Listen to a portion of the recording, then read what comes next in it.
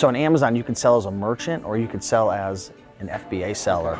Merchant is similar to eBay, where when you source the items, the listing process is a little different, but you store it at your house. Right. And then when it sells, you ship it to the customer, you deal with customer service, similar to eBay. FBA is when, say you get 20 or 30 books, you list them, but instead of storing them and providing customer service and shipping yourself, you put them all in one box and you ship them out to the warehouses. Right.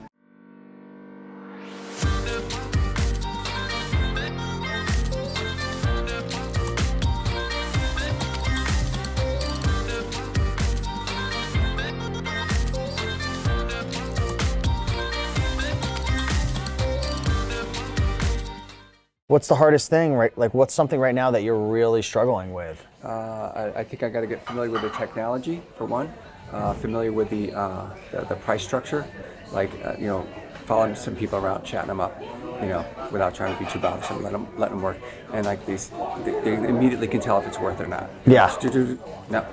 No. Well, let me ask you, do you want to sell on eBay or Amazon first? Because that's one thing I would advise is, like, when you're new, like, choose one to start with. Don't try to put your hands in too many cookie jars at first, because you're going to be, it's very overwhelming just to learn one thing. Like, you look at all these guys, you know, who are sourcing here, guys and gals, and it's like, it looks so easy, and it is, but it's kind of like, if you think of it as like planting like a potato or something, or planting something in the soil, like, that seed, you've had to water it. It took months to germinate and finally sprout or something to grow. Like, it looks like it simply just grew, but there was so much work under the surface that was going on, you know? Well, I'll throw it back to you. What should someone new start with, eBay or Amazon? Well, it depends on how much capital you have, where you live, what you're interested in, your passions. Like, if you love selling books, then I would go Amazon all day long. Okay. If you like to sell a wide array of items, maybe you like to do hard goods, maybe you like to do electronics, maybe you like to do tools, different things like that, or maybe like different things around the house, just random things, like eBay, because eBay is going to be a lot easier to start. There's less rules, there's less restrictions. Amazon, it's more challenging to sell what you want because there's so many rules and restrictions and gated categories. So I feel like eBay is a great place to start. Okay. Just because it's easier, you have more control. You have a lot less control on Amazon. You can't create your own listings. You can, but most people don't. You're not taking your own pictures. The listings are already created. You can't really sell items on Amazon that are like damaged or have any issues, and you have to learn. Like, there's just a lot more to learn, I feel like, on Amazon. It's more scalable. It's for someone who's like working a full-time job and you want to be able to like make semi-passive income without having to always like consistently like store your items and have an inventory system and shipping on a daily basis. Like, Amazon's great, but I think eBay is probably the best place for most people to start. Okay, cool. Yeah, so I don't know, what are your thoughts in terms of like products that you like to sell? Books. I'd like to start with books, Because you had a bunch of books in your basket at Savers. It seems to be the way to go. Seems to be the most popular. Amazon all day long. Okay. Amazon FBA. So on Amazon, you can sell as a merchant or you could sell as an FBA seller. Merchant is similar to eBay, where when you source the items, the listing process is a little different, but you store it at your house. And then when it sells, you ship it to the customer, you deal with customer service, similar to eBay. FBA is when, say you get 20 or 30 books, you list them, but instead of storing them and providing customer service and shipping yourself, you put them all in one box and you ship them out to the warehouses. And there's warehouses all over the country. So when you ship it out to the warehouse, Amazon's gonna collect it, put it on their shelves, and when it sells, they're gonna pick it, pack it, ship it, and provide customer service and then send you a check. And you can typically get higher prices, FBA, because it's Prime, it's 1 to 2 day shipping. Customers think that they're buying from Amazon. Customers don't realize they're buying from third-party sellers like us. So Amazon FBA with books all day long, all day long. But you've got to get an app, because I know we were talking before and you said you didn't have a scanning app. You're screwed. Like, it's nearly impossible to like just hand pick. I'm sure some veterans out there would be watching and being like, "Get out of here, you're crazy." But you know. All right, great, thanks. Yeah, appreciate for sure. It. Yeah, absolutely. Cool. Yeah, but if you need any, if you want to like. If you want me to show you some scanning, I can. Sure. If you want. Sure. Like, I'll show you some, so there's, you should also talk to my mom after too. That's my mom right there. She does books. But, so I like to use Scout IQ. right? And it tells you like how many scans you've had, how many has been accepted, your accept rate. You don't really have to worry about that. But you go under Scout, right? And you see the scan button. Let's find a book.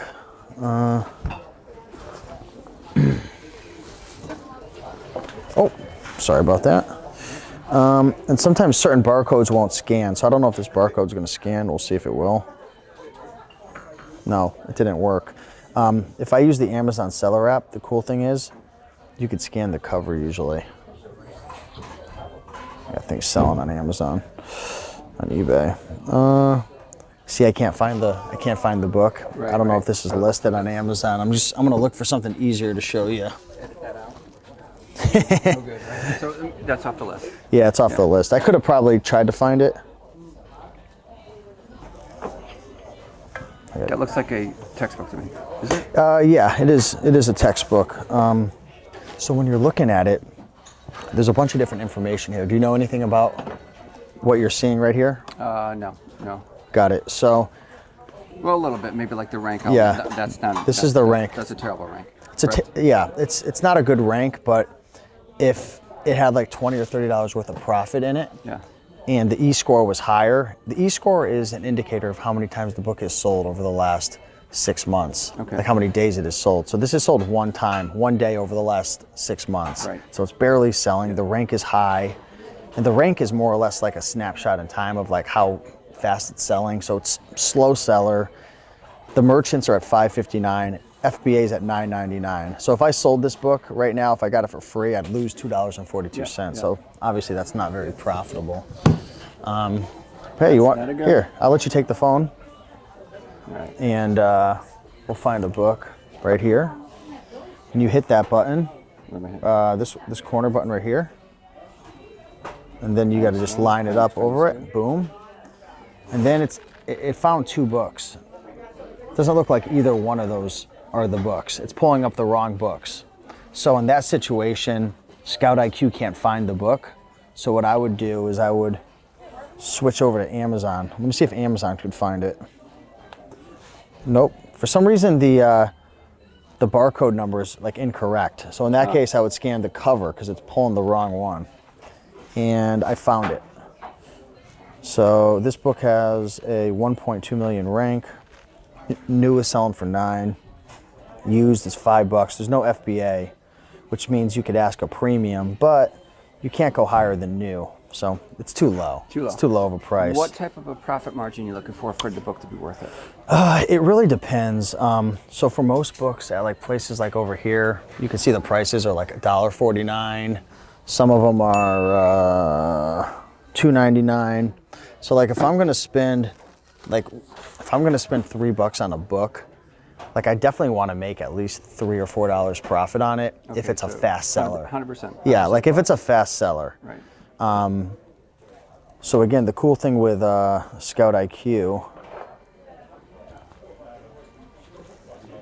is it gives you more than just sales rank. Amazon only gives you sales rank, which sales rank could be misleading. Right. Because a book might have sold like 5 times today and the sales rank is really low. But if it doesn't sell for 3 weeks, that sales rank could go from 60,000 up to 500,000 real quick, you know? So eScore is telling you how many times it's sold in the last 6 months. This sold it over 151 times, this book, in the last 6 months. So this is a really fast seller. That's a well-known book. This is, Sure. it's a very fast selling book. So if I was only to make $2 or $3 profit, I might do it. Yeah. Because I know I'm gonna get my money back. What's the ROI on spending 3 and then making 2? That's like over 50% ROI. Right.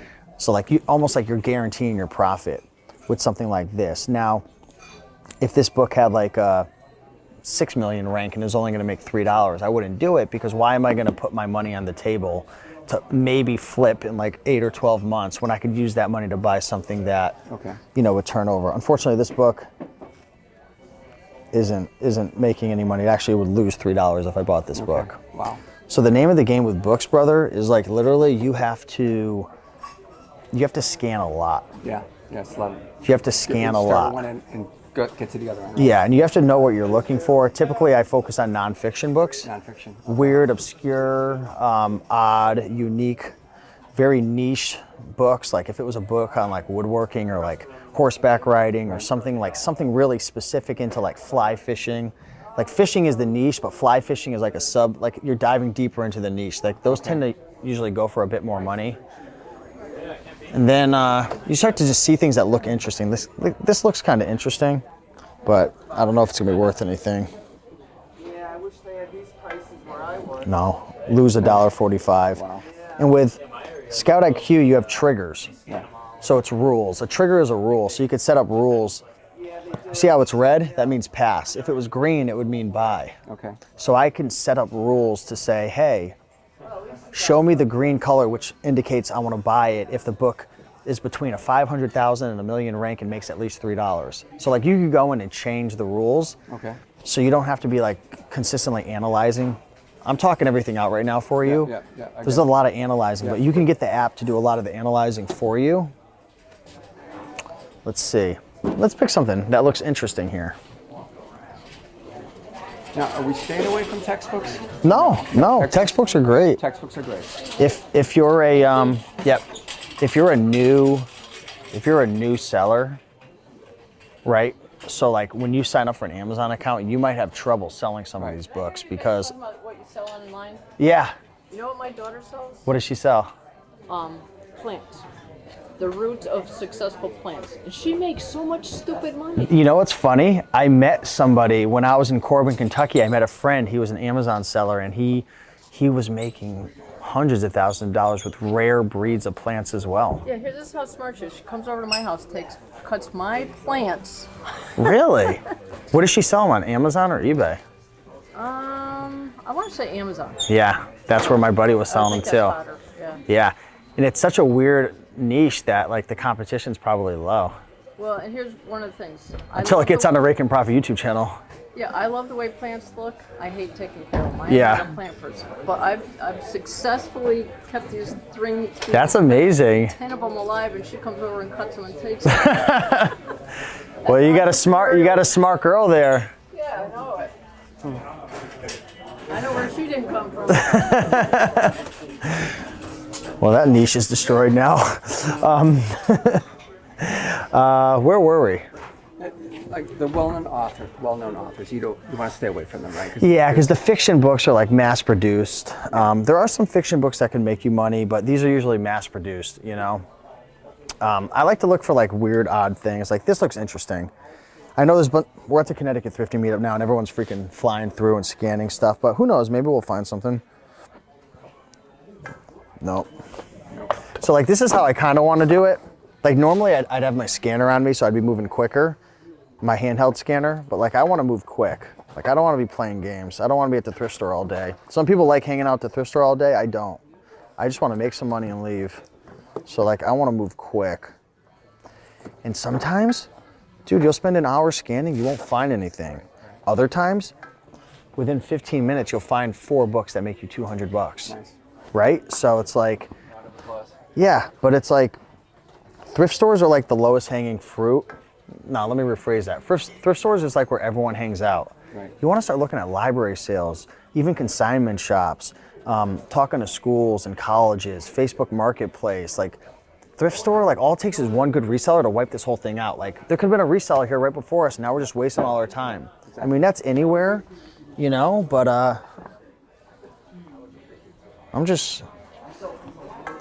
you want to think outside the box, you know? Anything in business. You don't want to always do what everyone's doing. Like it might work for a short period of time, but eventually the market is going to catch up, and you have to find like creative, unique ways to like reach more people or find the products, you know, because everyone's coming here. Right, exactly. Oh, I thought a bin had gotten pulled out. Over here they have these gray bins that they wheel out.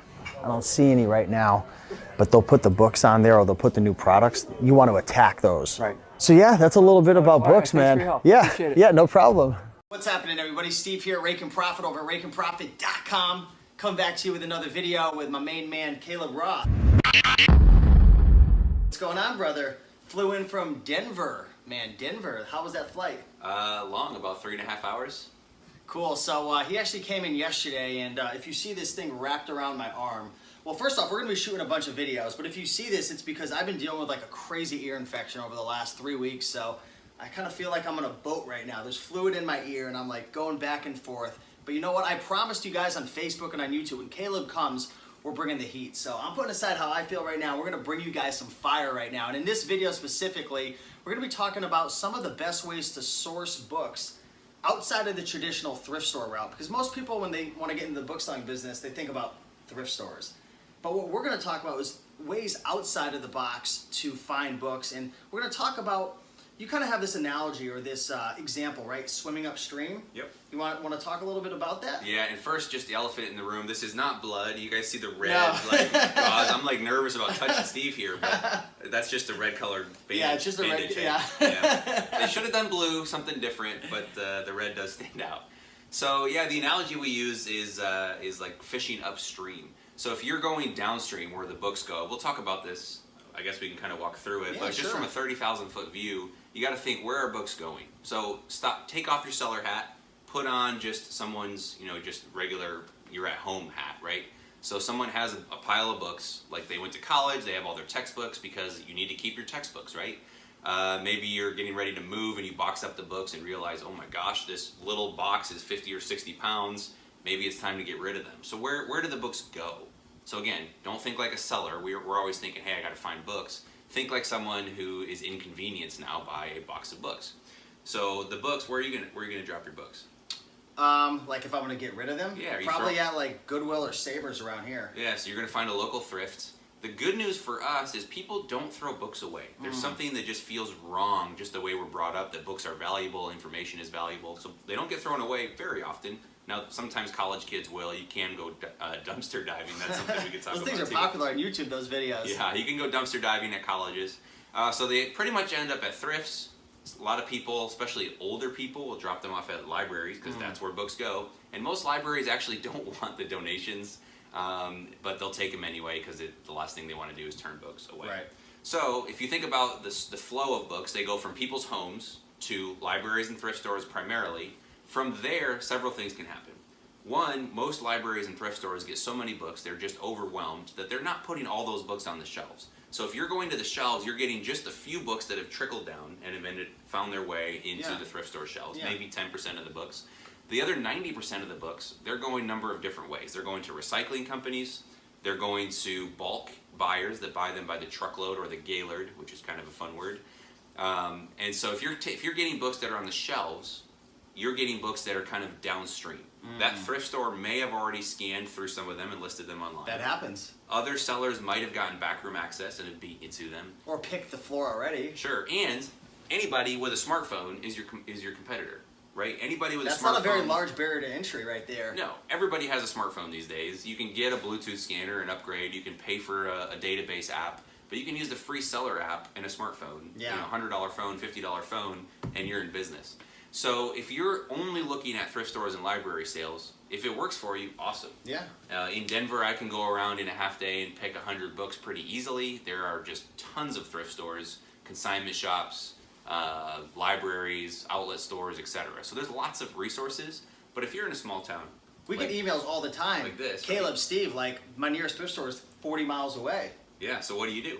What do you do? That's what we're going to talk about in today's video. Awesome, awesome. So with that introduction, I do want to say as well, if you guys aren't sure who Caleb is, you've been selling books for how long?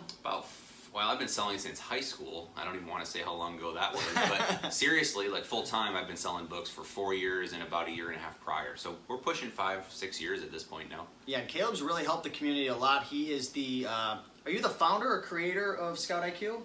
Both. What's the proper title? Whatever you want to call me. Okay, founder / creator of Scout IQ, which is the scanning app that I use to scan books, and also eFLIP, which is a great software that helps people to do online arbitrage with books, find book opportunities. So I'll put links to those down below. There's some free trials that we have for people. But yeah, with that being said, let's kind of just jump in. We're not going to go in super like fine-tuned detail into every single one, but we want to kind of open your eyes up to these opportunities because everyone's thinking about thrift stores and library sales. So let's start with consigning for other people. Do you mind sharing a little bit about that? Yeah, so consignment's a little more advanced. You have to have some sort of a way to track the inventory. But consignment in a nutshell is what we've really used to grow our business. So we work with individuals, we work with libraries, we work with colleges, we work with thrift stores, we work with people in Canada, in the UK. We're kind of branching out a little bit. But consignment basically is, let's say Steve has a pile of books and he goes, hey, I know you're a book guy, you're an expert at selling online. I don't really want to figure out Amazon, open an account, deal with sales tax. It's a lot. Right? So you go, Caleb, you're a book guy. Will you sell my books for me on consignment? So the first thing is I would probably say, hey, I'd rather just pay you up front. What do you want for the books? A couple bucks, $50, let me scan them, let me go through them. Yeah. If that's great and you're happy with some money up front, I would much rather prefer to just pay up front. It's cleaner. You're not sitting there hounding me going, hey, when is this stuff selling? And there's not as much to track. You actually had to create a spreadsheet, which is a very advanced spreadsheet, which is called, it doesn't have a name to it or something? It's just called the tracking spreadsheet. The tracking spreadsheet. I've got a full consignment spreadsheet, right? It's used for all kinds of accounting. If you use Inventory Lab, you can pull reports based on the source. But essentially, so again, step one, I would much rather just pay cash up front and it just keeps things clean. Same Steve here. and I can have a good friendship still. He's not bothering me. He's not mad if something doesn't sell, if there's returns, etc. But Why don't you pick up my call at 3 in the morning, man? I wanted to know if my book sold. Keep Dude, going. I'll tell you later. But consignment then is saying, hey, he's got a lot of books, and this is great if I'm cash strapped. Let's say you've got a pile of textbooks worth $600, $700, $800. I don't want to pay you $200 out of pocket. Let's say I don't have it. Yeah. So I'd say, Steve, this is great. You got a lot of books. I'll sell them for you. Yeah. And typically, you can work out whatever model you want. The spreadsheet allows for anything. But typically, I do 50-50 on net profits. Okay. And like they're your books, but I'm doing all the work. Most of the time, people are cool with that. Sure. The other model I'll do is I'll usually take something like 20% of gross sales. And that starts to confuse people because they go, what does gross mean? Right. Like, ew, stinky? No, Yeah, it's just gross is top line sales. So if he has $800 worth of textbooks, after fees, Amazon might take $200 or $300. We're left with $500 or $600 of profits. Okay. So if we split that, we each get $250 to $300. That's pretty cool. Right. And it cost me $0 out of pocket. It cost Steve just his pile of books instead of donating them. And then you can essentially rinse and repeat that. The beautiful thing is, so for consignment, the way I do is I'm very upfront. I say, here's what it looks like. I'll probably sell 75 to 80% of your books. Amazon's going to take their fees, which are roughly a third of the selling price, depending on the books. So I kind of level set, and then I say, look, this is going to sell for the next 3 to 6 months likely, and you're going to get checks on the first of each month. So you print like an Amazon report every single month. The spreadsheet actually Yeah. kicks a report out that shows what sold, how much it sold for, what Amazon's fees were, what the 50-50 splits are, inbound shipping. It Yeah. tracks everything. We're gonna definitely do another video on this because people are asking about it. But just know, if you guys are gonna do consignment, if you want to do it a clean way and you want your people that you're working with to know that you're taking care of them, definitely check out his spreadsheet. I'll put a link down below for that.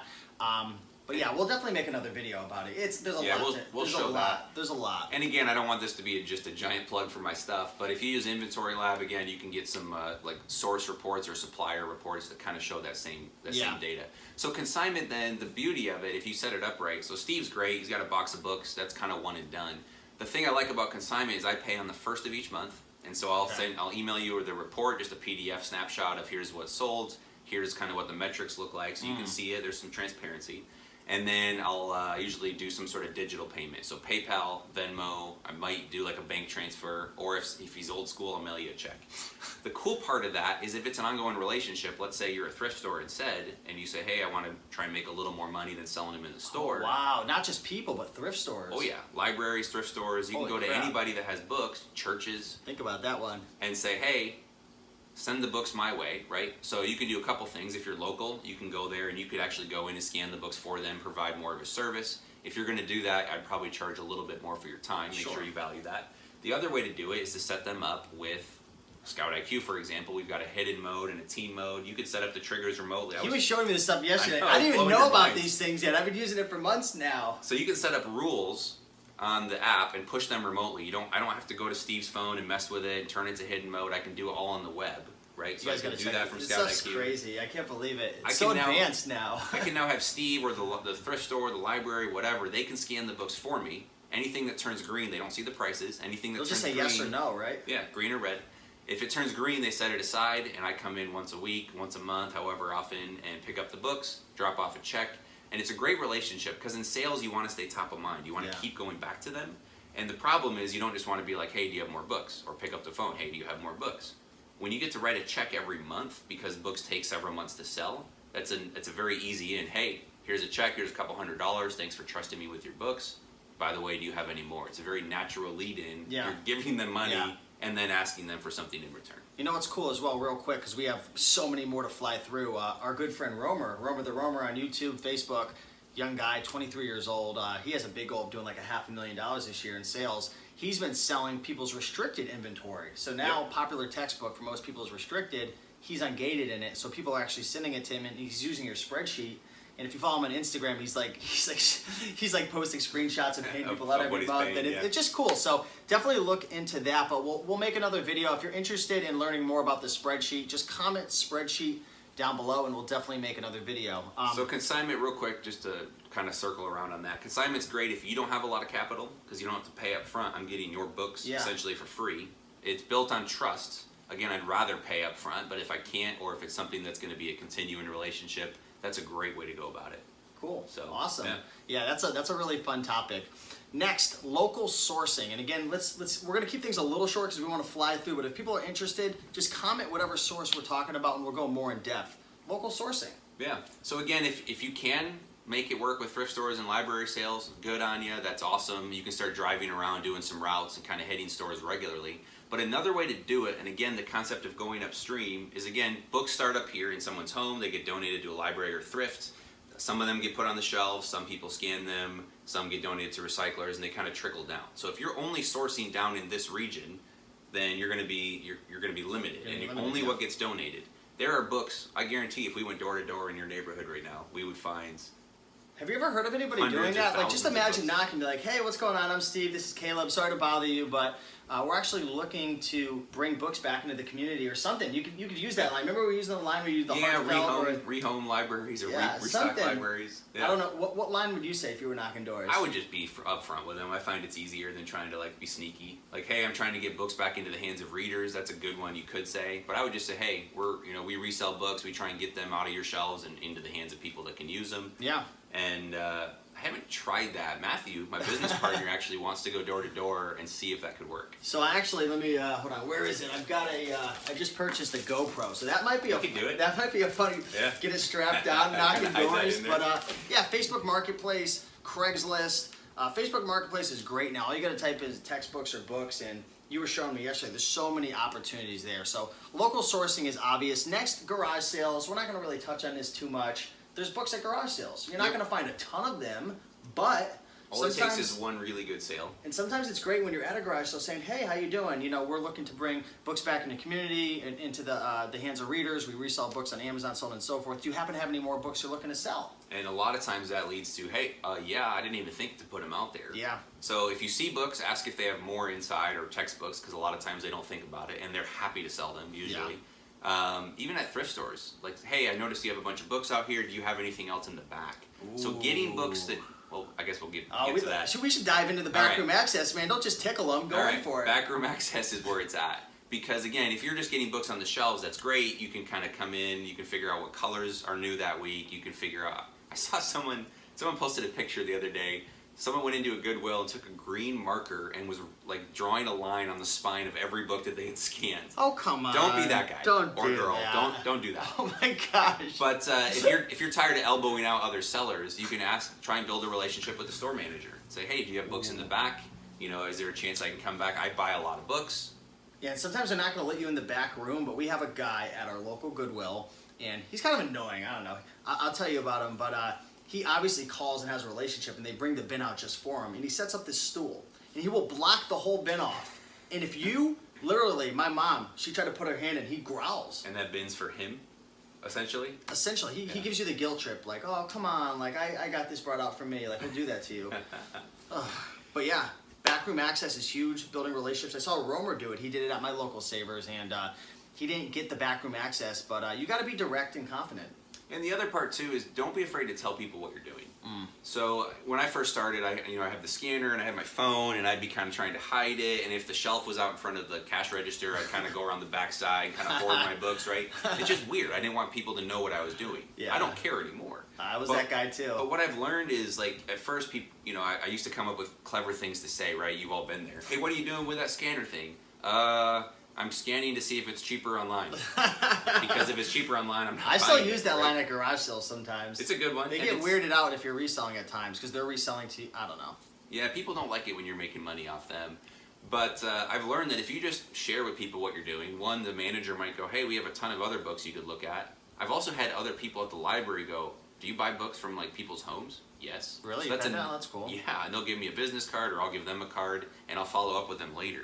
So tell people what you do. If they know that you're the book guy or gal, they're going to start sending leads your way. And that may lead to consignment deals, free books, etc. Cool, awesome. So I think what we're gonna do is we're gonna split this up into 2 videos. So I'm gonna give you guys one more. We're gonna give you one more, and what we're gonna do is we're gonna make a part 2 of this, because I noticed around the 15, 16 minute mark, people drop off, and I don't want them to drop off, because these next 5 we're gonna share pretty much the next, like the most important. So one more we're gonna share with you now before we go into part 2, wanted ads. I have a friend of mine, his name is Brandon Farr, and he uses wanted ads to build his toy business on eBay. How do you use wanted ads in a book business? So several booksellers do this. Michael in Colorado, what's up, dude? So he's swung by the office. There's several other people I know that do this, and you can just put ads. Go on Craigslist and say, you know, cash for textbooks. Just search that phrase. You'll see stuff pop up, almost guaranteed in your area. And if not, you should be that guy or girl. So you can offer cash for textbooks, or you can say, hey, I'm doing a free book pickup. So anybody that's going to move and they see your ad, and once they've loaded that box, they're going, yes, come get them. I don't want to move them. So you'll end up with a lot of duds. You'll have to find a way to get rid of them or monetize them at McKay's or Second and Charles or Half Price Books. But that's a great way to get free inventory if you don't mind driving around a little. Is there any specific text or copy that you like to write? I haven't done it as much, so we'd have to get some of those guys on there. If you guys check out my channel, the Book Flipper Community, there's an interview we did with Michael Minnick, and he kind of talks through some of those strategies a bit. But some guys like Michael go crazy. They've got a cargo van, they've got signs on the side of it that say "I buy books" with his phone number, email. You know, kind of those crazy book people. Well, that's another good But idea people right see there. that, right? Wow, because you see the We Buy Houses, or are you interested in selling your property, the agents and stuff, and then you see the plumbers, all the service industry, they all have it. But imagine saying "We Buy Books" on your car, or like a bandit sign. I used to do bandit signs with bicycles, and when I used to be a bird dog for real estate, I used to put them on poles. You get a lot of hits off of it. Yeah. Imagine being known as the book guy in your town. You could do that, and then pro tip, if you're going to do it, make sure you're going to better neighborhoods where the books are going to be better, so more diverse Highly neighborhoods literate, typically get it. near universities. Especially Ooh. near universities. If Wow. you can get a college professor to call you and say, hey, I've got a basement full of books from my time in academia, Jeez. You're the guy, it's a removal You'll option. be raking in the profit on that. Raking profit. And again, you don't have to, you can pay for it. Certainly if you get a great haul, don't be afraid to pay. But a lot of times people just want their shelf space back, their garage back, their basement back. And if you're going to be moving that's a lot of work. So value your time and say, look, I'll take care of all of them. Don't cherry pick in those cases. Literally go in, do them a service, remove it, leave the space clean, and get out of there with hopefully a great haul of books. Awesome, awesome. So that's going to be part 1 of the video. We're going to be coming back in probably a day or 2 with part 2. And we're going to be talking about, what do we got? Another 4 or 5 really interesting sources. So if you guys enjoyed this video, do us a big favor and smash that like button. Number 1, right down there, hit that like button. Also, check out the links below. I believe we have a free 14-day trial to Scout IQ and another free trial to eFLIP as well. So look into it. Also put the spreadsheet link down below if you guys are interested in consignment. With that being said, we'll see you in the next one, and hopefully you guys enjoyed it so far. See you for part 2. What's going on, everybody? Steve here at Raking Profit over at RakingProfit.com, coming back to you with part 2 of sourcing strategies for finding books outside of the typical just book sourcing, right? So we're here with Caleb Roth. Welcome, man. Glad to have you. Good to have you here. And you can find Caleb on YouTube and also on his blog as well. One of the smartest booksellers I've pretty much ever met. Huge supporter. So where can they find you? Check me out at thebookflipper.com and on Instagram at thebookflipper. There's lots of other like Book Flipper King and Book Flipping whatever, but I am the Book Flipper, and on YouTube the Book Flipper community as well. Awesome. And if you're just coming to this video and you haven't watched part 1 already, I'm going to put a little picture right here and a link down below. So be sure to watch part 1 because we really focused on kind of the example of swimming upstream, or is it downstream? Upstream. Upstream. So upstream. Picture a bunch of bears in water and the fish are coming downstream, right? Yeah. So actually the fish technically the fish are going upstream to spawn, right? Yeah. Maybe this analogy breaks down. But you want to go upstream because if the books are going downstream, they've already had a number of other chances to be picked out of there. Exactly. So if you haven't seen that video, there'll be a link below or on the screen. Watch that first. But in this video, we have a question for you. And I'd like to throw this at you. Sure. Would you rather focus more on extracting as much profit as you possibly can out of a set of books and spending your time doing that? Or would you rather focus on maybe taking a little less profit, give or take, but focusing on finding more books? Finding more books, 100%. What do you guys think? Let us know in the comments, but your thought process is finding more books. Generally, it's finding more books, even if time is limited. We talked about this yesterday too. Like at the end of the day, I have maybe more experience in books. Well, I should have more experience in books than you do, right? Oh, so absolutely. I should be a better bookseller than you. But at the end of the day, we both have roughly the same skill set. So there's a couple boxes of books over here. Maybe I could get through them a little faster. Maybe I would price them a little better than you. Maybe I could extract just a little more money. Sure. But at the end of the day, a $10 book is a $10 book. Yeah. I might squeeze 11 out of it, Right. but I'm not going to turn it into a $50 book. So the way to get more money in this game is to improve your sourcing. So if you're just going to thrifts and library sales, that's great. If it works for you and there's good books, have at it. But remember, anybody with a smartphone can be your competitor There's not tomorrow. a huge barrier to entry nowadays with thrift stores. You download Scout IQ or Amazon Seller app and boom, you're in business. Exactly. So we're going to That's talk scary. about how to, instead of just relying on that, how can you be a little bit smarter? How do you get more creative with your sourcing to fill your book funnel with better books? And then whatever comes out the bottom, like just like coffee, Yeah. we used that analogy Yeah. before. And in the first video, we shared about 4 or 5 really good sources, but we're going to share with you guys about 1, 2, 3, 4, 5, 6 advanced sources. So if you're a beginner seller, this is going to be great, but especially if you're a mid-range seller or a more advanced seller, you've been in the game for a while, you guys are going to really like these. So do you want to kind of just dive in? Yeah, let's jump right in. All right, so the first one we're going to talk about is, have you ever seen them when you're driving? It's like a donation bin. It's like a big white bin typically, or sometimes you could even like set up like a little cardboard box, right? Yeah, Have you seen those before? Yeah, you'll see these bins in parking lots. The reason you know they're there is there's usually a pile of junk next to it because people see donation bins and they think, oh, free dumpster. And so they'll just dump. We see them all the time in Denver. They'll be like broken car seats and like strollers and clothes sitting outside the book bin. Book bin. And whoever has to deal with that, I'm sorry. But that happens. So you'll see these big metal bins, sometimes in front of a library, sometimes in front of a church. Yeah. And they'll say like book donations or clothing donations. So people obviously fill those up. Better World Books is popular. Big Hearted Books went out of business. They were all up and down the northeast corridor here. So you'll see those. That's something you can do. And those bins are expensive. How much do those cost? It depends. If you get them in bulk, you might be able to get them close to 1,000. But if you want your own logo and your own color and everything else, you might spend $1,500 to $2,000 on a bin. And then you got to deliver the bin there, You which got you're to going to need deal with some type of truck. logistics. Yeah, so that might not be the best way Picking to them get up. started. There's right? probably licenses you need, I'm assuming. It depends. You probably have to work out a deal with whoever owns the parking lot. So if you don't Okay. want to go that advanced, another way to do it would be to think, where are books? So people that live in apartment complexes might still be in school, or they might have piles of books that, again, when they're moving, because they're moving in and out often, they don't want to take them with them. So work out a deal with an apartment complex and put some cardboard boxes there. Doesn't have to be fancy. Get your logo put on it. Put them there. Work with colleges. See if the libraries will take donations. Usually they're going to keep their own, so that might not be the best bet. But get creative. Churches might do it for you. And again, if you could say, hey, I'll give you X amount of dollars if you fill this bin. Maybe even restaurants too, like Or I'll give a donation back. Yeah, Avery's talked about this with like restaurants. you know, in every town there's like a popular pizzeria where everyone hangs out. Yep. Like setting something up there, or even having a night. Like we had a conversation once. We were thinking set up near it like a university and have like a banner printed out and like bring some food and different things. I don't know if you could do it, and like kind of make a night and advertise it with signs and flyers saying, you know, we're having this donate your textbook or sell your textbook party or something. And there's like, I don't know, you just pay for pizzas and everything. I don't know if it's a stupid idea, but You don't know till you try, essentially. I know Avery tried to do that and do like gift cards or cash for books and set up Yeah. in a coffee shop, and I don't think it went that well. A lot of people go to college campuses and set up the booths. and that's execution is great. completely different than having a great idea. Totally. But the thing with bins, so if you go do a buyback at a college, that's great, but you're trading your time for money. Or you have to hire someone to do it. You have to Right. carry a lot of cash. Again, the more barriers, the better it is usually because there's less competition.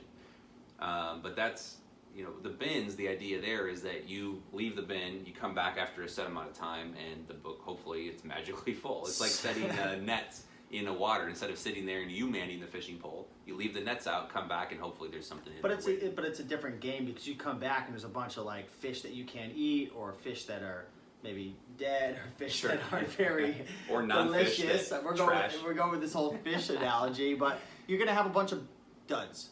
But again, duds. the benefit that you're offering is someone that's getting ready to move away from the condo or the apartment, for example. They're like, hey, I got to take this box of books, and I either have to take it to the dumpster, but I don't like throwing books away, Yeah. or I've got to load it in my car, take it to Goodwill, or hey, there's a book donation bin right here. Let's Yeah. just put them in there. Yeah, so that's definitely a great idea. So definitely look into the bins if that's something that maybe you can financially do or you're willing to experiment with.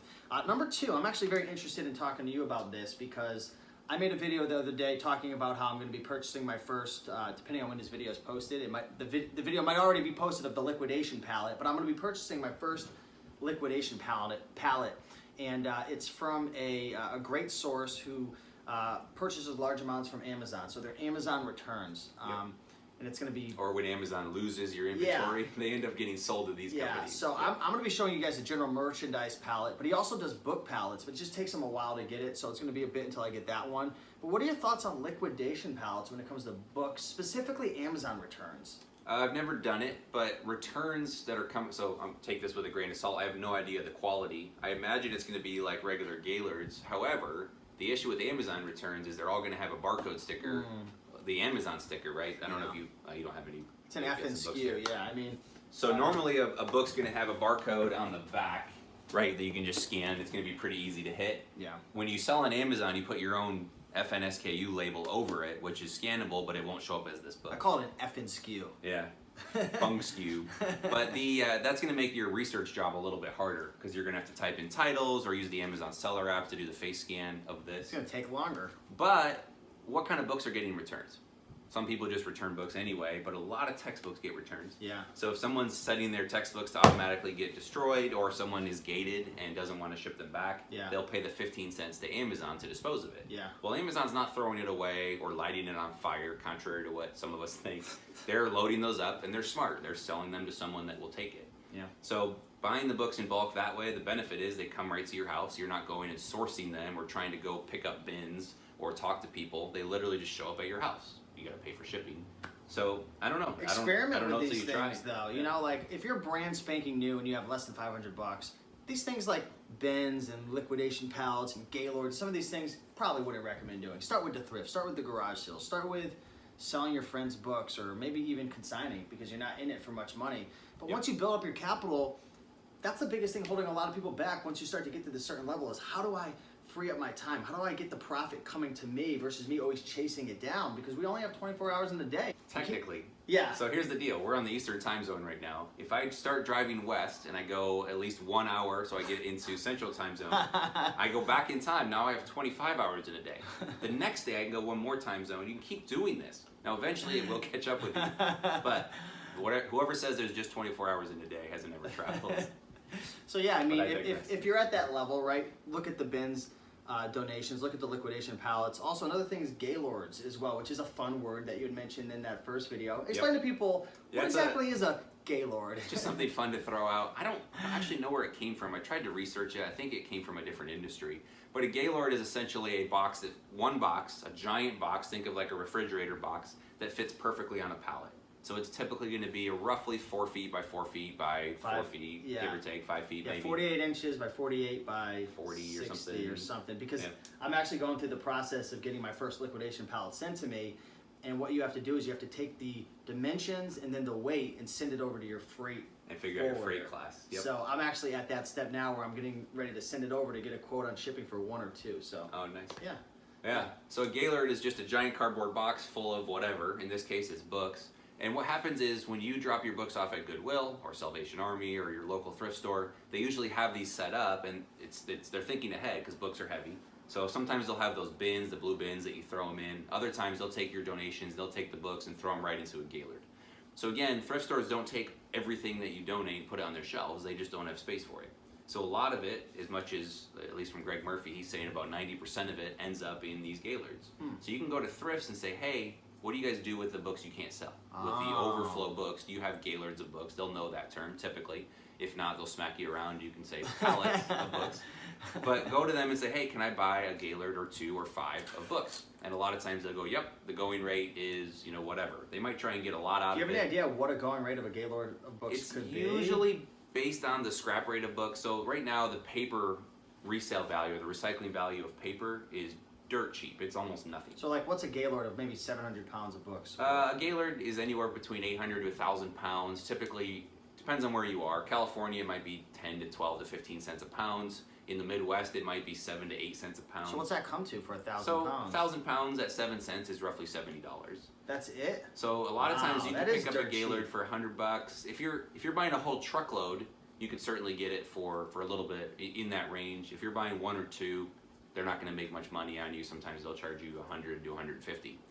People say, if it's truly unpicked or if it's textbooks, maybe pay more. But Yeah. in general, and again, as the pretty cheap, scrap though, rate to of paper experiment with. fluctuates, Yeah. then the rates will go up. So right now, the scrap rate on paper it's negligible. Some places you have to pay for them to take it. Sometimes you can get 2 to 5 cents a pound, maybe if you're lucky. Okay. But if that goes back up, let's say paper value goes up, people find a better use for it or better toilet paper, then if the scrap rate goes up to 10, 11, 12 cents a pound, then people will That be selling price it is for gonna- 15, 16, 17 cents a pound. Cool, awesome. So that's another great idea. One more idea as well. We actually got 3 more ideas, but one great idea, something that I've done personally, and it's so cool having you here because I've been doing it, using it. My mother's been using it. We saw a guy yesterday that's using it in the area. He showed us his numbers. Oh yeah. eFLIP. Okay. Now eFLIP is a software that Caleb has created. Yep. And Or this founded. whatever you want to say, but it falls under the umbrella or the title of online arbitrage. Online arbitrage is essentially making money off of an inefficiency in the market, right? So you're sourcing online and then you're selling it back online. So an example of this, if you want to grab that book for me real quick, Sure. Caleb, maybe this is selling, I don't even know what this is selling for right now. I don't even know if it's profitable, but it looks like I paid $2 for it. Hopefully So it is. we'll see. We This could- has been we could- sitting in my We can little... judge this right now. Hang on. Oh man! All right, let's do it real quick. As you're Let's- teeing this up. Let's see if it's profitable. Hang on real quick. So we're actually pulling up Scout IQ and we're doing Wait for it. a Wait quick for little it. scan. It's worth $2.11. So we make 11 cents, but that's the lowest prime. We could probably get more. Let's do a live lookup real quick. And dropped it a doesn't little look bit. very good. All right, so don't do as Yeah, Steve. don't buy Don't do this as book. Steve does. Don't listen to me in this video. But anyways, what was I getting? Oh yeah. So say for example, this book was selling for $60, which it obviously isn't. Nope. But let's just say it's selling for $60 during textbook season. You can actually look at graphs and charts using Keepa to see, oh wow, this spikes up every August, September. But right now there's merchant sellers selling it for 10 or 15 bucks. Well, first off, how would you know? Well, you can use his software to find books that are undervalued, that are either profitable now or could be even more profitable later. I don't know if there's a better way to explain it. Yeah, so eFLIP or online arbitrage is a general category. There's 2 things you're going to make money on. One is you're going to buy merchant fulfilled, ship it to yourself or a prep company, sell prime, so sell FBA. So there's often a price differential. On a lot of books it's not high enough, but textbooks especially it could be. You could pay $10, $12, $15 and the prime price is $30 or $40 because someone really wants that book quickly. So business books where someone's using their employer's money, textbooks where they're using mom and dad's money, oftentimes they're just clicking the buy box, buying the cheapest prime book, and you can exploit that. The other way to do it, as you mentioned, is buy books in the off season.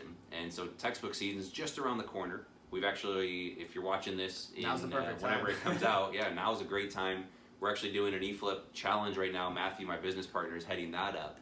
And so that's a great chance to buy books now because they're really cheap in the summer. There's a lot of supply, the demand's not showing up yet, and so prices come down. It's economics 101. Yeah. So you can pick up books now, textbooks for $30, $40 they're not guaranteed, we don't know for sure, but they're very likely to go back up to 70, 80, 90 merchant fulfilled, so you can profit off that differential. And again, if you're selling prime, often you can get a little more of a premium as well. So don't use the excuse, I live out in the middle of nowhere, I can't find Or any I books. work all day and thrift stores are closed when I get off work. And if you have an internet connection, you can source online. I'm not going to mention any names, but there's people that we've spoken to and talked to who have made $20,000, $30,000, $40,000 just in a month using this software. Just in a month. Well, I'm the not guy- saying that guy we these were meeting results up are with- typical, but Sure. you know. The guy we met up with yesterday spent about 30 grand over a couple months, so a little more realistic, and he profited over 25 grand and still has inventory that hasn't sold. Wow. So almost 100% return, which is awesome. Yeah. So he got his money back plus 25 grand. which If is I pretty could do cool. it, if I could teach my mom how to do it, That's a- she's that's a 63 good years test. old and she's reading Keepa charts and doing this stuff. She did it successfully. You can definitely do it as well. So definitely check out eFLIP. I'll put a link down below. I think, what's the free trial? Is it 7 or 14 days? It's actually or something? 21. We want you to 21. be able to buy, receive, ship, and possibly get your first So use sale. it for free this season. I mean, if you don't like Literally, it, you don't like it. yeah. I mean, but take it for a test drive. You can essentially sell books within that 3-week period, assuming you turn them in quickly or get them listed. And that's the goal. We want you to be successful. I personally, we talk about this a lot, I don't want your money if it's not working for you. yeah. Online arbitrage is not for everybody. If you don't have a lot of experience yet, make your mistake on $2 books from Goodwill. Yeah. Right? Don't make your mistake on a $15 or $20 or $50 book from online. But it's not that hard. Like I've played around with a lot of software. Some of them are really confusing. It's actually it was actually an amazing idea coming up with Intuitive, this. You know what I mean? It's very intuitive. So check it out for sure. Links down below. Next thing I want to talk about, I don't know much about this. I don't know if you do. Recycling companies. I know we were touching on that, but can you actually source books from recycling companies? You can. So I know people that have gone in. So first off, a recycler is going to take the paper. So like sometimes we'll buy up like someone's whole collection of books. We have a bunch of duds. If we can't move them very well, or if Goodwill won't take them, call a local recycler. Often they'll drop a dumpster off. You can fill it up. They'll take it. Right? Oh, really? It's that Yeah. easy? You don't have to drop it off to them? A lot of times they'll deliver to you. Again, the scrap rate on paper is so cheap right now that it's often not worth it for them. So Got it. sometimes you have to pay for the dumpster. If you only have one pallet, they might just be like, or one kilo, pallet. No, 30 you've got to fill like 30,000 pounds of books for them to look Oh, at. okay. But so recyclers are getting all kinds of paper, and you want to find paper recyclers. Often the best way to do it is to have a warehouse and buy a truckload of material, or get 8 or 10 Gaylords at a time in a straight truck if you can. But I know people that have gone into recyclers and said, hey, I can pay $1 or $2 for books, and you can go in there for them and just go in and cherry Scan pick. through? Now a lot of times they don't want people in there, so you got to kind of talk your way into it, Yeah. or offer value. So like hardcover books, you have to cut the binding off. You have to do a little extra work as opposed to softcover books. So one thing you could do, again, this probably is not the most efficient use of time, but if you have time and not a lot of money, you could actually offer to separate and sort hardcover and softcover, and in exchange, take a few books that you want for yourself. Cool. So there's ways to do Awesome. it. Typically, recycling is going to be reserved for doing a bulk or a bigger warehouse type setup, but you never know. Call people. Like again, the idea is just get creative. Just because we're listing these 5 to 10 items over 2 different videos, there are so many ways to get books. And so just start thinking through, like, hey, where do books, where are they? Yeah. They're in libraries and thrift stores, obviously. They're in people's homes, if you unlock that value. Estate sales, garage sales. Like, So where many. do books go? Publishers. That's the next one That's up. the last one, but it's so obvious, but I never thought of it until you brought it up to me yesterday. Well, so publishers have books, right? Now, usually they sell through like distributors and wholesalers. So you might be able to call and say, hey, I want to buy 1,000 books from you. What's the best rate you can offer? And that may work. Another thing you can do is just like, I knew a publisher at our college back in Indiana, and she knew I sold books. She reached out and said, hey, I've got a bunch of books we're literally throwing away. Can you do anything with them? So what does a publisher actually do? I know it sounds obvious. So people, when they contact him, they can have an educated conversation. So they're going to work with a number of different authors, and they're going to usually do the editing. Some of it's all in-house, some are not. Most of them now work through distributors. They're not 'cause printing the books. They're someone not- else is going to print it, Yeah, but someone else usually is they're gonna- going to then take the stock inside. A lot of them are outsourcing it because it's not very Oh, profitable. and then find distributors. Exactly. Got So it. you might go to the distributors, you might go to the publishers. But again, if you just reach out and say, hey, do you guys have old inventory? What do you guys do with stuff that you throw away? Oh, wow. Because a lot of times an author will pass away and their kids don't want to deal with the books. And so they'll just say, hey, you can just scrap them. And usually it's toilet paper. It's not worth it. Yeah. But every once in a while you'll find some good inventory. But again, just because someone's not talking about it, like where are books? Obviously libraries have them. Ask the library, what are you doing with your duds? Maybe it's a library sale. Maybe they're throwing them You away. gotta speak Maybe up. they're donating them. Yeah, the more you talk, like just ask questions. And you don't have to go in and ask all these leading questions and be super salesy. Just, hey, I buy books. Do you guys have any books you're getting rid of? Cool. Or do you have a list? Can I buy books from you, etc. Hopefully this opened up your eyes. Again, if you guys haven't seen part 1, watch that video. I'll link it up down below. This is the second part and the final part of this series. But yeah, don't get discouraged if you're having a hard time at thrift stores finding books, or at garage sales, or consignment stores, or at estate sales. Hopefully this was a fine example that there's so many more opportunities. And I can tell you, the average person is just going to go to a thrift store and a garage sale and they're going to stop there. They're not going to keep swimming up or downstream, whatever you want to call it, whatever the bears which are way it doing. is. But the average person, your competition is going to get lower and lower, I feel like, as you start to go down the stream. I agree. So yeah, get creative, and just because someone hasn't done it, it doesn't mean it's a bad idea, and maybe no one's thought of it. But as you have more time, as you have more capital, and just start talking, let people know that you're that book person. Yeah. Throw some photos on social media. Again, people used to like show, you know, your car or your stack of $100 bills or whatever. People now, you know, we show off by just showing, hey, check out this, you know, minivan full of books. Like, that's the currency that we operate in now. That'd be a cool picture, like you and like with like 1,000 books behind you laying in them, and you like make a little graphic of it and put it on your car saying I buy books in a book or something. And you don't know, there was I don't know if it was your group, but it was one group where some guy, he had found a deal, and I think he's gonna make like $8,000 off of just one deal. Oh, the deals are out there for sure. They're out there. Like, I'm not saying every single deal you find, if someone calls you off a bandit sign or off your car sign or whatever, is going to be profitable, but all it takes is one. Even 10 bad deals, you get one, it's worth it. We'll give you one more for free, one more option to look for. So, you know, I was looking at an auction last night. Yeah. So there was an auction in Atlanta. It was for about 2,000 textbooks. Whoever out there, I think they're from Tennessee, their name. Did you get beat out? Falls. So this deal was probably worth, it depends, because it's going to be textbook season. These are going to go up in value. Like, we researched it, we looked, they didn't have ISBN, so you were having to guess based on the editions. I think the deal was worth 25 to 35 grand, give or take. It went for $20,000. What? So we would have had to fly out, get a car, What's the most you're willing to pay? I was almost willing to pay that. If I knew it was going to be worth 40 grand, I'd probably pay that, because spend 20 to make 20 in a couple months, heck yeah. But it went for, I think, $19,200. Wow. So there's government auctions, there's schools. Like, if you get government funding, they can't like give the books away. Yeah. So there's like a whole process that it goes through, and most of them end up going to auction. That way, it's a fair market value. So somebody, if you're watching, kudos. You got big cojones to spend that. But I hope it pays off. And there's certainly some smaller auctions out there too. But keep your eyes peeled. Do Google searches. Ask around, just start looking, see where the books are ending up. Yeah. And oftentimes you'll find them where you least expect them. So if you guys found value in this video, do us a big favor and smash that like button down below. Leave a comment, let us know any more tips or tricks that you have, any insight. This community is all about sharing and helping one another, and I really truly believe, and I know Caleb does as well, the more we grow together and build each other up, the better results we're all going to get in our business. So yeah, definitely leave a comment below. Check out Caleb on YouTube and at his blog. I'll leave the links below. They can find you where? Thebookflipper.com, Instagram @thebookflipper, and on YouTube. If you like content like this, if you want to learn more about books, I tend to get nerdy. Consider yourself It gets warned. really in depth. But if you want to learn how to understand spreadsheets, your numbers, your analytics, check it out, the Book Flipper community on YouTube. Yeah, if you're looking to learn about books, this is the guy to learn from him. Reezy Resells crushing it as well. My channel, we talk about it. Avery, Romer the Roamer. Nathan Holmquist. Yeah, Nathan Holmquist is killing it with Scanlister over there. So also check out Accelerlist as well. Travis has got some great content as well in his group. So yeah, with that being said, keep up making enough money, and we'll see you in the next one. Peace. Later.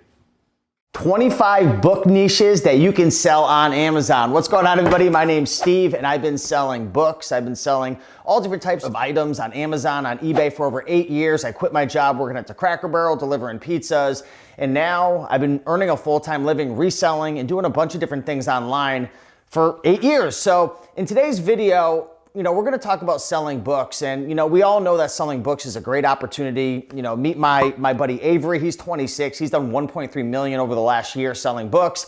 Here's my mom. Her name's Kathy, Mama Profit. She retired at 66, or no, she retired at 65, I think. Now she's 67. She does $3,000 to $5,000 a month, going to just a couple thrift stores.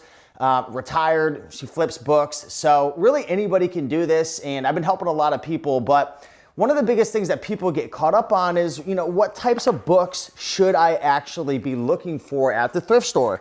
And I've got a whole pile of books, and, I just picked up a whole bunch of books to resell. I just got a delivery of 217 that I picked off of a reseller. Long story short, he was moving into a different business. But anyways, I picked out 25 niches that you should be on the lookout for at thrift stores, garage sales, auctions, flea markets. There's so many ways to find books. So let's just get right into this video.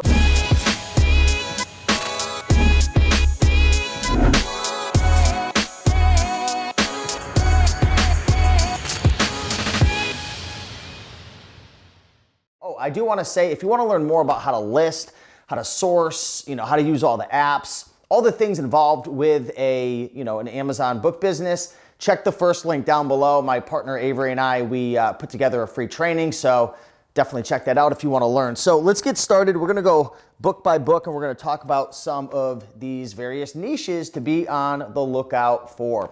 So here's a really cool book that I found. And just so you know, most of these books are making anywhere from $5 to $30 profit. I'm not going to scan each one on this video because it's going to be like a 2-hour video, but I just want to share the different niches and the things that kind of click in my head when I'm out scanning, when I'm out looking for books, the things that really catch my attention that tend to do very well and make good money, because you got to pick specific books. First and foremost, I mostly 98% of the time deal with nonfiction, and I like to deal with really weird, odd, obscure, kind of niched down topics, and you're going to see that in this video. So here's one. This is the Beginner's Handbook, the Clock Repair Primer.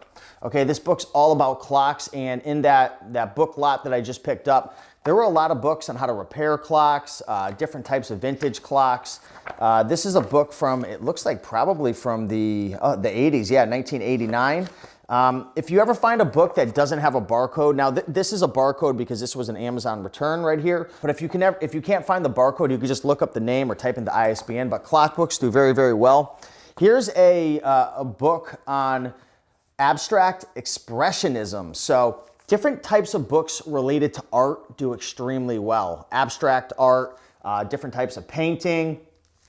Art books do very, very well. Now, you could find interesting topics or interesting niches, but it doesn't necessarily mean that they're going to be profitable. So you always want to scan them. You always want to look them up. I use the Amazon Seller app. I also use Scout IQ. You can check the link down below for a free 14-day trial.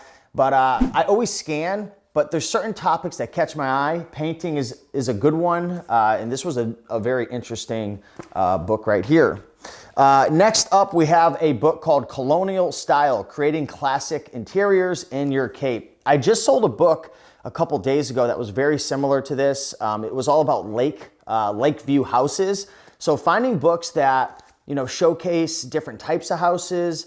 This is Colonial. The one I sold the other day was all about lake house. So when you find an interesting niche, like a book on houses, but you dive even deeper to a sub niche like Colonial, a lot of these tend to do well. I don't remember what this one's selling for, but definitely an interesting niche. What it's like to be a bird. Bird books do fantastic. I've sold a lot of books on how to identify books. How to identify birds. This video is all about how to identify books, but yeah, birds is a very, very deep niche. There's a lot of hobbyists that are passionate about this topic. Books on birds. Now here's a book called August Bournonville, My Theater Life. So this is kind of like a biography. Now, I don't sell tons of biographies, but if I ever see something that looks kind of vintage or old or just looks a little different, right? If it's something that is like maybe mainstream, this is an interesting book that I thought would do really well. This isn't a biography, but this is like an interesting book related to the story of Warren Buffett. Certain things like this look interesting, but they don't always do well if they're mass produced, although I don't think this is mass produced, and that actually does have some value. It's a little slower of a seller. Try to stay away from like the mass-produced biographies, especially the ones that are newer. A lot of those aren't going to sell for a lot of money unless there just wasn't a lot printed. But this is an interesting find right here. Moving on. Here's a book called The Great Siege, Malta 1565, Clash of Cultures. So books about different types of cultures and history tend to do very well. Again, I can share with you the different niches and the different topics I'm going after, but ultimately you are going to have to look them up. So you can download the Amazon Seller app, which is free, or Scout IQ, look them up. But this type of topic, this type of niche is very, very interesting. Different books about history. And again, you want to get deep into the niche. So say the niche is history. Now we're diving deep into various cultures. And then this one's, all about knights defend Western civilization against I don't even know how to pronounce it, but just interesting, very, very interesting stuff. Liquid intelligence. Now I've sold a couple books related to bartending, related to liquor, making mixed drinks. For some reason, this one's, doing decent. It's not a home run. Again, a lot of these books are making, anywhere from $5 to $30 profit. So yeah, Liquid Intelligence, The Art and Science of the Perfect Cocktail. So you can tell these books are just a little different. They're a little unique.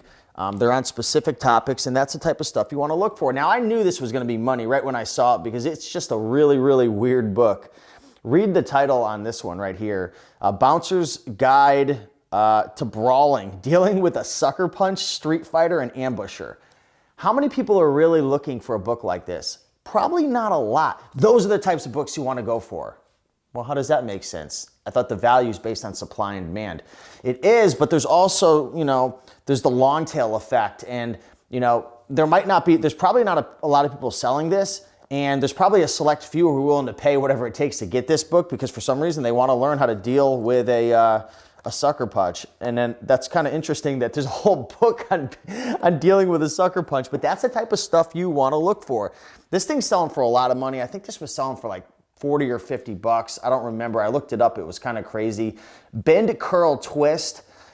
Turn these fuzzy sticks into a dozen different creatures. So this is kind of like in the crafting niche right here. I've sold a lot of books on knitting, all different types of things in the crafting niche. I don't even know what you would call this, the fuzzy stick niche, but you could tell, like we're in art, we're into crafts and supplies, and now we're diving deep into it. This is a really, really weird book. Look this thing up, ISBN number 978-1570-540-752. Interesting book right there. I was very surprised it was selling for so much. 100 Questions and Answers About Prostate Cancer, 5th edition. Books that discuss and share different ways to, help you with health issues, whether it could be, it could be cancer, it could be diabetes, even books about, obesity. I know that's like a little different into the diet niche, but health books tend to do very well. It depends if the book is like for example, this book might have been given to students possibly at a college, and anytime like a book is considered a textbook, even though this doesn't look like a textbook, it's usually going to be more money because these schools are charging an arm and a leg. But this one's doing pretty well, really good condition. Here's probably one of the craziest books that I found, and this is on mind control. Look at the author. Look at the picture. This guy looks kind of crazy. Silva Mind Control, Key to Inner Kingdoms Through Psycho-Orientology, the New Science. You might be thinking, who in the world is going to want this book? Somebody does. It's different, it's odd, it's vintage, it's weird, it's obscure, it's a little crazy. Those are the things that you're going to be looking for, and those are the things that are going to be worth money. Now, I don't sell a lot of autograph books, but they do well, especially if it's like a authentic or it's authenticated or it has some type of, I don't know how to say it, but this has a little sticker saying signed copy. And this is by Trevor Noah, Born a Crime. And looks like we got the autograph right there. So some of these will do well. I usually don't sell autograph books on Amazon. I'll usually put it on eBay. And of course, you never really know if it's a real autograph unless it has some type of seal of approval, which this one does. So there's probably going to be a listing on Amazon for this, but keep an eye out for autographed books. And if you are going through books and they are autographed, you might want to put them on eBay. Serious Money, The Art of Marketing Mutual Funds. So books around investing, books around money and finance, if they're not mass produced, if they're older, maybe if there weren't a ton published, can do very, very well. I've sold some of these types of books for 50, 70, 80 bucks. I haven't looked this one up yet, but again, I just did a deal and got 217 books from one of my trusted sources. So I know it's gonna be worth something. I'll have to look it up. Serious Money. Keep an eye out for books related to finance. Here's a study Bible. Believe it or not, a lot of study Bibles and different things related to this niche tend to do very, very well. This is called the Reformation Study Bible, English Standard Version. Now, a lot of these Bibles might have different versions. Make sure to look that up and make sure that you choose the right listing when you are trying to figure out what that item is going to be worth. But Bibles, great niche to look out for, the religion section. Complete Guide to Conjugating 12,000 French Verbs. Now, I haven't scored big time with books related to like different languages and stuff, but you can find some that for one reason or another, People like it. Maybe it's an older version. There's not a lot of supply. I think you're getting the pattern here. There's not a lot of people selling it. If there's a book that people want and there's not a lot of people selling it, there's not a lot in the market, you essentially determine what that book is going to be worth because there's not really many people selling it. This is the English edition. I have noticed that there's, again, just like the Bibles, there's different editions. Sometimes there's even first editions, although you're not going to find the listings usually on Amazon. But yeah, this book's all about French verbs. And again, it's not just like how to learn French, it's French verbs. So you're diving deeper into a niche. It's the type of stuff you want to look for. Rocks and minerals. Again, there's all different types of niches to focus on right here. The Peterson Field Guide series, rocks and minerals. Just a very interesting niche that you want to be on the lookout for. Now, I don't know what to call this niche. I guess you can call it like fiction box sets. It's not a niche, but I like to sell fiction books. Remember I told you I sell 99 or 98% nonfiction. The 2% are going to be fiction box sets. If you can find a box set like this that's complete, all you got to do is shrink wrap it and throw it in a box. Or if there's no like cover that's enclosing it, shrink wrap it, throw the label on the outside. Deborah Harkness, The All Souls Trilogy. This is selling really well right here. And a lot of these fiction books do sell really well, the box sets. So definitely be on the lookout for that. Books around war and history. Again, you don't want it to be very general. You want it to niche down. Maybe it's something specific to do with, the Vietnam War. This is The Arming of Europe in the Making of the First World War. Things like this, they just look interesting. Now, it doesn't guarantee that it's going to be profitable, but this is the type of stuff that I am looking for. Here's another example. The Soul of a Tree, a Woodworker's Reflections. This just looks interesting right here. It looks interesting. Each plank can only have one ideal use. The woodworker must find this ideal use and create an object of utility to man, and if nature smiles, an object lasting beauty. George Nakashima. It's a nice book right here. This is a really, really nice book. The pages are made very, very well. It's the type of stuff you want to look out for. Woodworking is a great niche. I've sold so many books related to that.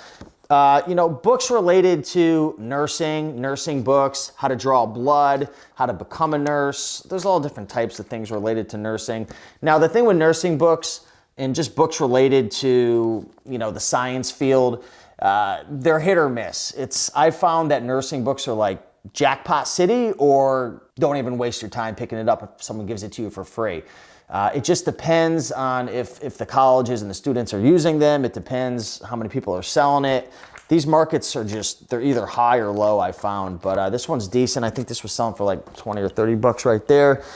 Here's another textbook to be on the lookout for, statistics. I always tend to do well with math statistic books specifically. Also geometry books tend to do very well.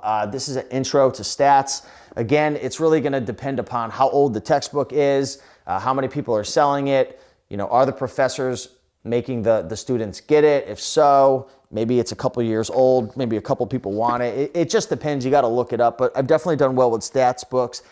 Really niche down books related to health that are maybe alternative health methods tend to do well. This is called Ortho Molecular Medicine for Everyone, Mega Vitamin Therapeutics for Families and Physicians. So this is different. This isn't gonna be something you're probably gonna see when you walk into Barnes and Noble's right in the health section. This is really deep. This is a bit long tail, I would just assume. I don't know how fast this is selling. Again, it would be cool to, maybe I'll do another video looking them all up and talking about, how I priced them and whatnot. But that's another example. Vintage kids books, children's books tend to do very well. Not all of them, it's hit or miss. But if I ever find one that looks like it's from like the 50s or 60s or 70s, I'll look it up. This is from 1969 by Wend and Harry Devlin. The book is called How Fletcher Was Hatched. So I think this was going for like 20 or 30 bucks when I looked it up recently. Some people they want to relive their childhood. Where are you going to find that book? Books on aircrafts, right? Fighter jets, airplanes, anything to do with just this topic right here. This is Hornets over Kuwait, J.A. Stout. If I ever saw this in a thrift store, I would automatically know there's a good chance of being worth money. It doesn't necessarily mean it's going to, but it's another example of a niche to be on the lookout for. Weird looking books and unique books that aren't mass produced related to spirituality, yoga, meditation. This book is going, I think this is going for like 40 or 50, maybe more. Yoga, Teacher's Toolbox by Joseph and Lillian LePage, Yoga Posture Cards. I mean, this is just unique. It's different. This isn't like the run-of-the-mill book that you're gonna get. This is all about poses, and it's just very, very, just different and unique, obscure. It's just the type of niche I'm looking for. I also do sell, the last one I'm gonna talk about is I sell some of these, for dummies books. It has to be something specific, something that's not so general. Like, I don't know how to explain it, but this is anatomy and physiology. I think this is only making like $4 or $5 profit right here. But scan the For Dummies books. I wish I'd give you some more knowledge on that, but there's just certain topics for one reason or another that do very well with these. So it's probably not that much help, but don't pass on the For Dummies, even though you'd think that they're mass produced. There's different editions, and some of them actually sell for like 17, 18, 19 bucks or more. And if you get it for a couple dollars, you can put $5, $6 in your pocket. So hopefully you enjoyed this video. Again, I just handpicked 25 niches that I'm gonna be sending into Amazon FBA and selling in my business. There's thousands of niches, and at the end of the day, you really do have to scan the books, but learning to acquire an eye for what types of books sell well, and really what type of books sell well, it's the weird niches, the sub niches, the books that are a little different, vintage books, books that you just know they're not mass produced. Like, you're not gonna find thousands of them on the shelf, right? These are books that they're just weird, they're different, they're hard to find. So hopefully this video helped. If it did, smash that like button. And again, if you wanna learn more about how to sell books on Amazon, I do have a free series that I put out on my channel as well. It's like 6 hours. Just type in how to start an Amazon FBA book business, and that'll help. We have a free training, my partner and I, that you can check. I'll put links to that in the description. And go out there, go to the thrift stores, go to the garage sales, start going to some auctions, Facebook Marketplace, Craigslist, library sales. I order pallets, I do deals with other resellers. I source a ton off of eBay, a ton of books and CDs and DVDs. I mean, that's been one of the main ways I've been sourcing lately. But there's just so much opportunity, and moving into 2022, 2023, it's just such a great opportunity with all the craziness in the world. More people are shopping online. A lot of people might think, oh, Kindle books, digital books, that's the future. I agree that digital is the future, but when it comes to books, people love having a good, hard book in their hand, and they just do well. I've been doing this for years, and I think it's gonna just continue to increase in popularity and just shopping online. So if you have any questions, drop a comment below. Again, subscribe if you like these videos, or you have a question, leave a comment, hit that bell notification to see more videos in the future. And with that being said, much love. Bye.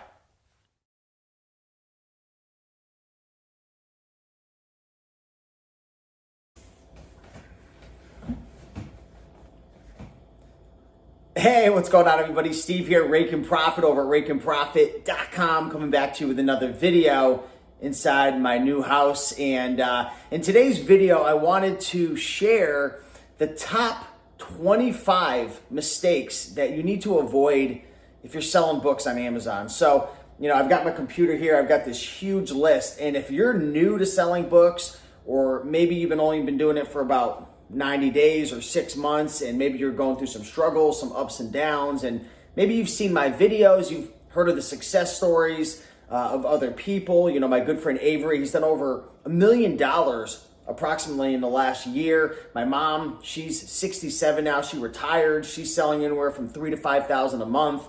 I've been selling books for over 7 years. I've helped hundreds of thousands of people, if you check my YouTube channel and some of the comments, to help start, profitable book businesses. So I do want to say, if you're watching this video right now, in 2021, this is the video for 2021. I'm sure a lot of this will apply for the next couple of years, but especially if you're watching this now, this video is extremely relevant because there's been a lot of changes and there's been a lot of updates. And if you've watched some of my old videos, there's a lot of changes that you have to keep in mind. And if you want to be able to build a profitable book business, you're going to have to keep these 25 things in mind. So I'm going to kind of fly through these 25 mistakes to avoid, because this video would be like 2 hours.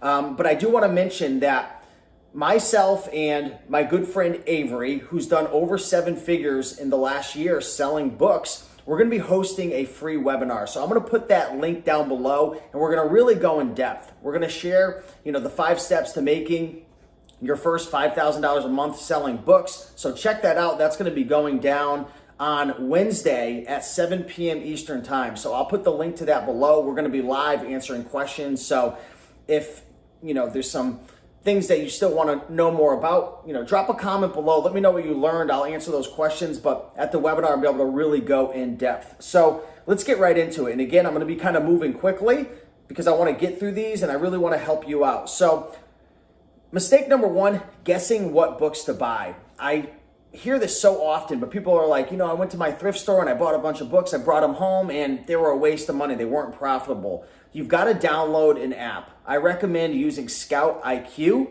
and I'll put a link to that down below, a 28-day free trial. But you want to check out Scout IQ. Scout IQ will help you to scan books, and you could put, an AirPod in your ear, and it'll make a noise and let you know, should you buy it, should you pass on it. And even on the screen, it'll show green for buy and red for pass. So it makes it so much easier. It'll tell you what it's selling for, how quick, how long it's going to take to sell. So get an app. Don't go in there blind. Number 2, you've got to learn about Keepa charts and eScore. Okay, so let me adjust this camera really quick. Pretty much what a Keepa chart is it's a chart that kind of gives you data on the history of the book, right? So for example, some books sell really well in March and April. Some books sell really well, in October or November. And some books might only be selling for $10, $15 now, but at a later date, they spike up to $30 or $40 based on seasonality. You want to learn about Keepa charts. It's a Chrome extension, and it will kind of give you an idea of what things are selling for over the year. An eScore is a number that's associated to when you scan a book that essentially is pulling the data from a Keepa chart to tell you how many times that book is sold over the last 6 months. So if you use the Amazon Seller app, you're going to be lacking a lot of information to be able to make a really good, strong decision. And I'm telling you right now, look more into these. This is really going to make a difference in your book business. You can no longer go out there and just scan with the Amazon Seller app. There's too much competition. There's too many things that could go wrong. You've got to understand Keepa charts and eScore, and that'll give you a big upper hand. Mistake number 3, not checking condition. If you're new, if you're on a budget, if you don't have, hundreds and thousands of dollars of disposable income to just waste, right? Which I don't think anybody does nowadays. You've got to make sure you check the condition of the books, right? Just skim through the book really quick. Check to see if there's any pages missing. Check to see if there's any water damage. Make sure that the book you scan is actually the book that you're buying. Sometimes when you scan it on Scout IQ or Amazon Seller app, it'll come up profitable, but it might have a different cover or it might be a completely different book. So you've got to check the condition, make sure you're buying what you think you're buying. Number 4, too many people are getting discouraged too quickly at thrift stores because they go once or twice and they don't find anything profitable. You've got to go consistently, and you've got to learn what days and what times work best. And I'm going to dive more into building relationships and networking, but make friends with the people who work there. They'll let you know when new books are coming out. What are the best days? What are the dates and times that employees aren't working and putting out new inventory? You've got to learn that. It's huge. Number 5, only sourcing from thrift stores. And I'm being serious right now. Most people only sell and buy from thrift stores, and they think that's the only place you could find books. Most people think the only way you could find books is at thrift stores. Goodwill, Savers, Salvation Army. You can find books at so many different locations. And at the webinar that Avery and I are going to be hosting on Wednesday, we're going to dive into a lot more advanced ways to find books outside of just garage sales or Facebook Marketplace. And I'm going to cover a couple in this video, but definitely check out the webinar. Sign up. It's the first link in the description because we're going to cover a ton of different ways to source. And Avery and I, we personally have over 50 ways that we find books. A lot of outside the box ways to find books. So don't just go to thrift stores. Thrift stores are great, but they're very, very competitive. Number 6, don't pass on restricted books. So when you sell books on Amazon, some of the books are going to be restricted, which means you're gated off. You can't sell it. You got to get approval. How do you get approved? Through wholesale invoices. But with books, it's a little different. They're making it challenging now. So I use a service called restrictedinventory.com. I'll put a link to that down below. That's Avery's service. You could send him any book that's restricted. You split the profit 50-50. And why pass on a $100 profit book just because you're restricted? Just send it to Avery, send it to restrictedinventory.com, and just split the profits. That's a big mistake I see people making. Number 7, avoiding books with ranks over 1 million. All because a book is ranked over 1 million doesn't mean it can't make you a ton of money, right? A rank is just a snapshot in time of the sales velocity over time. It doesn't really tell you how many times that book is sold over the last 6 months, 12 months, 3 months, so on and so forth. That's why you got to learn about Keepa charts and eScore. But there's a lot of money to be made on long tail books that have a rank over $1 million. So we'll be covering that more in the webinar, but don't pass on books over 1 million. You got to be smart about it, but you got to dive deeper. Mistake number 8, passing on box sets. Whew, some of the most profitable books in media that I love to flip are box sets of DVDs, box sets of CDs, but we're talking books here. You know, if you get a collection of books, all you have to do is shrink wrap them, put them together, put a label on the outside and ship it in. You can make a lot of money on box sets. I love box sets. Don't pass them up. Number 9, selling as a merchant seller versus an FBA. I'm not going to go deep into this right now, but a merchant is essentially like an eBay seller. You hold everything at your house. You ship it from your house. It takes a lot longer to get to the customer. You can make a lot more money selling as an FBA seller. Yeah, the fees are a little bit higher, but they're going to sell that much quicker. And there's that trust element because people think that they're purchasing from Amazon, right? They don't realize they're buying from a third-party seller. FBA is the way to go with books. Mistake number 10, listing on Amazon Seller Central. Amazon Seller Central is free. It just takes forever to list a book. It might take me 3 to 4 minutes to list a book on Amazon Seller Central. But if I use a third-party listing software, I use AccelerList, you can list a book in like 20 seconds. Time is money. Once you build your business up enough, get away from listing on Amazon Seller Central. Mistake number 11, printing using an inkjet or a laser printer. That's the 30-up labels versus using a Dymo 450. A Dymo 450 will link up to AccelerList. It'll link up to a third-party listing software. So when you actually scan a book in and you list it, it'll shoot the label out and you slap it on over the barcode and you ship it off. It's so easy.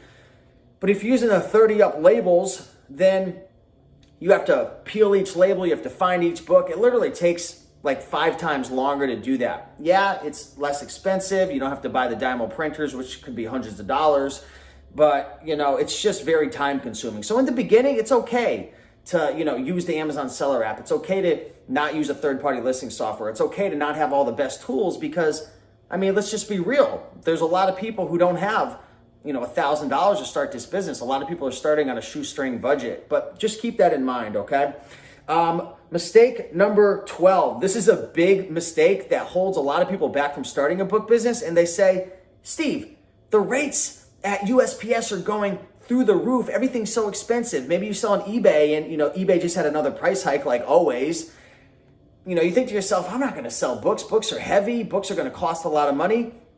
I'm telling you right now, books are so cheap selling on Amazon FBA because Amazon partnered up with UPS and you get dirt cheap shipping rates. I mean, a lot of times you can, you know, ship books for, you know, literally 10 to 20 cents a book, if not less, depending on where you're shipping to. There's fulfillment centers all over. So if you're in Tennessee and you're shipping to somewhere in Tennessee, I mean, you could ship books so cheap. It's not even funny.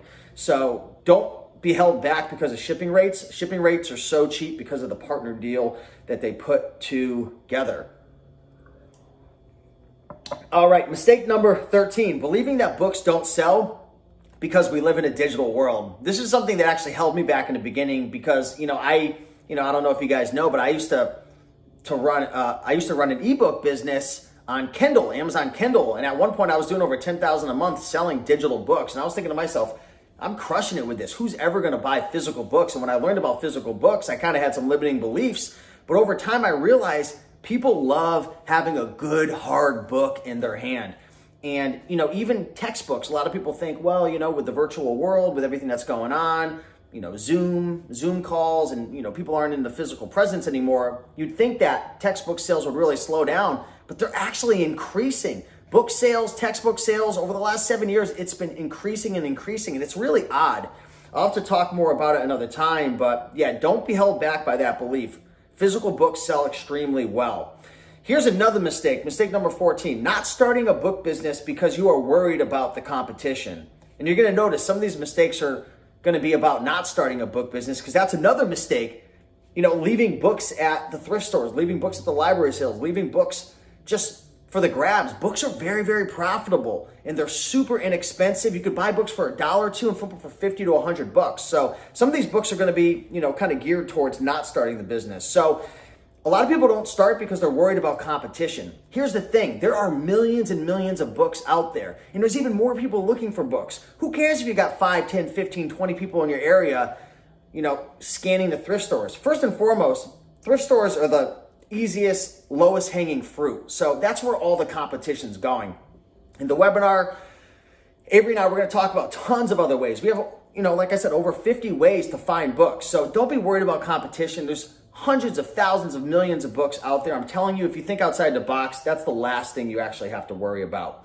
Mistake number 15, scanning without a handheld scanner. So, I like to use a Natamu scanner. It's cheap. It's like 60 bucks on Amazon. But you want to get an external Bluetooth scanner that links up to your phone and allows you to just scan through all the books, right? Bada bing, bada boom, the profits are coming soon. If you're scanning with a barcode scanner, you can fly through it. If you're using the camera on your phone to scan, it's just going to take forever, and time is money. So get yourself a handheld scanner. Mistake number 16, scanning with the Amazon Seller app. Now, again, if you're on a budget and you don't have a lot of money, start using the Amazon Seller app. List on Amazon Seller Central. Use your inkjet printer, right? Because you want to start making some money before you start investing thousands of dollars into a business that you don't even know is going to work, because you're just listening to me. You're not going to believe it until you start seeing profits yourself. So eventually get away from the Amazon Seller app.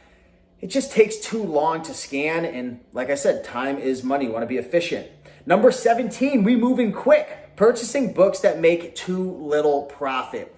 Be very careful buying books that maybe have a higher rank, over 6, 7, 800,000, that are only going to make $2 or $3 profit. You've got to learn Keepa charts. You've got to learn about eScore. At the webinar, we're going to dive much deeper into this, but understand prices change, prices fluctuate.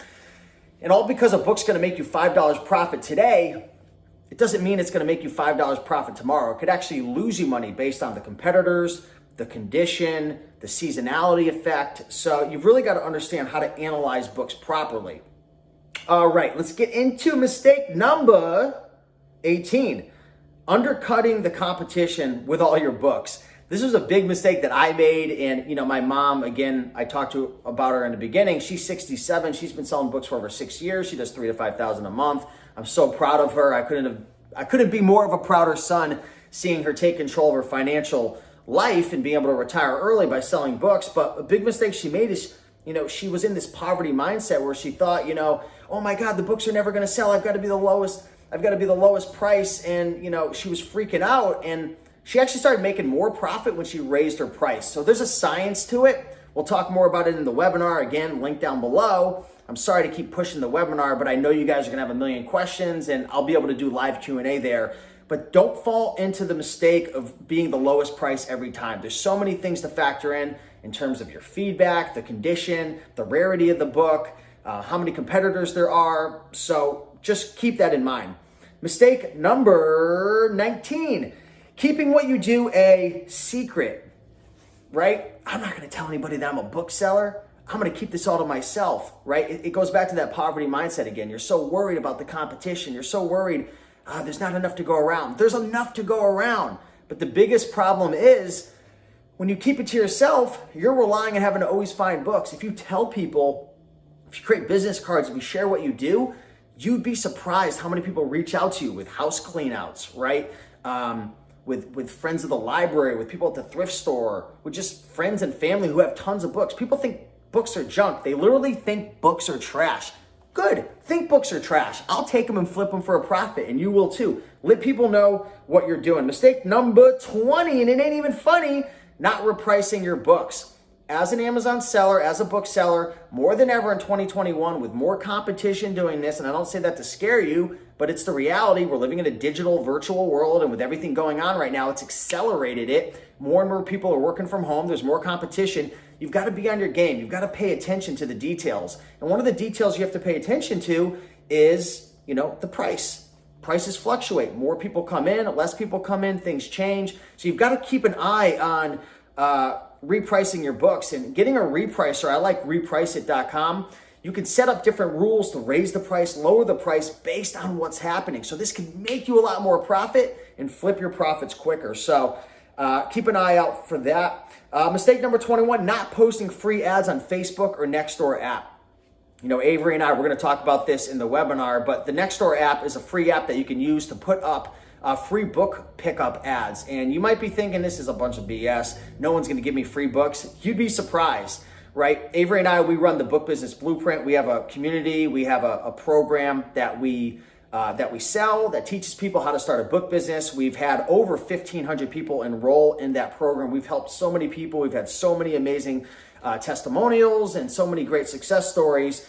And the number one thing that we teach in our program is to start off by posting free book pickups on Nextdoor app. Prices are increasing at thrift stores. There's more competition coming in thrift stores. What's one of the best ways to get books, right? One of the 50 things that we talk about, post on the Nextdoor app. I'm telling you, don't listen to me, do it yourself, and you'll see. It's a hustle, but it's really, really good.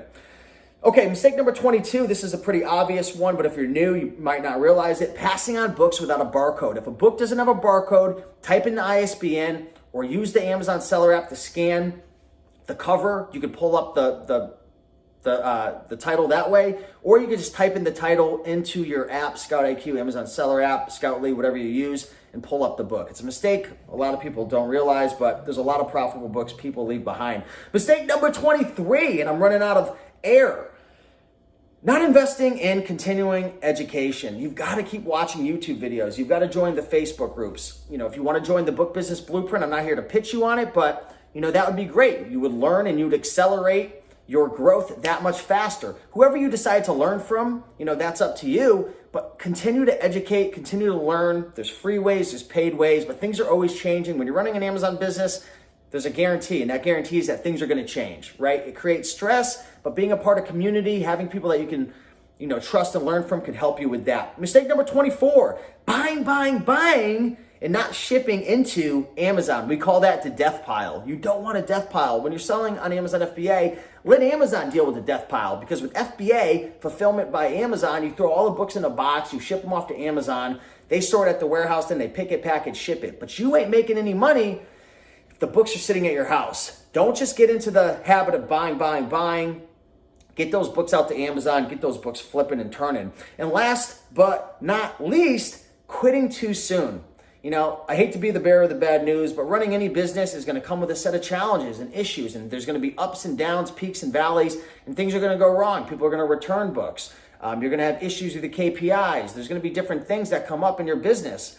But the key, I'm telling you right now, is don't quit. Keep pushing forward, keep growing, keep learning, and I'm telling you, it will be worth it. Books are one of the best items to buy and resell. I love them because they're cheap, they're inexpensive, they're everywhere. People love them, people need them. It's a great way to help people. Books help people to learn and grow and develop.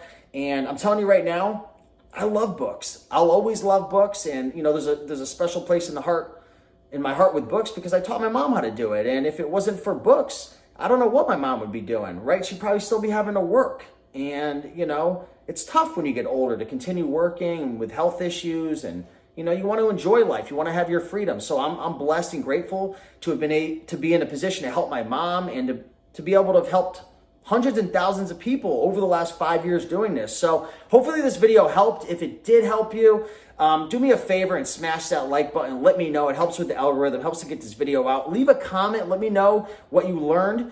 And yeah, make sure to join the webinar. The webinar is going to be going down on Wednesday at 7 p.m. Eastern time. So I will put a link down below to that. It's going to be live. I'm going to be there with Avery, who's done over 7 figures with books over the last year, give or take. I think it's 7 figures. It might be a little less, a little more, but he's done millions of dollars in books over the last 3 to 4 years.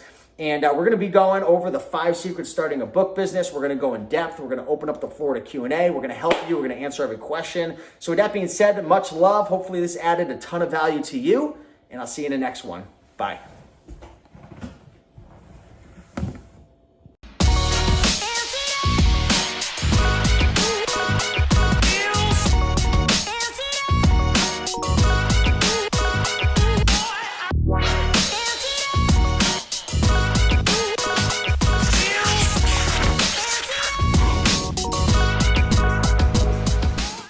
What's happening, everybody? Steve here, Rake and Profit over at rakeandprofit.com. Coming back to another video. I'm here with my good friend Avery, who has sold what, over $500,000 this year of used books on Amazon? 578,000. I'm probably past 600,000 because that was 2 weeks ago when I checked that. Yeah, so I wanted to bring Avery on and myself as well, obviously, to come to you with this video to talk about some tips for getting started selling books on Amazon, right? To build up your side hustle, whether it's part-time or full-time, to be able to make some money, because there's people out there like Avery who have scaled this to 6 figures and beyond.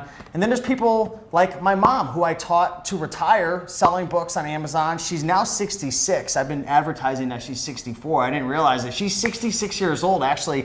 That's probably why she didn't say anything. She probably saw it and was like, Yeah, I'm just gonna she's roll like, I'll with take it." 64, but she's turning 66 November 20th or 21st. So big shout out to Mama Profit. But I taught her how to sell books. She's been doing it for over 6 years, and she makes $3,000 to $5,000 a month, about $1,000 to $2,000 profit off of that part-time, just going to thrift stores, garage sales now and then, at library sales when they're open. Right now, a lot of the libraries are closed. She's about to make a lot more profit than that. Yeah, so I'll put some footage on the screen. We found about 5,000 books, and I've actually got a check sitting in the other room. I'm sending the guy, like literally, he didn't even want, I'm sending him $300 for these books. Nice. The guy that picked him up, or? No, the guy who picked him up, I already paid him, but like the clean out company that we source these books from, because we're gonna make like probably over 20 grand profit. But anyways, the point of this video is to teach you how to get started selling books. If you're looking for ways to make money online, or you wanna start reselling, you've been looking into e-commerce, books is one of the best ways to get started, because they're easy to ship, they're easy to source, people think they're trash,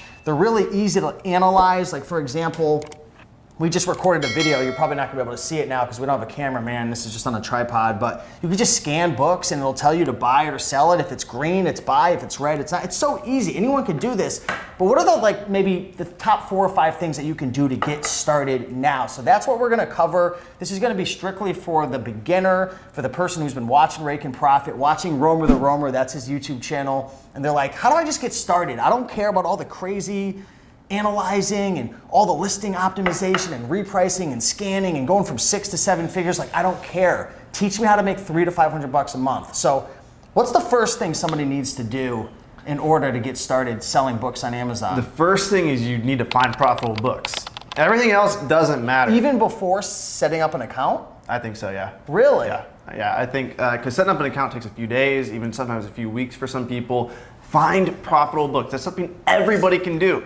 And there's so many different ways to find profitable books, and you can get started for free. I'm going to ruin this opportunity for people because I keep talking about it, but this is like an untapped opportunity right now, guys. Nextdoor. Download the app Nextdoor, post on it. It's like Craigslist on steroids. Craigslist is already great. You guys can go on Craigslist and post on there too, but if you post on Nextdoor, it's specific to your zip code. People trust you on that app, and you're going to get a ton of replies. You can literally post on there, I will pick up your books for free, I run a book business, and I need more inventory. And people will swarm you with requests.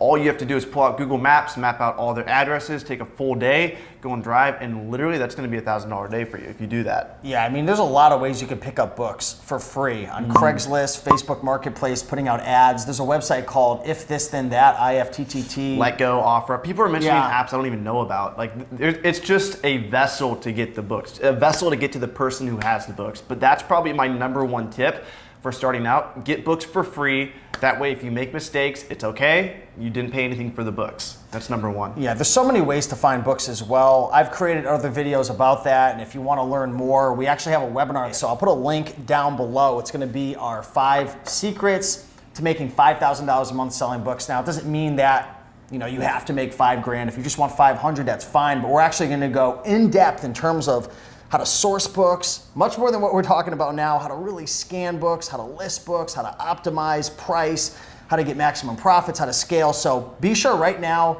just open up the link in another tab, just get registered, pause this for a second and get back into it. But sourcing is probably the most important thing you can possibly do, is figure out how to source books, because that's how you're making your money. Yeah. You're finding undervalued books and you're flipping them. Yeah, you don't make money making an Amazon account. You don't make money signing up for all these softwares. You don't make money doing any of that stuff. Learning how to list books, that doesn't make you the money. What makes you the money is finding profitable books. Everything else after that, you can figure out. Yeah, and be careful. I love YouTube, I love the free Facebook groups, but there's a lot of trolls and just negative people in those groups who they're doing really well, and they want to make it seem like this is a really challenging business and you can't find books and there's too much competition. That's baloney. I'm telling you right now, the only competition that you really have is yourself. Yeah, some thrift stores might be, like thrift stores are getting a lot more competitive, but that's only 1 out of 100 options of being able to find books. Yeah. But still my mom, she's 65 now, turning 66. She goes to 2 thrift stores and she's making thousands off of that alone. So it depends on where you live, so on and so forth. But sourcing's the first thing, take care of that. But while you're sourcing, you do definitely want to sign up for a Amazon account. So you actually go to, I believe it's seller.amazon or something like that. Just type in Amazon Seller Central. Set up a seller account on Google. Literally, it's like one of the first. Don't set up like a buyer's account. Like the account that you have right now to buy off of Prime, that's different. It's a completely different account. You have to set up a seller's account. So set that up. You're going to have to put in your credit card information, your bank information. Nowadays, it's a pain in the butt. They're making you like verify all this stuff, and I guess they're sending out a postcard, right? Yeah, a lot of our students. I've even have been heard saying someone that. like hopping on like a Zoom call or something. What? Yeah. Oh my gosh. Like Amazon's requesting a Zoom call. Like they want to make sure you're a real person. But the good news is it's like it's 1 to 2 weeks, sometimes a little bit more. But once you're done with that, you're done. You have an Amazon account, you're set up, you're good to go. And make sure like all the bank documents that you're required to upload, your credit card, like you're just like take.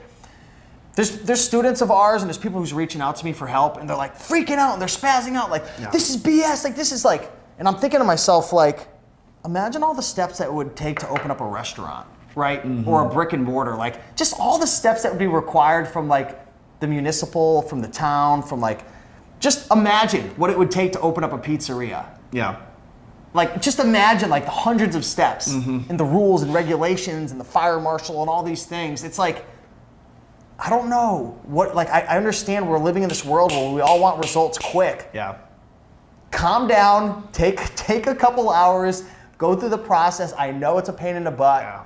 But I'm receiving so many messages, it's blowing my mind. But if you can't get past that, you might as well just stop reselling in general because you're going to deal with a lot. And hop in the Facebook group because sometimes weird stuff does happen. Like you might be watching this video and you know 10 out of 100 people do have really weird stuff happen. That's a lot of people. So hop in the Facebook group. Someone will come out. Yeah. So don't feel bad. Don't quit. Someone set up an Amazon account the other day and they set up like an Amazon Pay account, which is a whole different account. And it's like okay, if that stuff happens, it's fine. But bottom line, you'll figure it out. It'll take 2-3 weeks tops. Yeah, don't quit. Don't be scared to ask for help and stuff. I'm not trying to be negative and like discourage you from asking for help, but don't like quit and give up and start like complaining in all the groups that like this is BS and this doesn't work. Like, yeah, it's not. You got to calm down and just get through the process. You're also discouraging other people by starting by doing that because other people are going to see like, oh, if they can't do it, I can't do it. Yeah, you can do it. A girl I was dating, we had broken up. I helped her set up the process, and I was like, this is going to be so easy. Trust me, I wanted to snap my own neck. It was hard. It was a pain in the butt, so I get it. But you're not alone. So just get through it. The next step, I would say, personally, would be well, you do need a phone. You do need a phone. So if you don't have a phone, get a phone. Yeah, most people are probably watching this on their phone right now, so that's checked off. The latest phone you don't need an iPhone 11, I think this is. You don't need an iPhone 11. You need an iPhone, to use Scout IQ, you need an iPhone 5 at least, but you can even get away with just as long as it's a touchscreen, you're good to go. Yeah, so you need a scanning app. Scout IQ is a scanning app. You can also use the Amazon Seller app, which is 100% free. You do not need Scout IQ. He's a huge Scout IQ fan. I am too. I love it. I think it's way better than Amazon Seller app. But there's people who are going to be watching who don't have, $44 a month or even $14 a month, depending on the Scout IQ plan to invest. They're just not going to have it. Yeah. I like Scout IQ because it makes it simple. It tells you it tells you yes or no. It makes the decision for you. It's how I started. And I actually tried starting with the Amazon Seller app and it blew my mind. I was confused. I was like, I want it to make a decision for me. I don't want to look at the sales rank. I don't know what a sales rank means. Like the app tells me it's profitable and I want that. I want that information. Yeah. So Scout IQ is 10 times better. Different stroke for different folks though. Your mom makes it work with the Amazon Seller app. Well, she uses Scout IQ for the most part. Okay. Yeah. What I'm saying is like you don't need Scout IQ when you're starting. And back to actually, I'll get to that in a second. I was going to talk about something with the Amazon Seller Central, but you don't need like a scanner. It will help. You don't need Scout IQ, but it will help significantly. But if you're like, there's people who are watching and they're going to be in like complete debt. They might even just have like $50. Like it just doesn't make sense to get Scout IQ. Like you don't have the money to do it. But Scout IQ makes decisions for you. It gives you a lot more data. You actually make more money long term because you're gonna buy things that you would normally pass on with the Amazon Seller app. Yep. Yeah, it gives you that information, the e-score. It tells you Yeah. that the sales rank's one thing, but the e-score is another. It just gives you more insight into it. Yeah. One thing I want to mention is, do you need a pro account, which is $40 a month, or the free account? Yeah, that's a great question. So the pros of the pro account are you can use apps like Scout IQ. Now we just actually figured this out recently. You can use Scout IQ without a pro account. So if you're brand new and you set up an Amazon account, you can use Scout IQ without it. You're just going to want to sign up for the more expensive plan, the $44 plan. And the reason for that is you can download all the books from Amazon, most of the books, 99% of the books that are out there are going to be downloaded on your phone. It takes about 2 gigabytes. You don't need an Amazon professional account. But if you want to take this seriously, you're going to need a professional account to use third-party apps, even apps to list the books, apps to reprice the books. You're going to need a professional account to access those apps. It's Amazon's AWS. It's something they did to, I don't know why they did it exactly, but they limit free accounts to not having access to that. There's also a couple other small benefits, like you get business reports. You mentioned the dollar. Oh yeah, that's also true. That used to be like the main determining factor. So it prevents you from paying $1 per book that you sell. So if you sell 39 books a month, you would pay $39 to Amazon. And what I used to tell people was if you sold over 40 books, because Amazon professional account costs $40 a month, the moment you sell over 40 books, you're actually making more money by having a professional account than having a free account. That's what I used to tell people, but now I tell people just to sign up for the professional if they're serious about it, because you can use apps like Scout IQ. If you go to the Amazon Seller Central, I'll link it up down below for you guys. If you want to sign up for the individual, don't click any, like you have to go on the main page and like scroll down to where it says individual. It's in like literally like 3 text. Okay. Like you know how like normal text is in like 12 font 14. This is in like 3, like little tiny at the bottom. Like Amazon is trying to hide it from you with every piece of power that they have. Yeah. So it's like nearly impossible to find, but if you do sign up for the pro and you want to go back down to the individual, you can. You just got to go into your settings and drop it down, or you can upgrade it if you want. So you've got a phone, you know how to source books, you know how to scan books with either Amazon Seller app or Scout IQ. You've got an account set up. Hopefully you've gone through the process without, you know what I mean, freaking out. What else do people need to kind of get started with books? Like maybe some supplies and stuff, maybe like printers, boxes, tape. You're definitely gonna want a box, a tape gun, a simple tape gun. You're gonna want, you'll probably have packing material around your house, old homework works or paper just to fill the box up. Or a box resizer. Yeah, box resize, or I just use a kitchen knife to resize the box. A box about this size. I like the 12 by 12 by 12. This is a little smaller. Yeah, this is kind of a weird shape, but it's going to be about this volume. So 12, I use 12 by 16 by 12, but 12 by 12 by 12 is probably even better because a lot of people overfill the box. You don't want to fill the box over 50 pounds or Amazon will charge you. You're going to want... And we'll put links. We have a bunch of links over at the Book Business Blueprint to all the supplies we use, from printers to tape to boxes. So I'll link that up for you because I don't want to it's going to be a super long video. Right. If we go into every single supply. Right, but bare bones, you need the box to ship them out. And then if you have a printer at your house, that'll work for the shipping label. But that's really it. And then once you find out that this is for you, I recommend investing in a smaller printer to print the labels for the books because you save 20 cents per book that you label. Yeah, it's like a Dymo 450 it's called. Yeah, but I think that's about it starting out. What about like listing softwares? I know you use AccelerList. Yeah, I use AccelerList. I've heard ScanLister is good. Inventory Lab is a little bit more expensive. It doesn't matter which one you use. I use AccelerList because it's they're heavily involved with the book selling community. And it's been fast for me for the most part, and it's easy to use. It's like $34 a month. Yeah. It's a lot. I'm telling you, it's 10 times faster. You can list on Amazon Seller Central, but they ask you like a million questions for every book. I watch my mom. I try to get her on AccelerList. She won't do it. And I watch her on Amazon Seller Central. She doesn't list through her phone, so you're not listing on an app. You're going into your desktop. I'm not kidding. It takes her like 3, 4, 5 minutes to list a book. She's moving slow. People are resistant to change. Like I was telling you, one of my mentors in New York, he's taught me a lot about selling books on Amazon. He's helped me out a lot, but he was listing books the old way. So he was doing, I think it's like 20 clicks or something. It's crazy. You have to hit a drop-down menu, select good. You have to type in the condition of the book. You have to do all these different things. And I was like, look, dude, use AccelerList. I had to go visit him 3 times before he finally transitioned to AccelerList. But once he did, he started saving. He was paying his employee to do it. So he started saving tons of money because his employee could list books so much faster. So investing in a third-party listing software, which is dirt cheap, you know, $34 a month, or even Scam even less, it's going to allow you to list your books faster and ultimately spend more time in your business finding profitable books, which is the most important part. Yeah, and on the webinar again, we keep pitching it. It's free, but I'm telling you, like, if you're finding value in this video, go sign up for the webinar right now. It's on Sunday. I believe it's 3 p.m. Eastern time. Yeah. But just sign up now, because everything we're talking about, we're going to go much more in depth. So you don't need a listing software, but you can.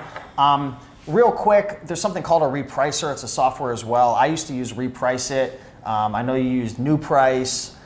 There's a bunch of repricers, but essentially it's a software that will reprice your books, will help you to sell faster. We talk about that in the webinar as well. That's something that you can use. You don't necessarily need it.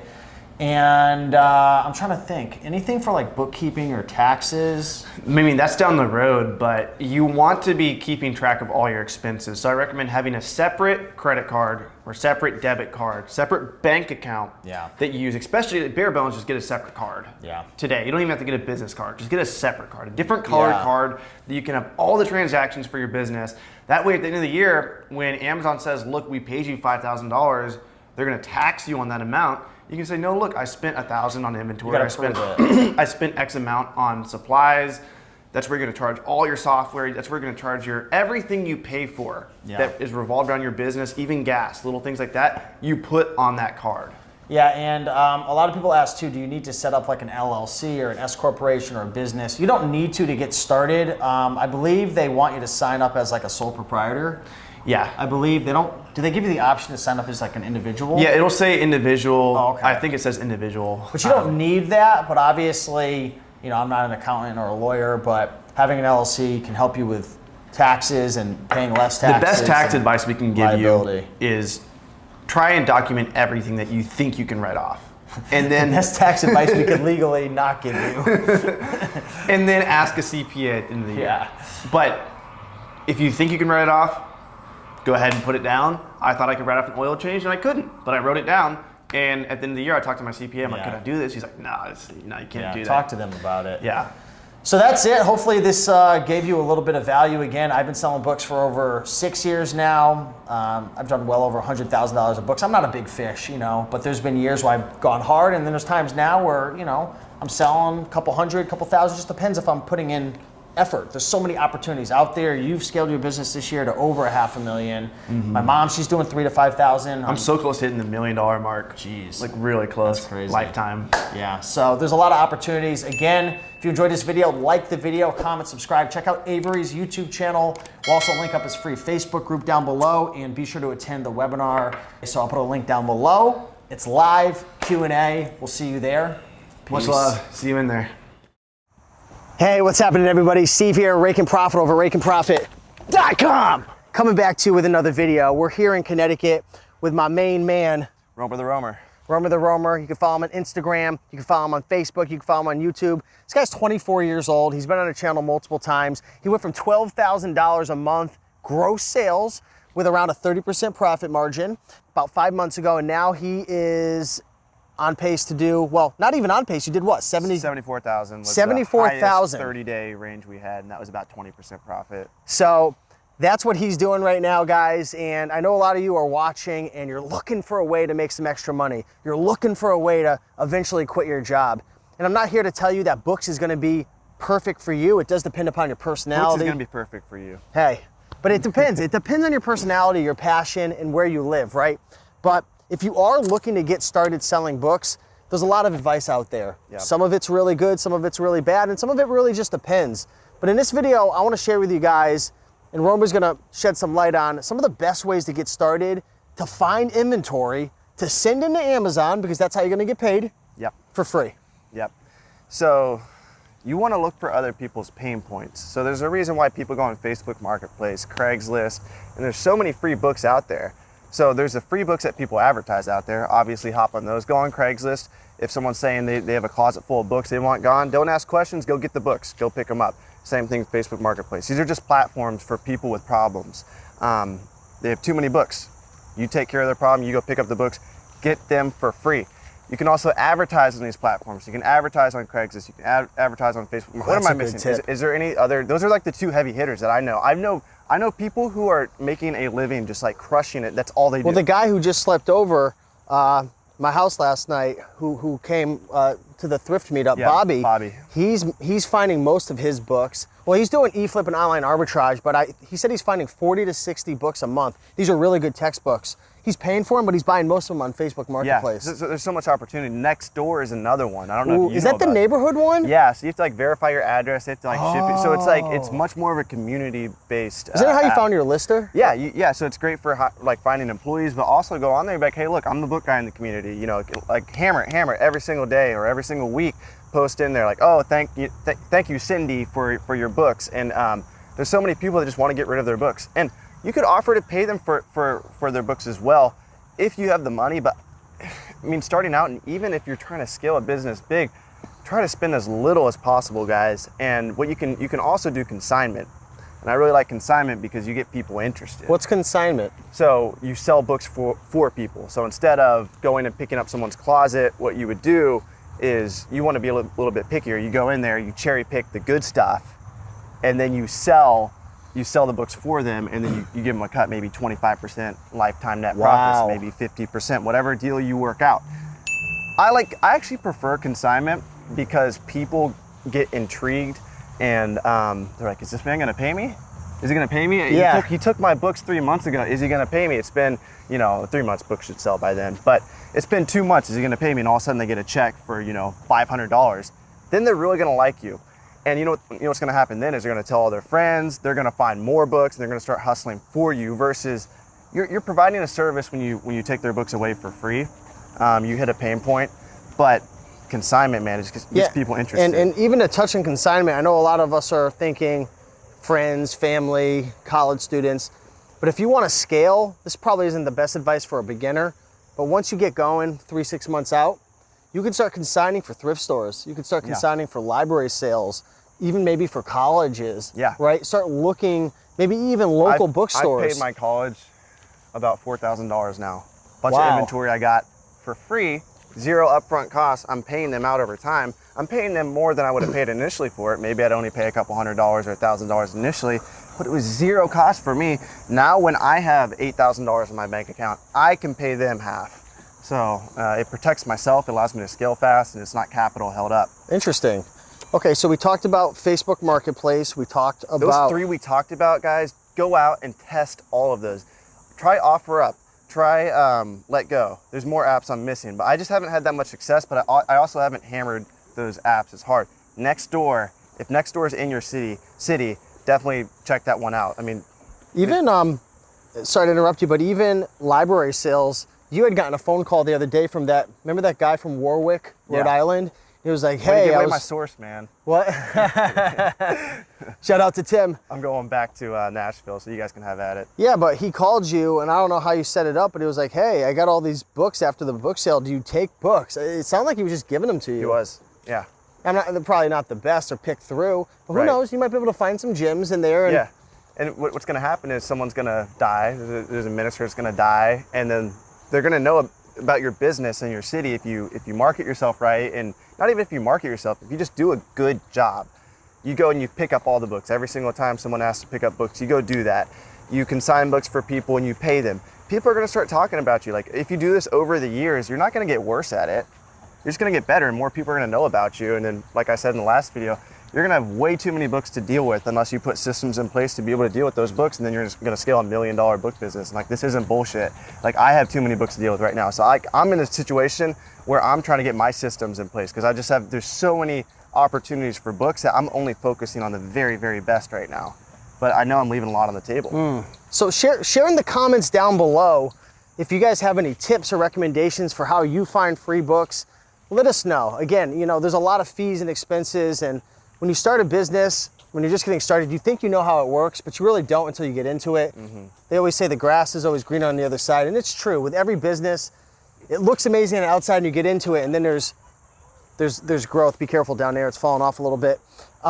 There's things that you're gonna have to learn. There's challenges you're gonna have to face, and one of the biggest challenges is finding enough inventory and cash flow. So by getting free books, That solves a big problem right Yeah. there. You can learn on a really shoestring budget the game and keep your margins up. Yeah. So leave a comment down below. Follow Romer the Romer on YouTube, Instagram, Facebook, and anything else you want to say? Just remember, guys, paying for books doesn't make the books better. It just means you paid for the books. Yeah. There's lots of free book leads out there. So go out there, get after it. Follow me on social media, Snapchat, Instagram, TikTok. I post on TikTok like once a month. What is TikTok? What is TikTok? I don't know what When you get to a TikTok is. TikTok, you just play like music in the background and then you just do something crazy. So like it could just be like .com on repeat over and over. And people would love it. All right, it's like the Vine. Yeah, Yeah. it's basically like Vine, but like a little bit different. There's, Okay, a cool. little bit longer videos and really musical. So go out there, find some inventory, and keep on picking and making the money, and we'll see you in the next one. Peace.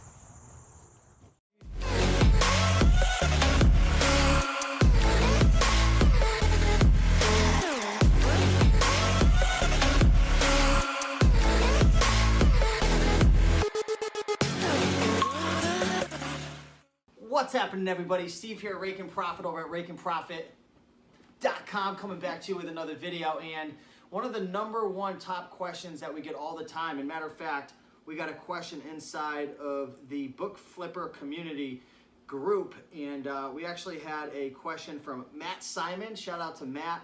Also, Rich K asking, what are the best ways to scale your book selling business? Now, this could also apply to an eBay business, to just a general Amazon business, but we're both big book sellers. Caleb is the founder creator of Scout IQ, eFLIP, also a very successful book selling business. So we're gonna really crack in and dive deep into how to scale your business, defining what it is, the various parts of scaling, hiring people, systems, efficiencies. So yeah, man, where would you like to start? Well, let's jump in. We actually didn't do a lot of prepping on this. We figured we'd do this a little more organically, and we were just kind of actually arguing a little bit about the definition of scaling. What does scaling even mean? We like to throw this term out. Everyone Hey, wants to scale. I want to scale. Well, what is that? Like fish scales? Like you got a scale over there to weigh boxes? I want to grow my business. What does that mean, growing? Well, it's the American dream. I just want more. Yeah. I want more, dang it. Give me more. I think we need to start with a definition Yeah. of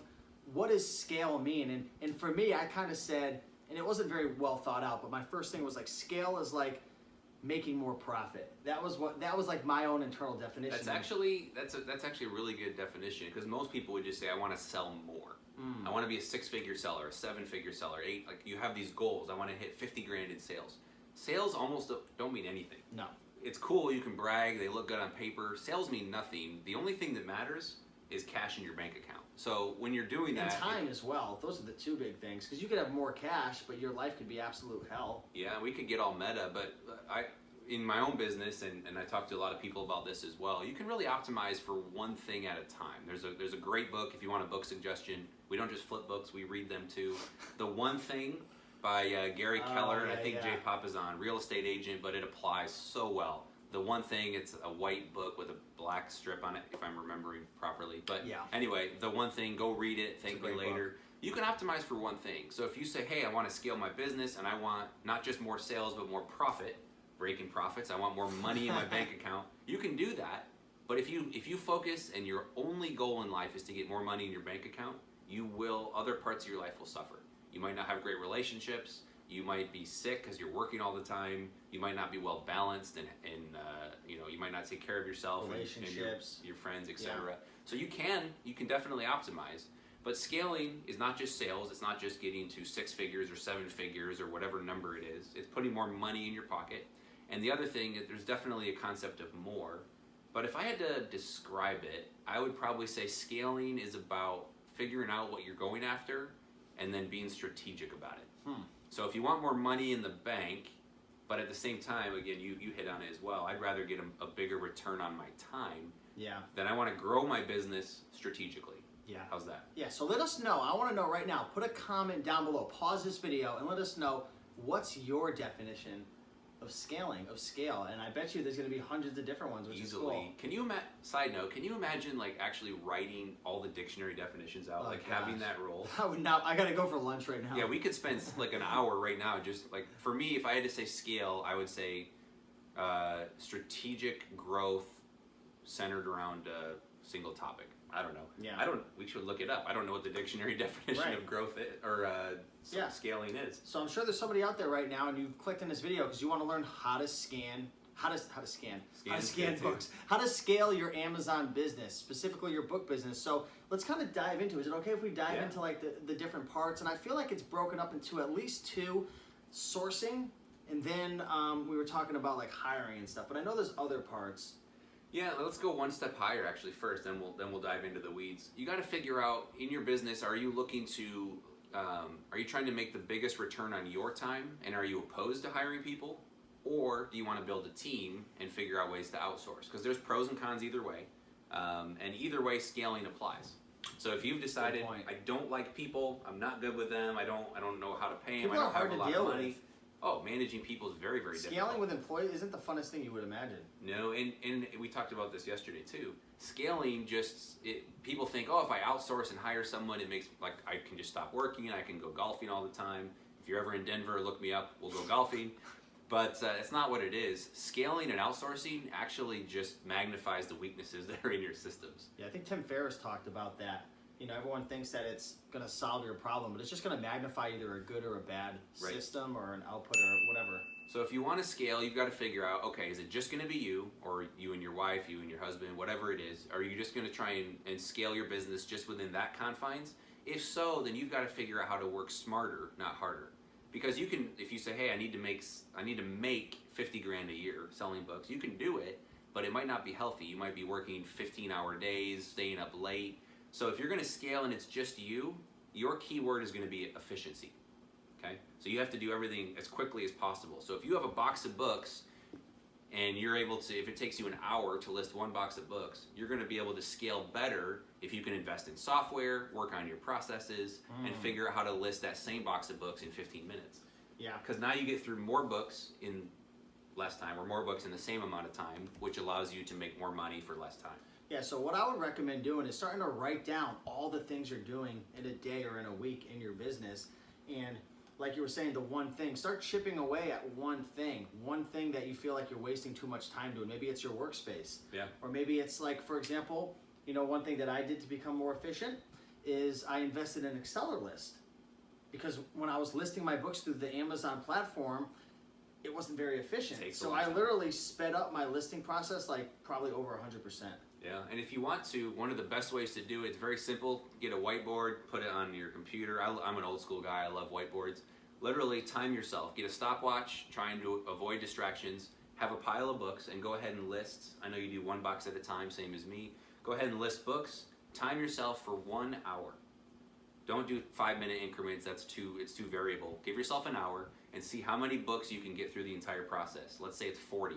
Write down 40 on the board. That's your new target. Yeah. And as you go and as you work on it, don't get too stuck in the weeds, but just see if you can bump that up. Because I guarantee you, with a little bit of effort, a little bit of thought, talk to other sellers, network, you can bump that up 50, 60, 70. That means now you're doing more with less. That's going to help you scale your business and go find more books. Yeah. Another big thing as well, and I kind of touched on it before, let's dive into it, is sourcing. You can become much more efficient if you get into the correct or the appropriate sourcing method. Like for example, you know, you're thrifting or hitting garage sales, you might go out for 5 or 6 hours and bring back 50 or 100 bucks. Whereas if you had, we actually did a video on this, I'll post it right up here somewhere, but we talked about like 11 or 12 methods from liquidation to Gaylord sourcing to dealing with publishers. What else were we talking? We were talking about We talked about using social media to go get books, doing book pickups. We didn't even talk about book drives. You could have people organize a book drive for you. But getting books to come to you in large amounts. Totally. You can buy them in bulk. You can buy by the Gaylord. We keep throwing the fishing analogy out there, but there's a lot of similarities. So let's say you and I go fishing, and let's say I have a rowboat and just one fishing pole, and that's it. So I go out on a lake, and I might be really knowledgeable and really smart, but it's going to take me minutes, maybe hours to paddle to the correct location.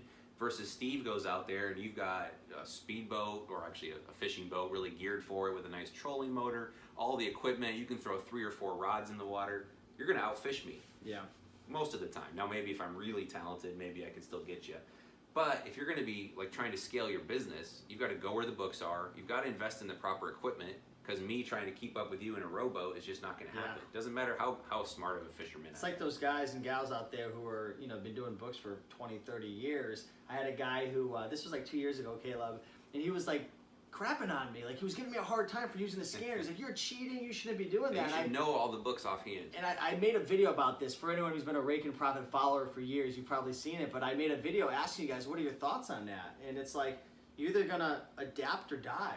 I'm not trying to be brutal, but it's the marketplace doesn't care anymore. It doesn't. And have you ever actually gone into a sale where they don't allow scanners? I haven't. So I Those tried that exist? once. I've heard they do. A lot of times for the preview sale, they don't allow it because they don't want to get the members. Is a preview sale, do you just preview it or are you allowed to buy? You can usually buy. Oh, okay. It's not like I've an always auction wondered. where you can't It's look. such a stupid question. Usually pay a fee, or it's for friends of the library, and you can go on in. But I've been to sales where we didn't do our homework and call ahead, or maybe it said you could scan, and it turns out you couldn't. But if you ever tried to scout blindly, even though I have a pretty good experience with books, I still buy so many duds. So again, use the right tools. That's going to help you.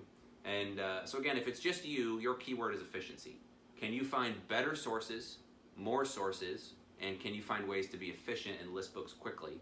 And if so, then you're going to be able to scale your business more effectively. So break down the elements of your business, because we made another video before where we broke down sourcing, we broke down listing, we broke down shipping. So you've got to break down, each one is like a pillar in a sense, and you can make each pillar stronger, right? Yeah. And more efficient. So that's definitely one side of the things, is that self-efficiency. And then the second part is then going to be hiring a team or building a team to make you guys more efficient as a whole, or be able to, I guess, how would you say it, to be able to produce more?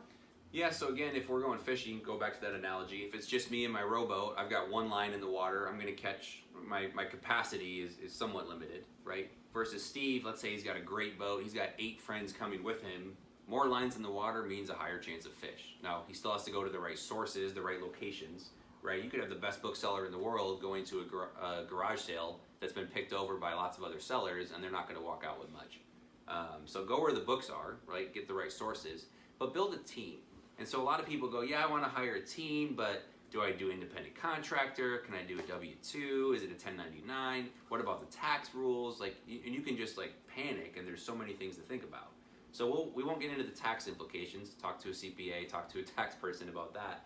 But how do you start bringing more people into the equation? Because if you go to a library sale just you might walk away with a book a minute, 50 books an hour, 60 books an hour. If you bring 2 or 3 or 4 people, it's just the odds of, the law of numbers. You're going to get more books. So where do you start hiring people? I would recommend first, have you hired anybody? So I've had people, I've hired mostly virtual assistants, but I've hired 3 people in the past, and they were all friends locally. Okay, and what did you have them do? Go with you to the sale? So I hired them for my eBay business. I've never hired anybody for my Amazon business, just because with Amazon, I've got people working for me at the warehouse doing everything. So I'm not a huge seller, right? Like on Amazon. So I could pretty much handle all of it. But if I want to take it to the next level, I would definitely look into it for sure. But I started with friends. Yeah, that's a great way to start. Make sure you pay them well. If you want to see the worst sides of human nature come out, have someone do a job and then don't pay them right away. Do not touch someone's pocketbook, their wallet, their purse, however you store your money, Or their mattress. food. I worked at the Cracker Barrel. Don't mess with someone's food. Food and money, good things. Stay away. So all right, you want to start scaling. How do you bring people in? I've actually got a number of ways that we've done it, and I've talked to lots of people as well. Probably the best way to do it, because again, the fear is it's not that hard to sell books. I've got a smartphone, I've got some apps, I can figure out Amazon. It's not that hard. Anybody can be my competition. So I want to scale, I want to hire somebody, but what if they steal the business? What if they go and compete with me? Well, join the club. Denver's got 100 to 200 people that are flipping books at least. There's probably more, just in one little area. So me training one more person isn't going to kill the market. It might hurt my local thrift store, but it's not going to kill the whole market. So one, you've just got to get rid of that fear. Can it happen? Sure, but any of you watching this video could be my competition tomorrow. You don't have to train them in every part of your business as well. You can keep them specialized in certain areas. Yep, you can. So you can limit the data. If you're nervous about that, the first place I would hire somebody is hire them to list. So you're not going to teach them the sourcing. You're not going to teach them where you're going. You can keep that all a secret. So essentially, you're going to go and find the fish. They're going to clean them. So break up the processes. Sourcing is the most important. again, listing it's a necessary evil. You have to do it, but you can't turn a $10 book into a $50 book. Right. It's might turn into a $15 book if you price it perfectly. Yeah. But a $10 book is a $10 book. It just has to get listed. So teach someone how to list. And for payment, I love to incentivize people. If they work harder, they make more money. So I don't love to do an hourly wage. I like to do a per book fee.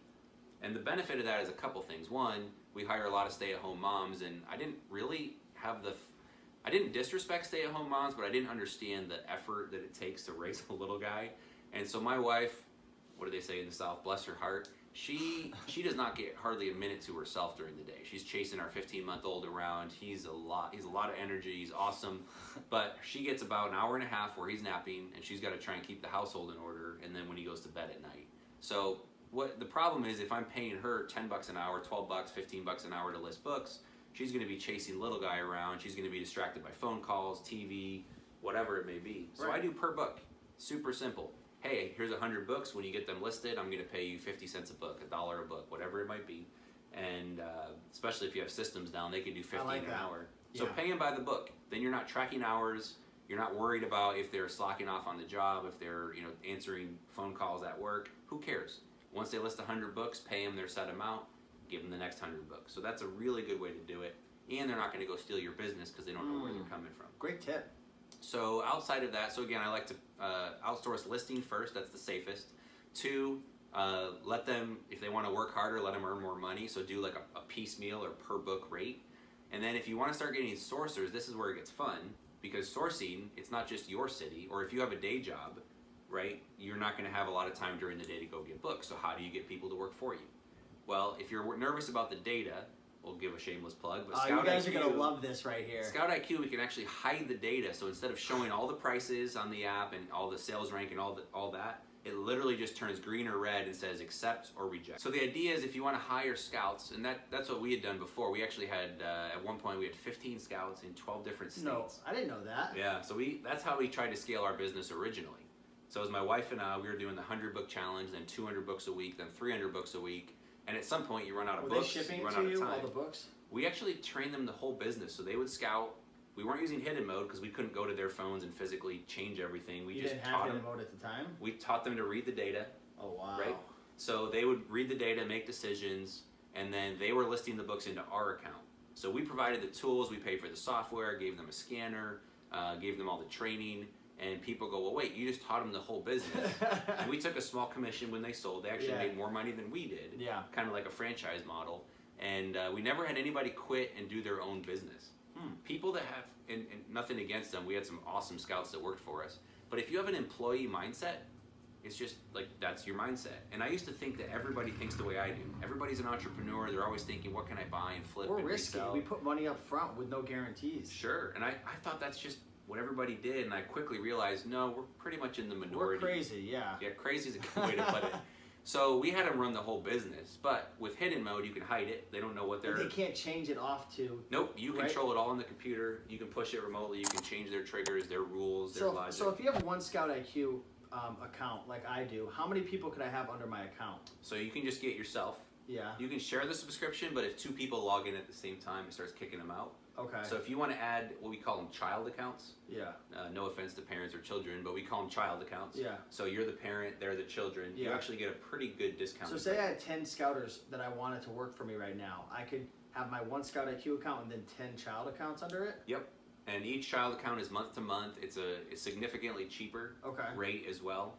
And they could all log in at the same time, so all 11 of us could be logged in? You would give every child account, so you'd set up one child account for Tim and one for Rachel and one for Sally. With their own login and password? Yep, so they get a username. You don't have to have an email address, and you can change those. So if Tim quits after 2 months, you could actually take Tim and just change the username to Billy and go give that subscription to Billy. And I could set all the triggers and rules and what they're allowed to see and click on and off of in each one of those accounts. So if I only want them to see yes or no and buy under a certain criteria, I'd set it for all 10 of them, and then we could all be sourcing at the same time, essentially. Yeah.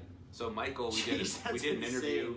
He went to a library sale, and he actually brought, we call it the old person test, but he brought an older gentleman to the sale with him. Yeah. He never scouted books before, got him set up with a scanner, and literally set up the app just to turn green or red. Oh, you know and he was able to get more books. I think he paid the guy $15 an hour, $20 an hour. Oh my. And was able to go in, and a guy that had never scouted before was able to pull several books. That was out the of biggest sale. thing holding me back from that thought, because I've had this thought like multiple times when I'm like, how am I going to train somebody to do like what took me so long to understand? Like, you guys understand what I'm talking about, like understanding rank and the number of sellers and this issue and that issue. We go on.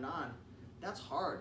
But that's cool. I didn't mean to like turn this into a whole Scout IQ thing, but I'm curious. I didn't even know. And if I had to start my business again today and try and scale it up, that's what I would do. I would go to library sales. I'd build a team of probably friends, people from church, etc. So I'd build a team of 5 or 6 people. We're rocking the minivan now. So we'd take the minivan, we'd drive to any sale within several hour radius of Denver, and I'd bring my team with me.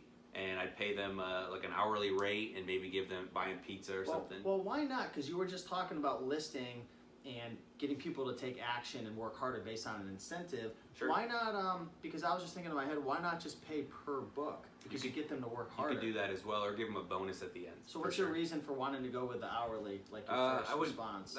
It's more straightforward. Plus I'd pay them for like the drive time. If we drove 2 hours to a sale down the road, for example. Yeah. Like they can't drive any better, they can't ride any better, so I'm not going to incentivize them for that. I just pay them a flat rate. Okay. But if you could, for sure, say, hey, any book that turns green, I'll pay you. Typically, when we go to sales, we're pulling a book a minute. So you're, again, 50 to 60 books in an hour. And so a slower scout might only get 20 or 30. So you could pay him, I don't know, 20 cents a book at 50 would be $10 an hour. Pay him 40 cents a book, 50 cents a book bonus. Let me ask you a question. Say I built a connection with like a library, or recently I posted a picture on my Instagram at Rake and Profit where I was like doing some stupid selfie and I had like 1 million books behind me. I built a connection with a local reseller, and he has certain books that he just won't send into Amazon. Like if it has a scratch or if it has an issue, he just won't sell it. But these books, some of them have $4, $8, $12 profit left on the bone, and he's just doing whatever he's doing. I don't know if he's like donating them or what. But I was trying to work out a way for him to, instead of me going and having to scan all of his duds and figure out the ones that are good, could I set him up under a child account under my Scout IQ, and then, because I don't want him seeing that it's like $50 or $30, because I don't want him like figuring it out and putting it aside. Yeah, so absolutely. I can That's set exactly what it's for. Wow, that's crazy. Now, if you're gonna do this is like 100% organic right now, just so you guys know. Like, if you're gonna do that though, I'd actually like. So what are you paying him now? Do you mind me asking? $1 per book. $1 a book. So I would say, hey, whatever his name is, if you're willing to scan the books for me, I'll give you the app so you can just give him a login. He already did.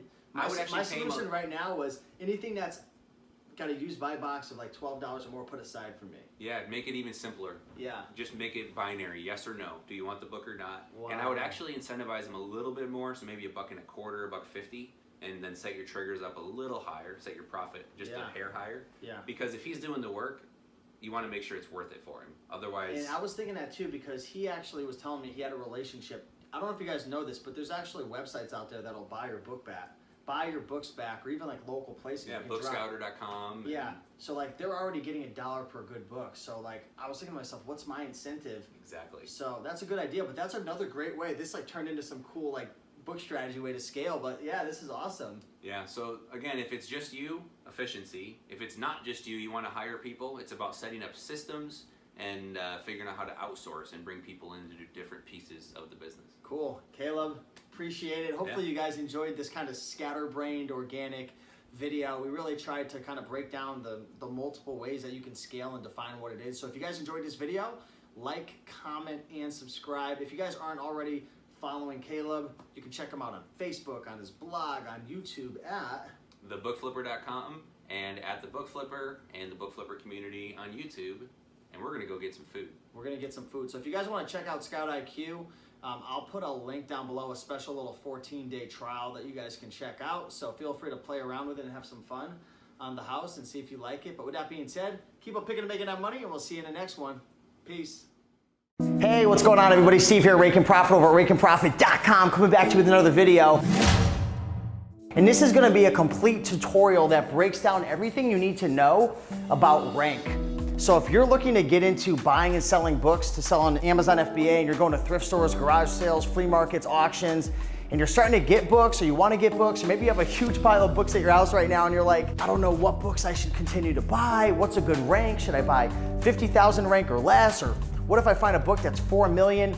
Don't worry, I'm going to break everything down from 0 to 100K rank and what profit margins I look for. 100K to 500,000 rank books. 500K to $1 million, $1 million to $3 million, and $3 to $5 million. I'm gonna break down exactly how much profit I'm looking for, and I'm also gonna give you some really good tips for kind of advancing as a book reseller and some other like tools and techniques that you should use. So if you guys are ready to rock and roll, cue that intro.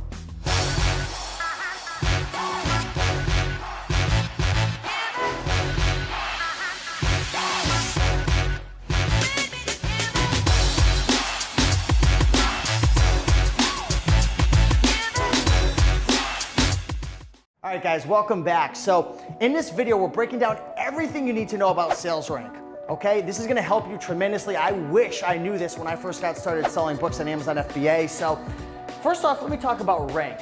What exactly is rank? The easiest way to put it is rank is like a snapshot in time. Rank is always changing. Rank is going up or it's going down based on sales velocity. So if we have a book, let me grab a book right here. This is a book called The Power of Positive Thinking. This is a really fast-selling book. I think it's like a 5,000 or a 10,000 ranked book. This book right now, let's just pretend it is a million ranked book, okay? If this book is 1 million ranked book and it doesn't sell for a week straight, it's probably gonna go up to like 1.2 million, 1.3 million. There's no science to this, but if a book doesn't sell, the rank goes up. If this book's at a million rank and it sells 10 copies over the next couple days, it's probably gonna drop down less than 100,000 rank.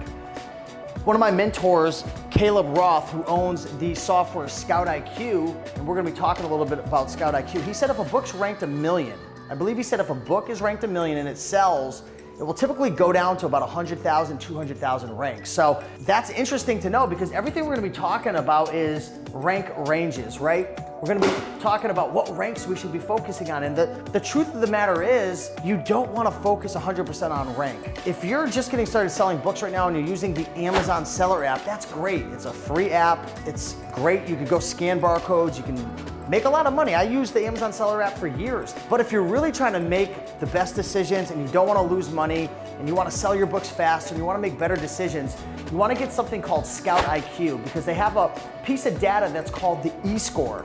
So I'm gonna put a link on the screen. It's called rakeandprofit.com/ScoutIQ. You get a free 21-day trial.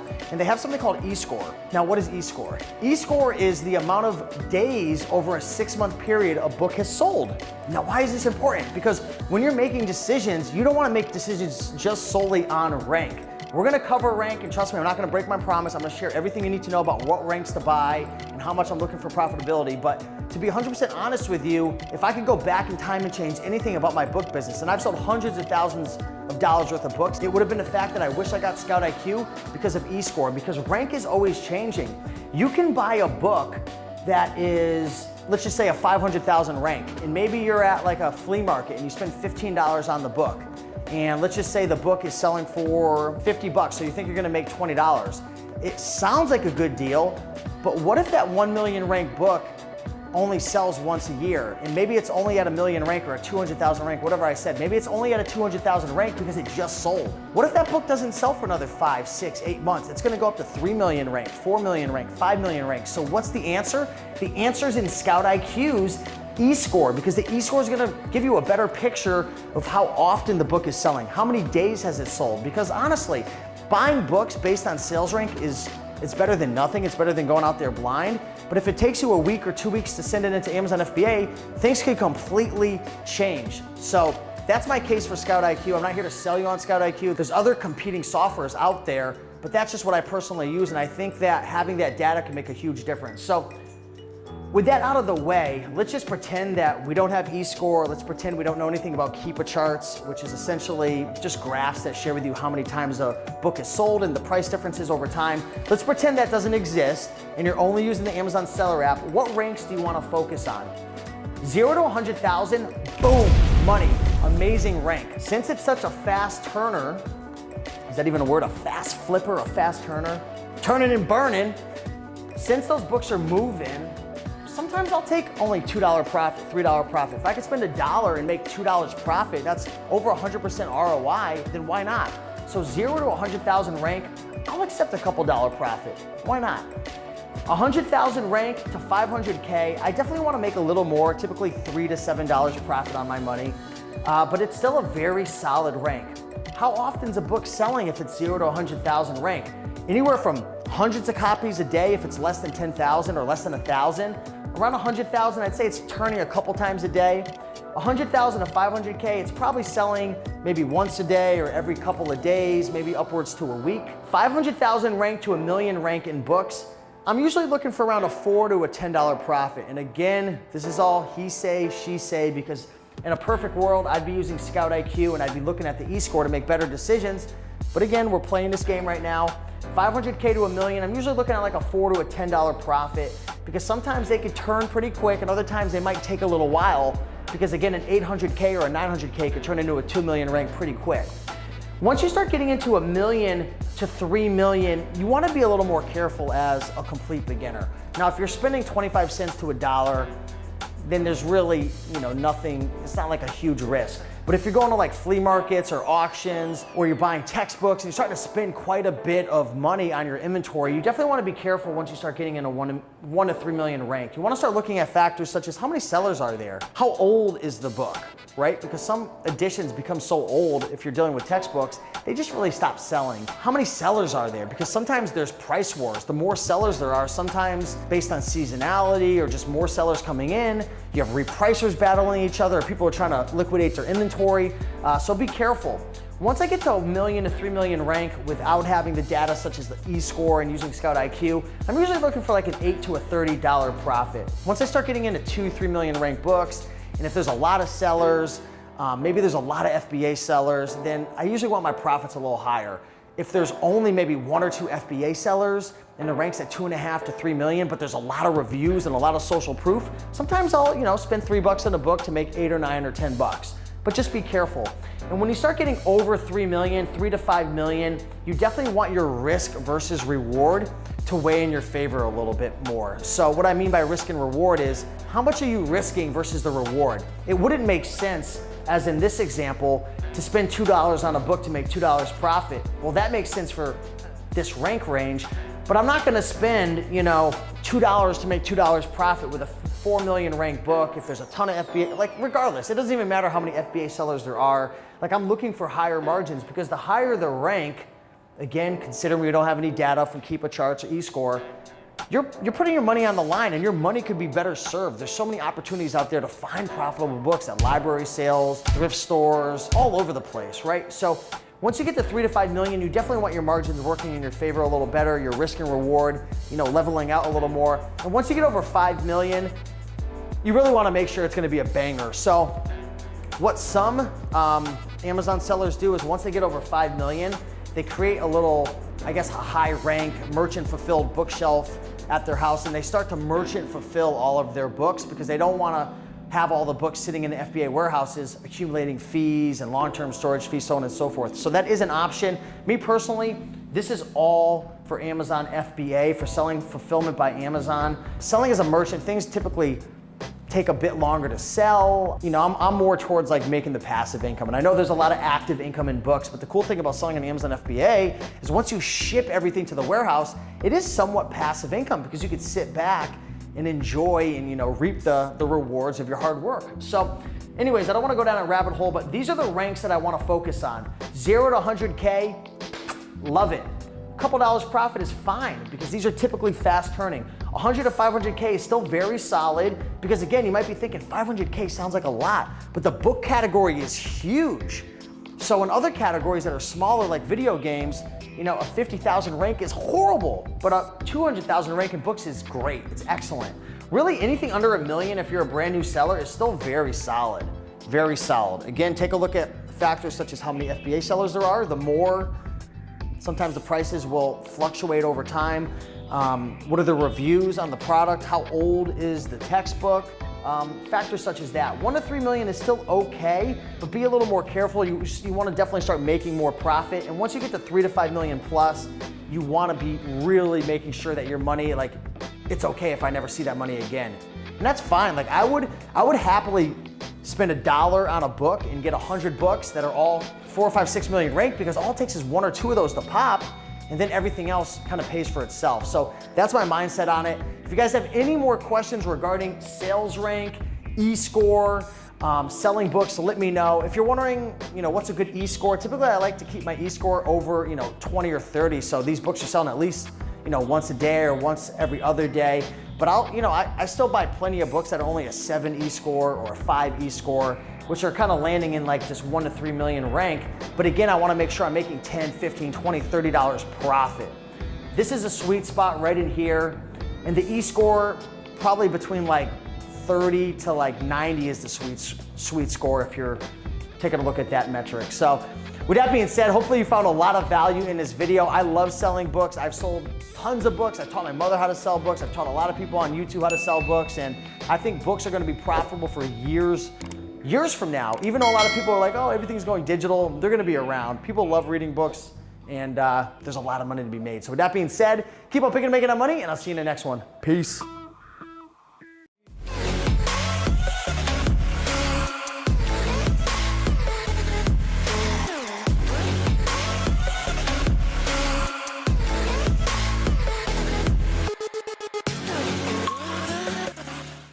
What's happening, everybody? Steve here at Rake and Profit over at rakeandprofit.com, coming back to you with another video. And I put out a post in the Book Flipper Facebook community. If you guys aren't a part of that, how do they join? Check it out, facebook.com/thebookflippercommunity. Pretty sure, but just look at the Book Flipper community. Yeah, we are almost to 10,000 strong. Wow. So we are very, very close. We're going to be doing some giveaways actually. I think we're 300 or 400 people away. So join us, tell some friends, and participate in some of the giveaways. Yeah, if you guys are trying to figure out, all right, I want to start a book selling business, but I don't know what tools and supplies to use, we're going to be covering in this video the tools and supplies that we use, even softwares for scouting, for listing, for shipping, and we're really going to go through and just break it down, because we had a question that came in your group, in the Facebook group, and there was a young woman asking, what tools and supplies do you use? What are the best ones? So, Caleb, you've been selling books for how long now, man? What, 5-10 years? Seriously, selling for 5 or 6 years, yeah. Dabbling for 10 to 12 to, I don't want to get into it, but yeah. Right. And so he's one of the smartest booksellers I've ever met.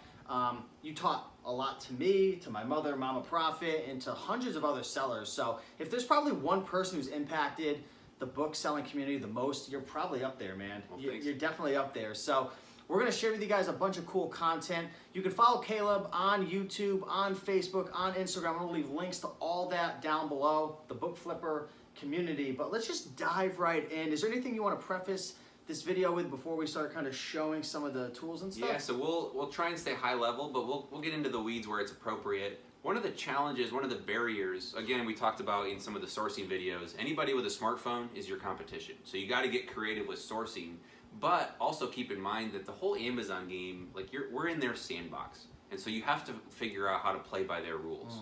And not a lot, like once you learn it, it becomes second nature. You and I could both list a box of books in roughly the same amount of time. We'd be pretty good at it, right? You can improve your efficiencies. But there's stuff you got to figure out. How do you get a scanner to connect to your phone? What app do you use? How do you list books? How do you label them? What printers do you use? And so we're just going to walk through that, try and make just a one-stop shop so you have a rough overview of what are you getting into when you're getting into the Amazon And I'll put game. some links down below to Amazon, or if it's cheaper on eBay, I'll do my best to link you guys up to the best source as well. Yeah, and even if you're not a bookseller, so my niche is books. Books are the greatest way, in my opinion. There's very few restrictions on them. They're very easy to research. You can fit 30 or 40 in a box. Of course, they're heavy. But books are a great way to learn. It's kind of the gateway drug to get into Amazon. And then if you want to get into other categories, that's great. But on Amazon, it takes a little bit of time to build up your feedback, to build up your credibility. And so books are a great way. They're cheap. People don't want them necessarily. And so books are a great way to start. And then if you're like me and you love them and there's just a future in it, you can stick with it. Yeah. Or you can branch out later, and Raken's got a ton of other content related to wholesale, private label, liquidation auctions, etc. Yeah. So if you guys didn't see the videos we recorded, hopefully this is in sequence. We did a video on some of the best ways to source books. There was a 2-part video, so I'll put links to that down below. But with that being said, man, you ready to rock and roll? Let's do it. All right, so we're going to start with, this is kind of broken down into 3 sections. Scouting books, listing books, and then shipping books. I'm sure there's some other things we could probably touch on post-shipment, but we're really going to cover like the meat and potatoes of kind of how to get started, what we use, and what we believe is the best. Of course, there's always more than one way to skin a cat. Absolutely. But this is what we're using personally in our business. We're not just promoting things to promote it. I'm using everything we're talking about for the most part. Maybe we have a couple things that are different, but all right, let's start with scouting. I'm curious what we differ on. We'll see as we go. So scanning books, everyone's always asking, what do you use to scan your books. And for me, for the first 4.5 years, I used the free Amazon Seller app, which I believe if you're new, if you're on a budget, I would start with the Amazon Seller app because you don't really want to start spending money where you don't have to at first. Once you start making money, you can start reinvesting. But Amazon Seller app is 100% free. You can scan books, but there are limitations to the data and the speed and different things like that. Sure. And you're using, I'm guessing, you probably use that software. It's called, I think, Scout IQ. Yeah, I've heard of it. I think it's orange. They like orange for some reason. It's like Home Depot. But yeah, I use Scout IQ. I am biased. It's my baby. I mean, not my real baby. I have a real baby at home. But yeah, so I use Scout IQ. The other part is the barcode scanners. Yeah. So you'll oftentimes see these, kind of zoom in there. This is an Opticon 2002. I've had this exact one, for probably 4 years now. So they're super durable. It's small. Yeah, it's about the size of a 9-volt battery, and it can, it shoots a laser out essentially, just a barcode. There's tons of scanners on the market. What are you using? Yeah, so I actually, I used to have I actually still have it upstairs. I believe it's the 2006 version. Yep, got an upgraded version of this. But I stopped using it like 4 years ago because it was so challenging to connect to my phone. Like it would always disconnect, and it was just, it you became... had to have the scanner sheet with you. And, yeah, like... Yep. Again, I was newer. I didn't have as much knowledge as I do now. So, like, have you ever had a situation where you just get so frustrated with a software or a tool and you're just like, screw it? Oh, yeah. So it's sitting up there, just depreciating every single day. Sell it. Those things go for $150, $200. Yeah. So for years, I was just using my phone. But recently, after Romer the Roamer came through my house, he got me inspired. He has a Natamu scanner, which I've been promoting on this channel. It's only $60. That's his product. I feel like he private labeled it, right? Because he talks nonstop about it. But it's big. It's bulky. It's like a garage door opener. It's probably 4 inches tall by like 2 or 3 inches wide, versus this is very, very small. But it works great. But I noticed like the laser, actually our good friend Jim Pickens, he has a video where he compares the different ones. And you'll notice that one's typically the brightest. There might be another one out there that's brighter, I'm not sure. But the Natamu I have was like the least bright laser. So what that means is you really have to be up closer if you're outside or something. Yeah, especially if you do garage sales. And the reason I have the 2002, actually Reezy told me this, was the 2002 has a brighter laser. So it's exactly to your point. Really? This works better in direct sunlight. So if you get the 2006, I think they kind of dialed it back, probably due to safety concerns. But does that link up to my phone easily? Oh yeah. They all should, and Bluetooth's getting better and better. Sometimes older phones won't have Bluetooth that's as good. The nice part with the Natamu, or even the iYoyo, or some of those, if I'm saying that What's right. What's the KD? There's the one Reezy. There's a KDC. I know Reezy was using that for a while. KDC 200. Yeah. There's tons of barcode scanners. You can spend anywhere between $50, $60 to $300 or $400. There's a socket scanner. It doesn't really matter at the end of the day, as long as it works. I like this one. It's smaller. So what I do is I've got Velcro on the back of this, Velcro on the back of my phone. I actually push those together. It's actually a stronger Velcro. Forget. But can you have a like phone case on your phone, or do you have to you do can. it? You can. So do you have a phone case on yours? I don't have a phone case. God, you're ballsy, bro. I've broken it once, but it's a little shout out. My brother works for Google, so it's a Google Pixel. But so I've got this. What that allows me to do is operate with one hand. So I can point and shoot, and I can literally scan barcodes with one hand. So one hand pulls the book off the shelf. The other hand together does this. The other way to do it is people will actually set the phone, like Avery will set the phone up on the shelf. I see guys like that and all the time. And then kind of use the scanner in the other hand. The downside of that is, you have to keep resituating the phone, or maybe someone could come snatch your phone, I guess. Yeah, one of the things, I want to kind of go back to the scouting app. So he has Scout IQ on his phone. He's the founder of it. And I started using it, how long ago did I really get into it? Probably 3 or 4 months. I mean, I played with it a couple years ago, but I just got... I don't know, man. Like, I don't know if you guys can relate, but like, I get so like caught up in my ways that you're used to something. Yeah. Yeah. So to change can be difficult. Yeah. So I've been using Scout IQ like every single day now, and I got my mother into it as well. And what I really love about it most is I could set up my my AirPods. I put my Apple AirPods in my ear, and You're one of those guys. Yeah. Yeah, because I'm lazy. No, they're awesome. I don't want to be analyzing each deal, but you put it in your ear. I have a video on this. I'll post it right here. I was actually teaching one of my friends how to do it right there, and I show you live, but it'll like beep in your ear a noise that'll mean yes or no. You can see the green or the red on the screen.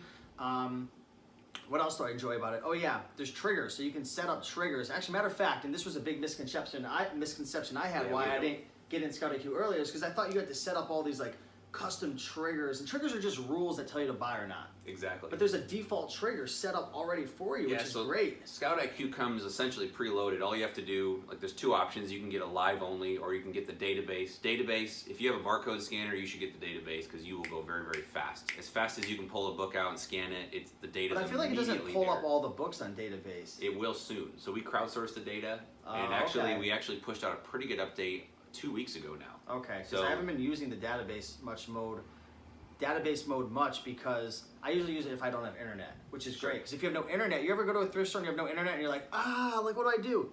Database mode, you don't need the internet. Yep, and it's also faster. So Live talks to Amazon. It takes about a second. We've got some comparison videos you can watch as well on our channel. But Live takes about a second, and it's not going to slow you down that much. Yeah. But again, a lot of times speed is king, and in books, you're going to scan 100 books and maybe pull 2 to 3 to 5. So it's more about how quickly can you get through the bad books before you get to the good ones. I'm glad you mentioned that. So because speed's important. People quit because they go through a couple hundred books and they only find a few. That's the name of the game, yeah. But that's the name of the game, but people are using the Amazon seller app with no scanner. So you got to with click no 2 or 3 triggers. times. They're having to analyze everything, and it takes 3 hours versus 100 books. We could probably go through 100 books in like a couple minutes. I can usually do... It's not that hard. I'm gonna blank. I can usually scan 10 anywhere minutes? between 700 to 1,000 books in an hour. Yeah. And that's like actually looking at the data and making decisions. If you're just going off audio, you could probably go quicker. Yeah. But again, it comes preloaded with triggers or rules. So again, you can see it's green there. If you scan a book that it doesn't like, it'll actually turn red and say don't buy it. And so if you're brand new and you don't understand sales rank, you don't know all the fees. So here's one. We showed this in the other video. So it's going to say reject. It kind of turns red at the top and says reject. But what it does is, if you don't know anything about books, you can literally get this app, scan books. If it turns green, you should buy the book. Unless it's $8 or $10 or $12, you have to make a decision. You can change the buy costs. Yeah. But essentially, you don't have to know anything. And again, for those of you that have been in the game a long time, you might not like that, but we're trying to make it easy for people to get into the game and start a side hustle and change their lives, essentially. Yeah. So scan books, you can adjust the triggers later, you can tweak them, edit them, add new ones, but it comes pre-built. You don't have to know anything about selling on Amazon. Yeah. If it turns green, it's probably worth buying, and then you got to take it home Literally and list it. a 5-year-old, I feel like, can do it. It's that simple. Well, and the test for us is, like, your mom is a perfect candidate. We tried to get her to convert. She goes, nope, I love the seller app. And now that she's switched, she's loving it. Yeah, now I just converted her from listing on the Amazon seller app to what we're going to transition into now. Is it okay if we transition in a listing? Yeah. So scouting's great. Again, you don't need it if you're on a budget. Again, Amazon seller app, use your phone's camera. You don't have to spend any money outside of your smartphone, which you should have. If you do have the money, a barcode scanner, $50 to $200. You can find them used on eBay occasionally. The market for these has gone up quite a bit. Yeah. I'll give you a link. I've got a stack of these at home. We can sell some if you're interested. Yeah, for sure. But if you want to go quicker, get a database app like Scout IQ and get a barcode scanner, because that will speed you up. And again, if you can get through 1,000 books in an hour as opposed to 250, you're going to find 4 times the books. It's just simple math. Yeah. So look into it for sure. Cool. All right, so we've got some books. I'll put links below if you're interested. Everyone's always like, how do I get it? Links will be down below. All right, we've got books. That's a bad one. That's a good one. We've got the books. We take them home. Now what? How do we get these magically listed onto Amazon? So what most people are going to do is they're going to log into their Amazon Seller Central, and then they're going to start listing through the Amazon dashboard. That's what I did for years. Yeah. But, so you find the product on Amazon. There's an option that says create a listing or add a listing. So what they do is they type in the barcode. Yep. It pops up. You choose the product, and I don't even remember anymore because I don't use Amazon Seller. You can add a SKU if you want. Yeah. You pick the condition. You type in some condition notes. Yeah. You put a price. And then you say, do you want Amazon to fulfill or merchant to fulfill? Yeah. And then you click add to shipment. But there's like 3 pages you have to go through. It's like, are there batteries in this? They ask you like all these crazy questions. It's annoying, yeah. So that's one option. That's one option. It's a long, and again, if you're on a budget, grueling process. But if you're on a budget free. and if you're new, just use it. But just know, once you start making money, you want to say buy Amazon, listing through Amazon as quick as you can. Why? Because the level of stress that you have to deal with or your time is valuable.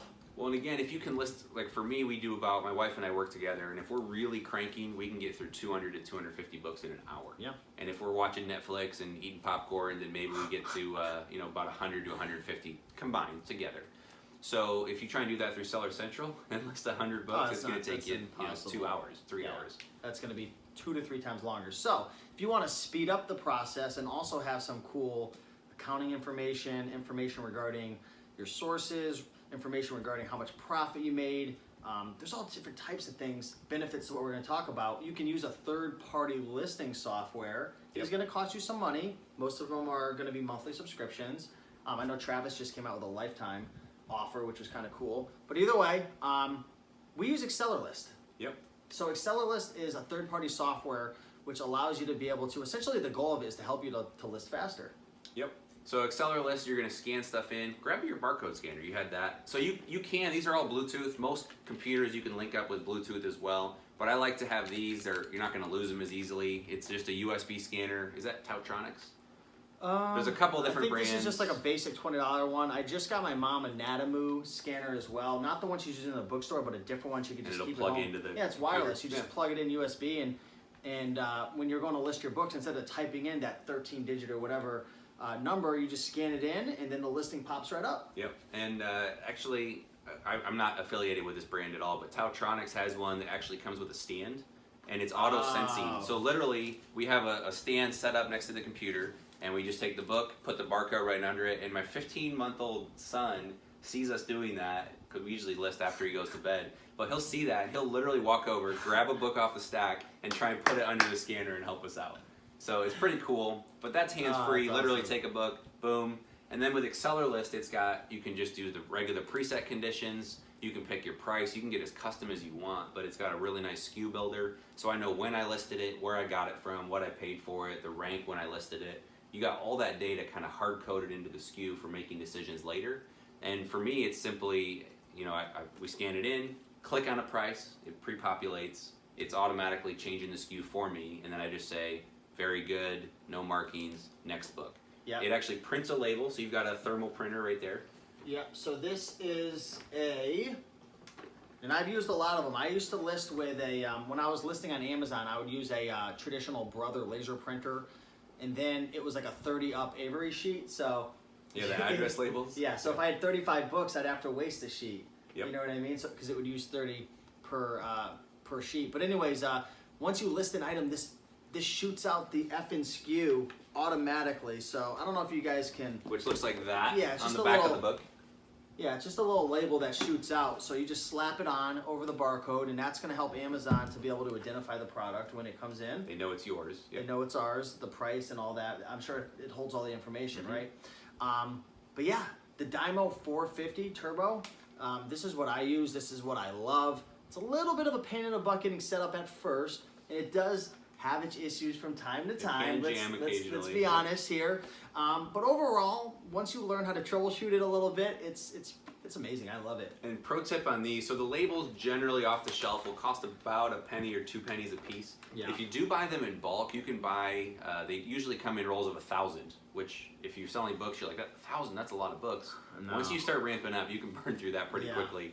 We buy them, I think they're 10 packs, so it's 10,000 labels at a time, and you can get the price down well under, don't quote me on it, but I think it's under like 0.3 cents a piece. Yeah. So it's like $30 for 10,000 labels. Yeah. So you can do that. So again, the workflow is scan it, make some decisions, whether it's through Seller Central or through AccelerList. And what happens with AccelerList, it'll print the label right then, right now. You put it over the barcode, put it in a box, and do the next book. So what we're gonna do right now is a little mid-video giveaway right now. Ooh, okay. love it. I want to know who loves winning things for free. So right here, what we have is A Scotty Peeler, it's a Scotty peeler. named after I don't know what is it. the great Scott. Obviously. I Actually, don't know. I'm guessing it was named after Scott. I was like, oh man, I don't want to put in a spot. But this, where's that book with the sticker Here you on go. it? Oh, yeah. So this We'll save your fingernails. allows you to dig out the stickers. So price stickers, like Yeah, Goodwill off the has them book. on there. You can pull those off. You don't want to leave a Yeah. price sticker on it when you sell it. Yeah. So what we're gonna do is we're gonna give away. You want to give away 3 of them? I got a stack. Okay. I think I bought 1,000. Oh, So geez. these have Scout IQ. They're limited edition, limited to 1,000, and they have our Scout IQ logo on them actually. Well, let's give So- 3 winners. Let's give three people a chance to be a lucky winner. And again, they're branded Scout IQ. These are awesome. They're not super expensive, but hey, you know what? You want to save your fingernails. So what I want you to do is comment down below selling books on Amazon. Selling books on Amazon. I want you to comment that down below. What I'm going to do after this video airs, I'm going to give it about 24 to 48 hours, and I'm gonna pick 3 lucky winners. So I'm gonna comment my email address underneath, and I'm gonna have you email me, send me a screenshot of your YouTube, and we'll send these out to you. So yeah, just leave that comment down below. But yeah, these are great. These are awesome. They're cheap. I think they're only like $6 or $7 to buy on Amazon. You can buy like a 3-pack, but Yeah. they'll be yours for free if you win this little giveaway. Yeah, so we talked about scouting, we talked about listing. Is there any other tools or software with like the listing? I mean, it's pretty simple. I'm trying to think. That's I mean, essentially glue on, it. you could clean poly bags if you want. Well, and again, we talked about in the sourcing video, would you rather like find more books or spend your time trying to clean the books up? So there's some ebooks out there, there's some people that'll say, hey, you should take the book and clean it up and turn this good book into a like new book. For me, I don't think it's worth the time. Yeah. There's often not a price differential there. Every once in a while there is, but I don't think the condition really matters as long as it's not like beat up or water damaged. Yeah. So I really don't spend any time conditioning the books. Frankly, if the dust jacket's really torn, I just remove it. Do you go through every page like when you're conditioning to see like if No, there's a high- my mom, I just We used I to. love you, Mom, but she spends so much time going through every single little page. She'll put in a description, page 46, there's a wrinkle, and I'm like, Some people love that. I know Travis just puts for every single listing, satisfaction guaranteed, by Amazon, which essentially people aren't necessarily looking at it. For me, I'm scanning the book while AccelerList is pulling price. I just do 1 page through. I'm looking for that's cash. what I do as well. Have you found cash in a book I've yet? never found cash. So Avery and I finally found it this summer. We found I think $11 in a book. Wow. So we've retired. 2 beers? Yeah, 2 Denver maybe. beers? Yeah. We've retired. We're now kicking back on an island. We're looking at island shopping. It's very expensive, but $11 will get us a blade of grass. So I literally scan it, and I'm just quickly paging through it. I don't see any markings here. The dust jacket's a little worn. In this case, I'm probably just going to say good. So most of my books are good or very good. Do you under promise and over deliver? I'd rather do that. Yeah, me So too. if this could be technically very good, it's a little bit brown, but I don't really look at that. Literally, it's 1 page through. If there's like stickers and other stuff, I don't really remove it unless it's a price tag. And that's what I love about AccelerList, those preset condition notes, because all you do is hit good, And and click you have a a few notes. preset, like, so when you start AccelerList, you're gonna write all your notes down, and I'll probably come out with a video where I just share all my notes, and you can just download it and just Yeah. upload it or whatever. It's nothing crazy, but yeah. So yeah, don't spend forever. And again, a lot of times if there's a sticker and you don't want to peel them off with a Scotty peeler, you can click the button on the Dymo and a blank label prints out. Just cover it up and off you go. Yeah. So books are books. They're widgets. Don't spend too much time trying to baby it, protect it, and love it. Just list it and work on the next book. Oh, sorry about that. So shipping, I use the Ultra Ship 55. I mean, I just use it forever. It works. So we use something very similar to that. I couldn't tell you the brand offhand, but it's actually, I got this from Rob actually, but it's a bigger base. I'll try and send you a link. Yeah, the nice part is that comes off, so as your box is filling it, you can still see the weight. Yep. We use one that's a little bigger platform because you have to kind of balance the box that's, on that. you know what? It is a little annoying. Yeah, so we've got one that's a little bigger platform and it's a little more heavy duty because we do beat those up. So that's a great scale, and it's got the little corded display as well that comes off. One important tip as well, or not even a tip, you have to do this. Do not get your boxes more than 50 pounds. So if it goes over 50 pounds, Amazon used to slap you on the wrist and you had to like check a box that says I won't do it again. If you do it now, they start fining you, and it can get up to $75 per box. Wow. So don't go anywhere near 50 pounds. Remember back in the day when it was over 50 pounds, what were those 2 words that we would have to write on the side? Do you remember that? Team lift or something? Team lift. Yeah. So if you have a set of Team books, lift. you can do it. And you have to say like, Explain to people what it's that too means, heavy. because people always wonder, like, if you find like an encyclopedia lot and it's like 40 books and it's like 80 pounds, you're like, well, I can't sell it on Amazon. It's not true. You still can. So you're gonna write sold as set, do not separate, and you can saran wrap them if you want, or you can just put them all in the same box, right on the outside of the box, sold as a set in huge letters, do not separate. And then if it's more than 50 pounds, say team lift, and I think there's still I don't think it can be 500 pounds. Yeah. So there's still a maximum, and then you put your FN SKU label right on the outside of that Okay. box. Good tip. So I didn't know yeah. that. And I guess last but not least, I'm not sure if you have anything else to share, but after you box it up, and real quick, what do you use for where do you get your boxes? We're Home Depot snobs. We You like see orange. me right there. Yeah, I got them. I use the extra small boxes. What do Extra small is awesome. So if you have textbooks especially, If you use the small boxes, which I think are like 16 by 12 by 10 or 12 or something, you can actually get these to 60, 70 pounds in a box. So then you have to get like crumpled up brown paper or bubble wrap. So the extra small boxes pretty much stay under 50 pounds even with heavy textbooks. And you're not doing box content, you're doing the same thing I am. Once you fill up a box, you're just shipping it and then you're moving on to the next. Yeah, so one of the annoying parts is, let's say you list 200 books, Amazon will say send 100 here, 50 here, and 50 here. And so they'll split it up into 3 different warehouses, and you have to do it or pay them an inventory placement fee to all go to the same place. What we do, and then you have to do box content. So you have to say box 1 has, you know, these 17 books in it, box 2 has this, and AccelerList has software that helps with it. There's a lot of box content tools as well, or you can use spreadsheets. What we do, and it's actually cool, we do the same thing. We fill one box, close it up, and hit submit on AccelerList, cross our fingers, hold our breath, cross our toes. Such a good tip. See if there's no splits, then we're good, and now you don't have to do box contents. We simply close it up, we use the Dymo 4XL, print a shipping label, and off we go. If we do get splits, you're not allowed to like just accept part of the shipment anymore. So we actually cancel the entire shipment, which I don't know if I that's... was actually wondering about that because I had a situation like that where I had 2 going to one place and 23 going the other. Yeah, sometimes Amazon wants that to happen. Like there's like 2 different receiving ports, or I don't know, maybe they're drunk and something weird happens. But you're not supposed to like accept part of the shipment. Let's say you get one book that gets split off. Like you're not supposed to just like so you cancel go in and delete that. it off, right? You can, but they don't want you to do that. They don't want you manipulating shipments. So what I do now is I cancel the entire shipment if I get a split. How do you cancel an AccelerList? You just say don't submit. So it the red button, leaves your batch the alone. reject? Yep. So it rejects it. It kills the shipping plan. And then I go into Seller Central under settings and I turn inventory placement to on. So then I go back to AccelerList, click submit shipment, and then no splits happen. Oh, okay. So you have to pay, it's like 30 to 40 cents a book. It's based on the weight, and it does get expensive. But I don't have to split anything off and ship 2 books at a time, which gets costly. And it's just a time play. Then I turn inventory placement back off, and I cross my fingers on the next box. So we do 1 box at a time. I never do box contents. As soon as it's done, as soon as it gets to 49 pounds, we close the box, and then off we go. Cool, awesome. So anything else you wanted to share? We went through the scouting, the listing, the shipping. We talked about boxes. We talked about printers, scanners. We talked about softwares.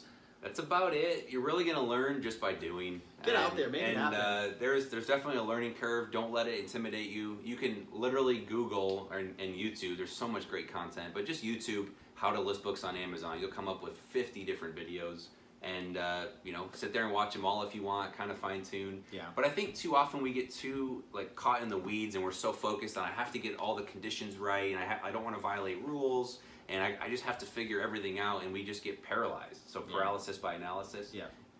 Go to 80-20, optimize. Like your goal, don't worry about doing everything as efficiently as possible. Just focus on getting it done. And then over time improve. So don't worry about trying to, even with pricing, like, well, I don't know if this is a $70 book or a $90 book. Don't worry about that so much. Send it in. If you paid $2, sell it for 70. You're going to be happy either way. And then over time, focus on your repricing strategies. Yeah, and if you've never shipped a box into Amazon, don't worry about getting a huge box of 25 books. If you get 5 books, just ship it out. Who cares if you have to eat some shipping costs? Learn the process, because the next time you're going to be more confident, and you're gonna be ready to rock. Love it. So yeah, with that being said, guys, I appreciate you guys. Hopefully you found value in this video. If you did, be sure to hit that like button, guys. It really helps get this video out. Comment down below selling books on Amazon if you want to enter into winning the little Scotty Pillar contest. And check out Caleb as well on YouTube at the Book Flipper community. And Facebook and Instagram. I'm not really on all the other cool blog. platforms, but the blog, the book. The blog's got a lot of great articles, guys, so head over there for sure. Yeah. All right, guys, appreciate you. Keep on making the money, and we'll see you in the next one. Peace. So you want to learn how to make money selling books on Amazon FBA, but maybe you don't know exactly where to go to get the best, most profitable books? Well, I'm going to tell you right now, you're in the right place, because I've been selling books on Amazon for over 5 years. I've taught hundreds of people how to do it. Even my mom, 64 years old, she's making over $2,000 a month selling books on Amazon. So if you want to know about the 10 best places to source books, stay tuned.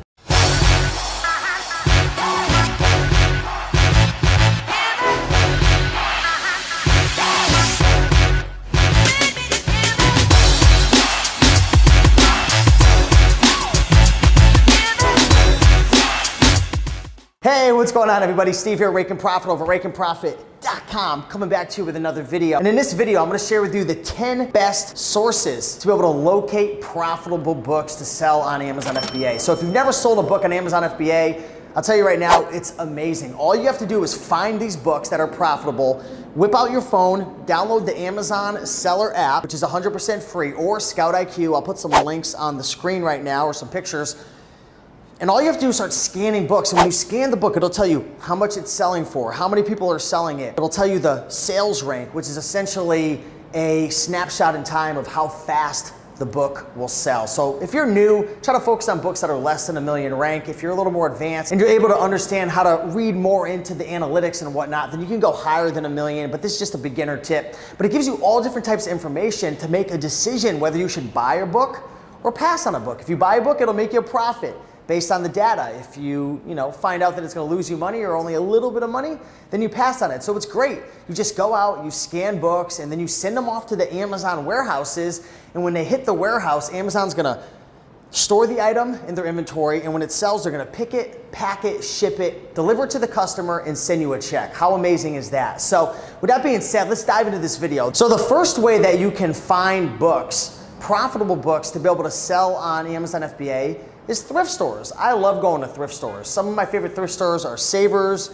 Goodwill, Salvation Army, Red, White, and Blue. I think that's a thrift store that's only in Connecticut, but I'm not sure. But go onto Google Maps and type in on your phone thrift stores, and you'll find all different types of thrift stores. I like the chains like Savers and Goodwill, but you can also find some gems at little mom and pop thrift stores. And a lot of times they'll be less expensive, the books, at the mom and pop thrift stores. So definitely check out thrift stores. I've been sourcing from thrift stores over 5 years. My mother, who I shouted out at the beginning of the video, she's making anywhere from $2,000 to $4,000 a month just going to 2 thrift stores in our area. So she just cycles through them. She visits these same thrift stores, and she does some library sales as well, which I'll talk about. But she just cycles through these same thrift stores. She hits them up like twice a day, and she finds really profitable books. So definitely check out thrift stores. Number 2 and 3 are gonna be close, but they're different. I want you to pay attention. Get out a pen and a pad and start writing some notes. Number 2 is your local library sale. Now, I'm not talking about going on to like booksalefinder.com and finding library sales, which I'll talk about next, but I'm talking about just go to your local library and ask them, hey, do you have any books for sale? A lot of times they'll have books for sale. They'll have books that they give away for free. So in our area, we have one library where my mom and I, we go, and they just put textbooks out for free. It's absolutely insane.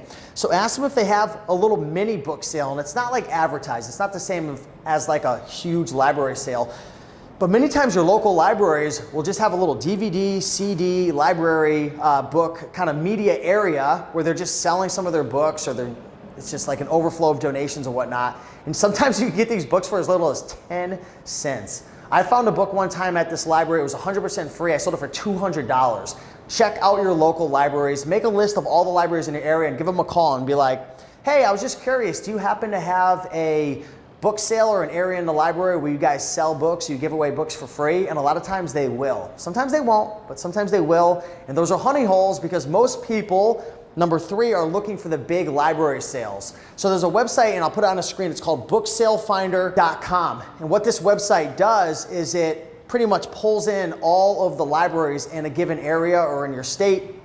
They're having big library sales. These are book sales that could have 1,000, 5,000, 10,000, 100,000 books. And what happens is all the booksellers come together and they all have their little scanning devices and their PDAs, and they just go and they go psycho. I personally find library sales to be annoying. They're stressful. Everyone's fighting for books. Matter of fact, I did a video on this. I went to a book sale last year, and right when the book sale starts, because everyone's like waiting on the edge, right? They're waiting on the edge because there's like a perimeter typically set up if it's like an outdoor book sale. If it's inside, it might be a little different. But I'm sitting on a perimeter of the book sale waiting for them to say go, and everyone goes psycho. And I see a textbook that's brand new in the package. So I'm like, all right, I'm gonna position myself right here. So then when we go, I'm gonna go grab that book because there's a good chance that a brand new textbook's worth really good money. And I go and I grab the book right when they say go, and this guy runs out, grabs the book, and he's like, F you. And he freaking rips the book out of my hand and takes off. And I'm thinking to myself, like, do I knock this dude out? Like, do I just go tackle him? Some Conor McGregor, put him in a chokehold or something? But I'm like, I got a YouTube channel, like maybe someone's testing me, like maybe this is a big prank. Like, I didn't know, like my mind was going nuts. But these are the things that could happen at a library sale. People are freaking ridiculous. But you could easily make $500 to $1,000 profit at a big library sale. I know people who use Scout IQ, which is my favorite, all-time favorite scanning app. It's not free like the Amazon Seller app, but it'll help you make so many better decisions. Caleb Roth is the founder of this software, best software. I am an affiliate for it, but honestly, like, don't even go through my affiliate link. Just get Scout IQ. It's absolutely incredible. I love it. But they have something called Scout IQ Team Mode. Scout IQ Team Mode. And essentially what it allows you to do is set up rules, otherwise known as triggers, which make buying decisions for you. And you could set people up on your team through Scout IQ. So you could download the app on their phone and you already have all the rules set up. So all they do is they scan a book and it says yes or no. So they don't even analyze the book. So imagine having a team of 3 to 5 people. You pay them 10, 15 bucks an hour. So maybe there for 2 hours, you have 5 people on your team. That's like, what, 30 bucks a person. That's $150. You got 5 people plus yourself. If you have a big book sale with like 100,000 books, like you could make like 2, 3, 4 grand. Each person makes $500 to $1,000. You pay them off. I mean, it sounds too good to be true. And you're probably thinking to yourself like, that's BS. No, but I'm being 100% honest. You can make a ton of money at library sales with a team. Check out Scout IQ Team Mode. It's awesome. But library sales are great. Number 4, Craigslist and Facebook Marketplace. So I'm going to talk about 2 things. Number 1, the free section. The free section on Craigslist, the free section on Scout IQ. The free section on Craigslist and Facebook Marketplace. I got Scout IQ in my head because I'm freaking thinking about scanning books right now. You could find a lot of free books that are profitable on these websites. Check out Facebook Marketplace, check out Craigslist, and put in keywords such as free books, textbooks, giving away books, library set, different things like that. Like you can find a lot of profitable books. And also, you can find tons of people, especially on Facebook Marketplace, who are selling their textbooks after textbook season, or maybe one of their family members passed away and they're just trying to get rid of their whole entire book set. You can go and make an offer. And I have known people who have gone in and made $10,000, $20,000 profit off of books, no BS, just looking on Facebook Marketplace. So definitely check out those 2 websites. Those are great. Number 5, recycling companies. Now, I don't have experience with recycling companies, but I have a couple friends of mine who do a lot of bulk and liquidation of books. So they build relationships with like wholesale companies and companies who get like overflow of books from Amazon, so on and so forth. And they build relationships with bulk companies and also with recycling companies. So recyclers, you can do them a favor and you can go take books from them. Like, I don't know exactly how it works. I have friends who do it, so look into it. But they go and they build relationships with recycling companies because books, people bring them to recycling companies to recycle them. And I don't know exactly what they do, but they're somehow able to like jump in and pick out all the good books. And then, I don't even know. Just look into it, do your research, Google it. I'm not gonna sit here and pretend like I know all about recycling companies because I've never done it. Matter of fact, I have a couple friends who have done it, so I gotta bring them on a YouTube channel, but just look into it, recycling companies. Number 6, consignment. You can get tons of books coming to you by offering a service to sell people's books. I have a good friend of mine, he's actually my roommate who lives in this beautiful apartment with me. His name's Avery. You can check him out on YouTube at Romer the Romer. And on his YouTube channel, he teaches everybody about making and money selling books. And a big part of his business now is consignment. So what he does is he sells restricted inventory for people. So when you're selling books on Amazon, certain books are going to be restricted, certain titles, certain brands, just certain books you're not going to be able to sell. So when you're scanning books on the Amazon Seller app or Scout IQ, sometimes it's going to reject it. It's going to say you can't sell this. You're not, ungated in popular textbooks or in a certain book. So Romer is ungated in all these books. So what he does is he sells these books for people, restrictedinventory.com, on consignment, 50-50 split. So if you ever come across books that are restricted, go over to the website, tell them Rake-In forwarded you over there, and I don't know if he's going to give you a deal or whatnot. But yeah, you could send your books to him and they'll sell them. He'll sell them for you, 50-50 split. But also, you can offer this service for others, so you don't even have to like sell restricted inventory.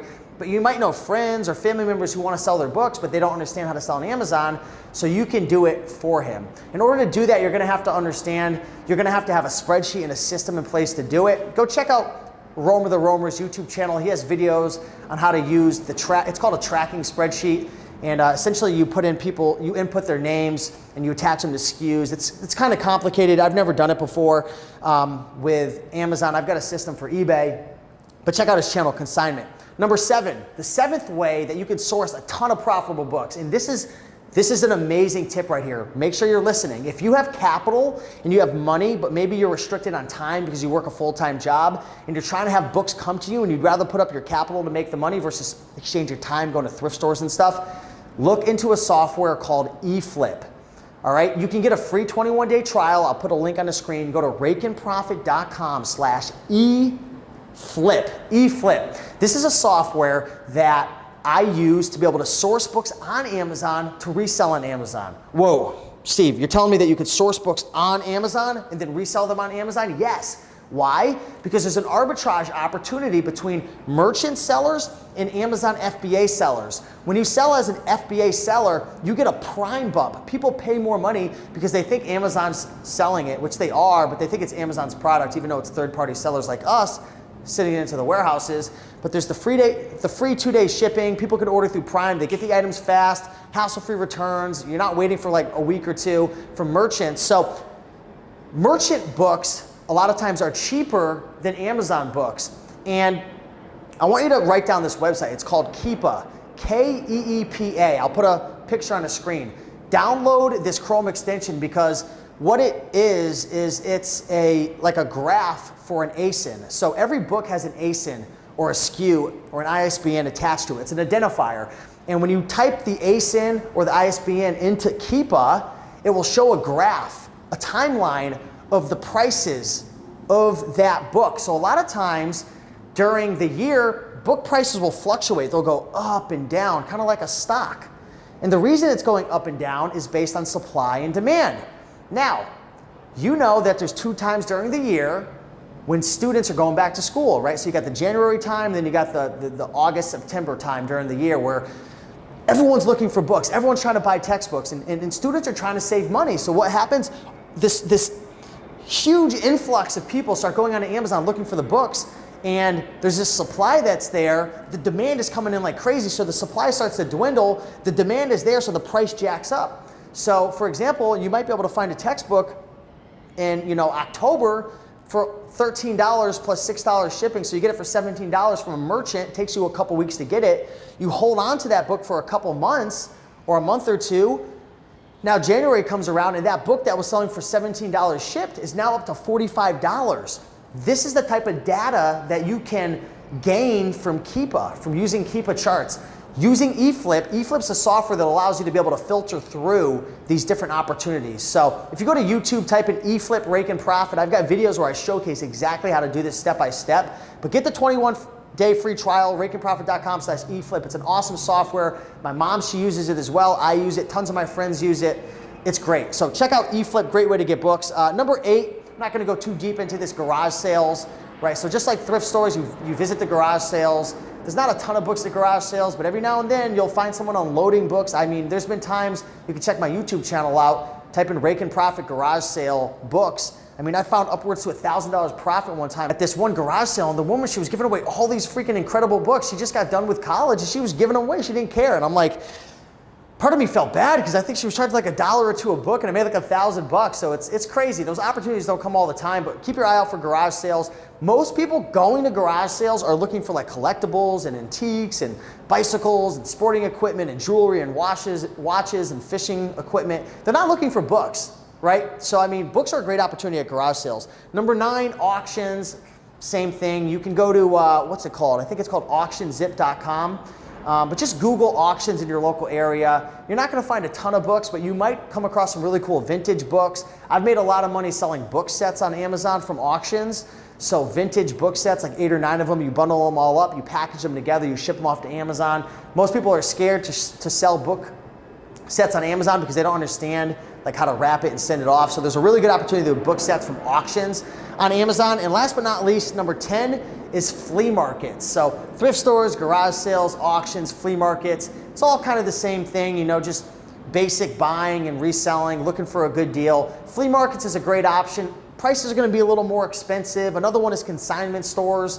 I feel like thrift stores, consignment stores, auction, they all kind of group in the same like basic sourcing. I'm sure we all know about that. But those are the 10 ways to source books, profitable books, to make awesome money on Amazon FBA. So to run through them: thrift stores, local library sales, big library sales, number 3, Craigslist and Facebook, recycling companies, consignment stores, eFLIP, which is doing online arbitrage from Amazon to Amazon, garage sales, auctions, and flea markets. There's also bulk and liquidation companies that you can go through as well, but I'll talk about that in another video.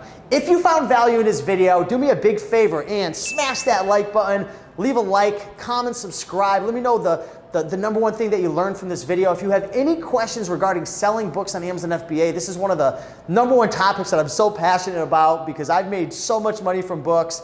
My roommate, he's making a full-time living from books. I taught my mom how to do it, Mama Profit. Look up Mama Profit on Instagram or on YouTube. I've got some super cool videos coming out with her sourcing and whatnot. But with that being said, keep on picking and making that money, and I'll see you in the next one. Peace. So what happens is the buyer is buying through the buy box. So they go in, they're just conditioned to believe used books are cheaper than new.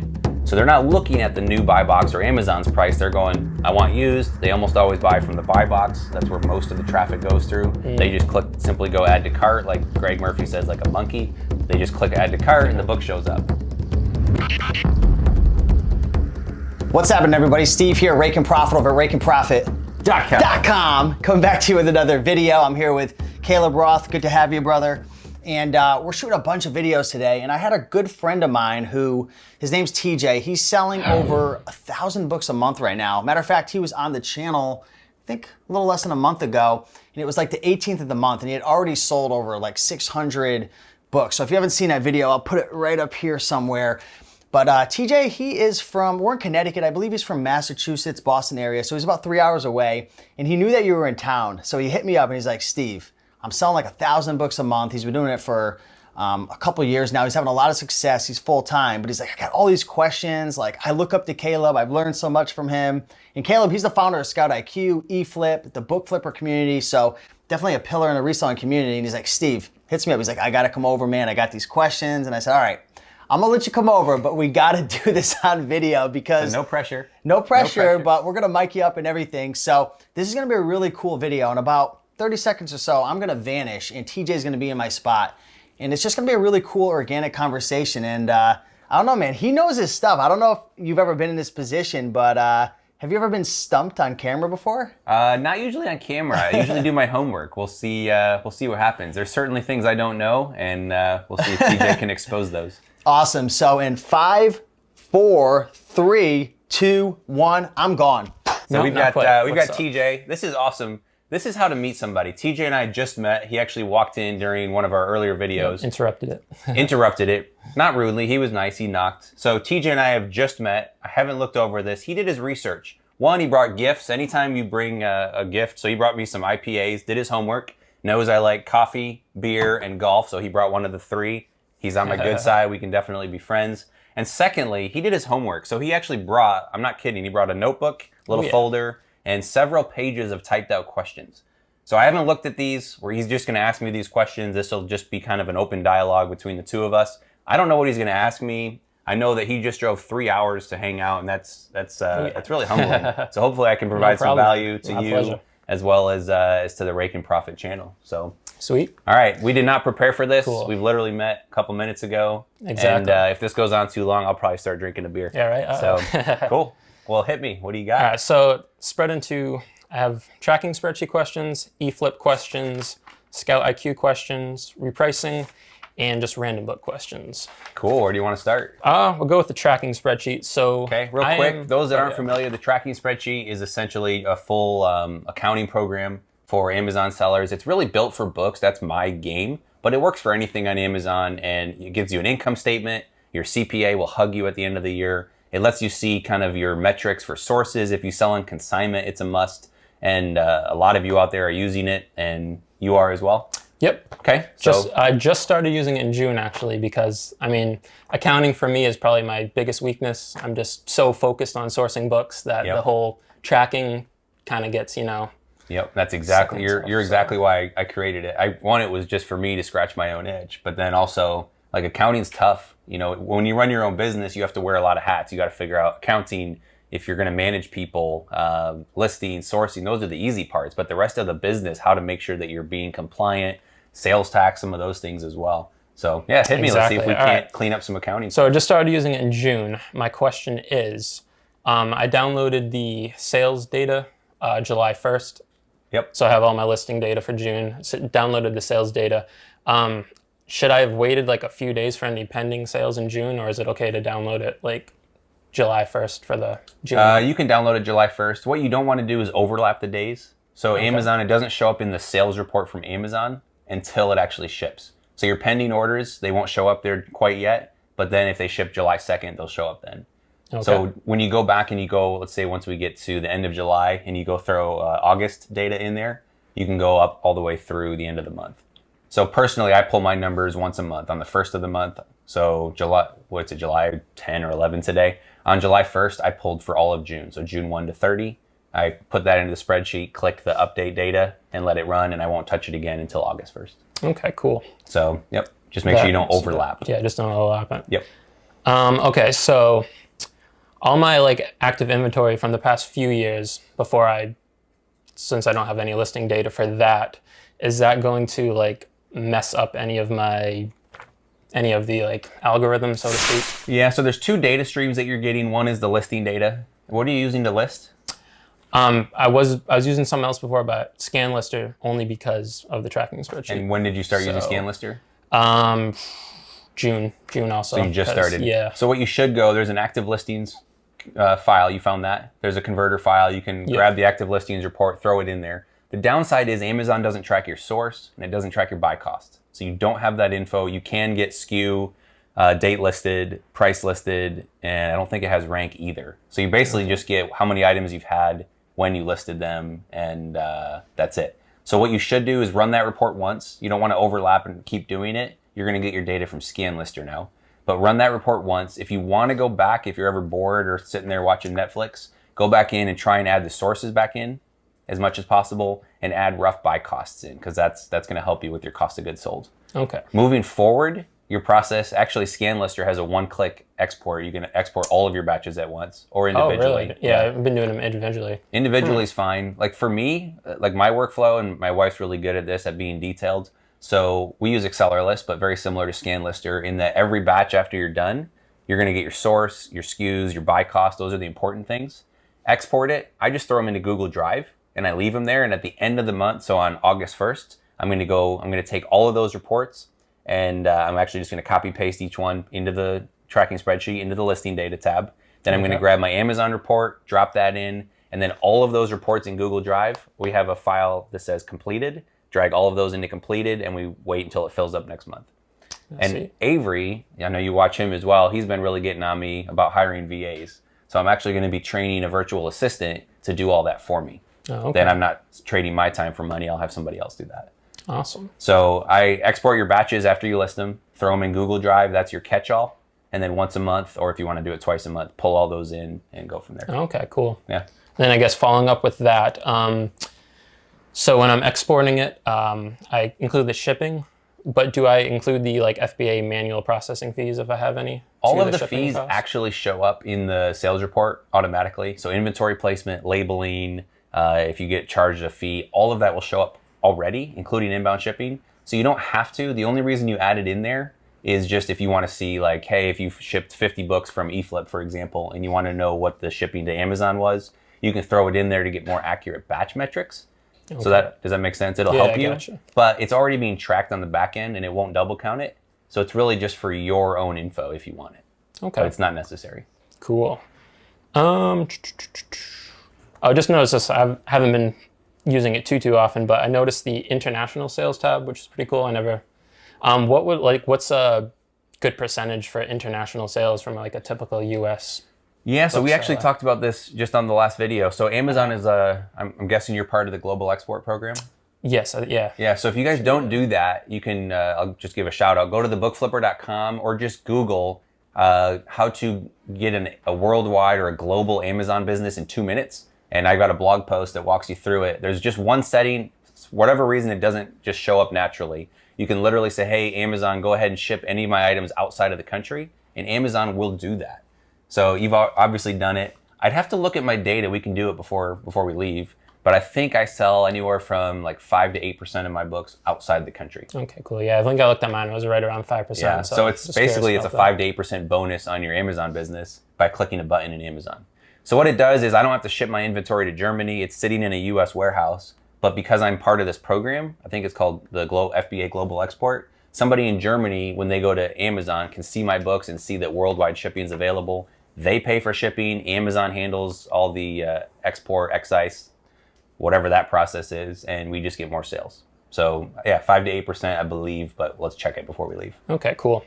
All right, so now some eFLIP questions. All right, switching gears, no more accounting stuff. Yeah, all right. eFLIP. So I'm noticing like a lot of your tutorial videos, when you're searching for a book, you search maybe between like $15 and $25. Yep. For what you want to pay. Why wouldn't you do it from like a penny to 25? So you can. I like to look in narrow ranges. Because if you're doing like say a penny to $10, for example, then you're going to be looking for books that you can sell for 30 or higher. If I'm going all the way up in the $25 range, so 15 to 25, I'm going to be looking for books in the $40 or $50 range. So what I'm trying to do is I'm trying to zone in and just find books that are between 15 and 25, knowing that I can get at least 40. Because a $5 book, I don't need to get 40, I can get 30 or 25 and be okay. The other reason is there's not a lot of books in the penny range, not anymore. Most books bottom out in the $5 to $5.50 range. Every once in a while, you'll find some prime books mispriced that are at a penny. So it is actually worth looking at, but I like to look in windows. So I'll do like a penny to $10, $10 to $18, 15 to 25. I kind of stair step it up. I see. And then so in that range, $20 to $30, I might be looking to try and sell it for 60 or 70 prime, if that makes sense. Yeah. So I just like to look in narrow windows. Okay, I see. I call it, we keep using fishing analogies, Rakin and I did, but I call it fishing at different depths. So I'm going to look at really cheap books, and I only need to get $20 to $25 prime. If I'm finding $50 books or $40 to $50, I want to sell it for $99 or higher. Okay. So that's kind of the thought process there. Cool. So when I use eFLIP, I pay for like a third-party restriction checker. Yep. Is there any way that like in the future eFLIP could somehow sync with like our Amazon account so that you'll know right away without having to? Yeah, we probably should. So the reason like scouting tools don't do this very much, and same thing with like eFLIP, is Amazon doesn't give us that information for your account in the API. Okay. You have to actually scrape the Amazon page in the background. So you'd have to do a Chrome extension is probably the best way to do it. Should we add that? Yeah, probably. Right now, which extension are you using? I think it's called Check Permissions. It's like $10 a month. Okay. I know AccelerList has one as well. I don't know if, I believe it's free if you have AccelerList, although you're a ScanLister guy. Hasten, Abe Green has a tool as well. I think it's 15. I think he's going to raise it up maybe $20 a month. And it does a number of other things for researching as well. But yeah, we just have to spend some money and make a Chrome extension if we're going to do it. Okay, cool. All right, so counterfeit books. The $1 million question. Right? Here we go. All right. So, I mean, it's not super often. Maybe out of every 20 books, 1 or 2 seem a little sketchy. Yep. And these are from like bigger booksellers too. They're not from, just like a Hole in the new wall. rated. Yep. Yeah. Yep. If I ever so I always send them back. Yep. But if I ever didn't know it was counterfeit, because some of them are like really good, if for some weird reason I ever got caught or something, would I have any backing proving that I bought it from like a merchant? Unfortunately, no. And I don't want to get too crazy into this topic, just because there's a lot of legal ramifications. But I will say this: so one, counterfeit books. What are they? So there are some fake books out there. Again, textbooks that are a lot of them in the U.S. are $100, $200, $300 as they get into it. So let's go back. Let's talk counterfeit books. Again, they're expensive books. Have you been out of the country? When I was little, yeah, not recently. So if you ever go to anywhere, like South America, Mexico, Asia, anywhere, there'll be these markets that pop up and you can go buy Oakley sunglasses, although they're not really Oakleys. You can buy Rolex watches for $10. They're not really Rolexes, right? So there's knockoffs. They're knocking off these expensive brands.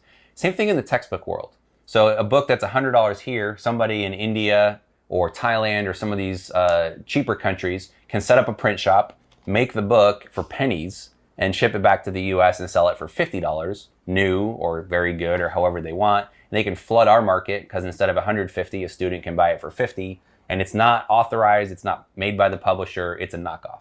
So those are out there, and that's just because textbooks are expensive, and so there's a business opportunity. How to tell, probably the best website I can refer you to is stopcounterfeittextbooks.com. Have you heard of that one? I think I've heard of it, yeah. So the main publishers that are part of this whole like weeding out counterfeit process, they've hired a law firm called O&Z, Oppenheim and Zobrak, something like that. So there's a law firm out there. They put this website together to try and give us as sellers information on it. And so they give you like what to look for, how to tell if it might be counterfeit. Typically the page quality is not as good. The binding, if you look at it, usually you got like the glue here. That'll be like gloppy and irregular. But honestly, blurry barcodes and stuff too. Yeah, sometimes it's just the feel of the paper. Like this is printer paper, right? You can feel that. It's like rough. That's not a great sign, although a lot of books are poorly done. The issue now is a lot of these books are getting really, really good. Yeah, and sometimes they look even better than the original. So when in doubt, don't. That's kind of my rule. I would always return it. One of the benefits of buying books on Amazon to flip or resell is that you can always return. I wouldn't necessarily throw somebody under the bus and say it's a counterfeit book unless you're 100% sure. Remember, it's another seller on the other side. Try and show them some common courtesy. But you can return it and just message the seller privately and say, hey, this doesn't feel right. I don't feel comfortable trying to sell it or resell it, and maybe go that route. Okay. But yeah, when in doubt, don't. And if you sell that book, even though you bought it, even if you can prove the chain of commands, I've talked to the lawyers, I've talked to some of the people involved, some of the bigger companies, and the argument doesn't really hold up. Here's my conspiracy theory for those that like that. I think we walked on the moon. I don't really get into those. But my conspiracy theory is the law firms don't really care as much about weeding out counterfeits, although I'm sure they do.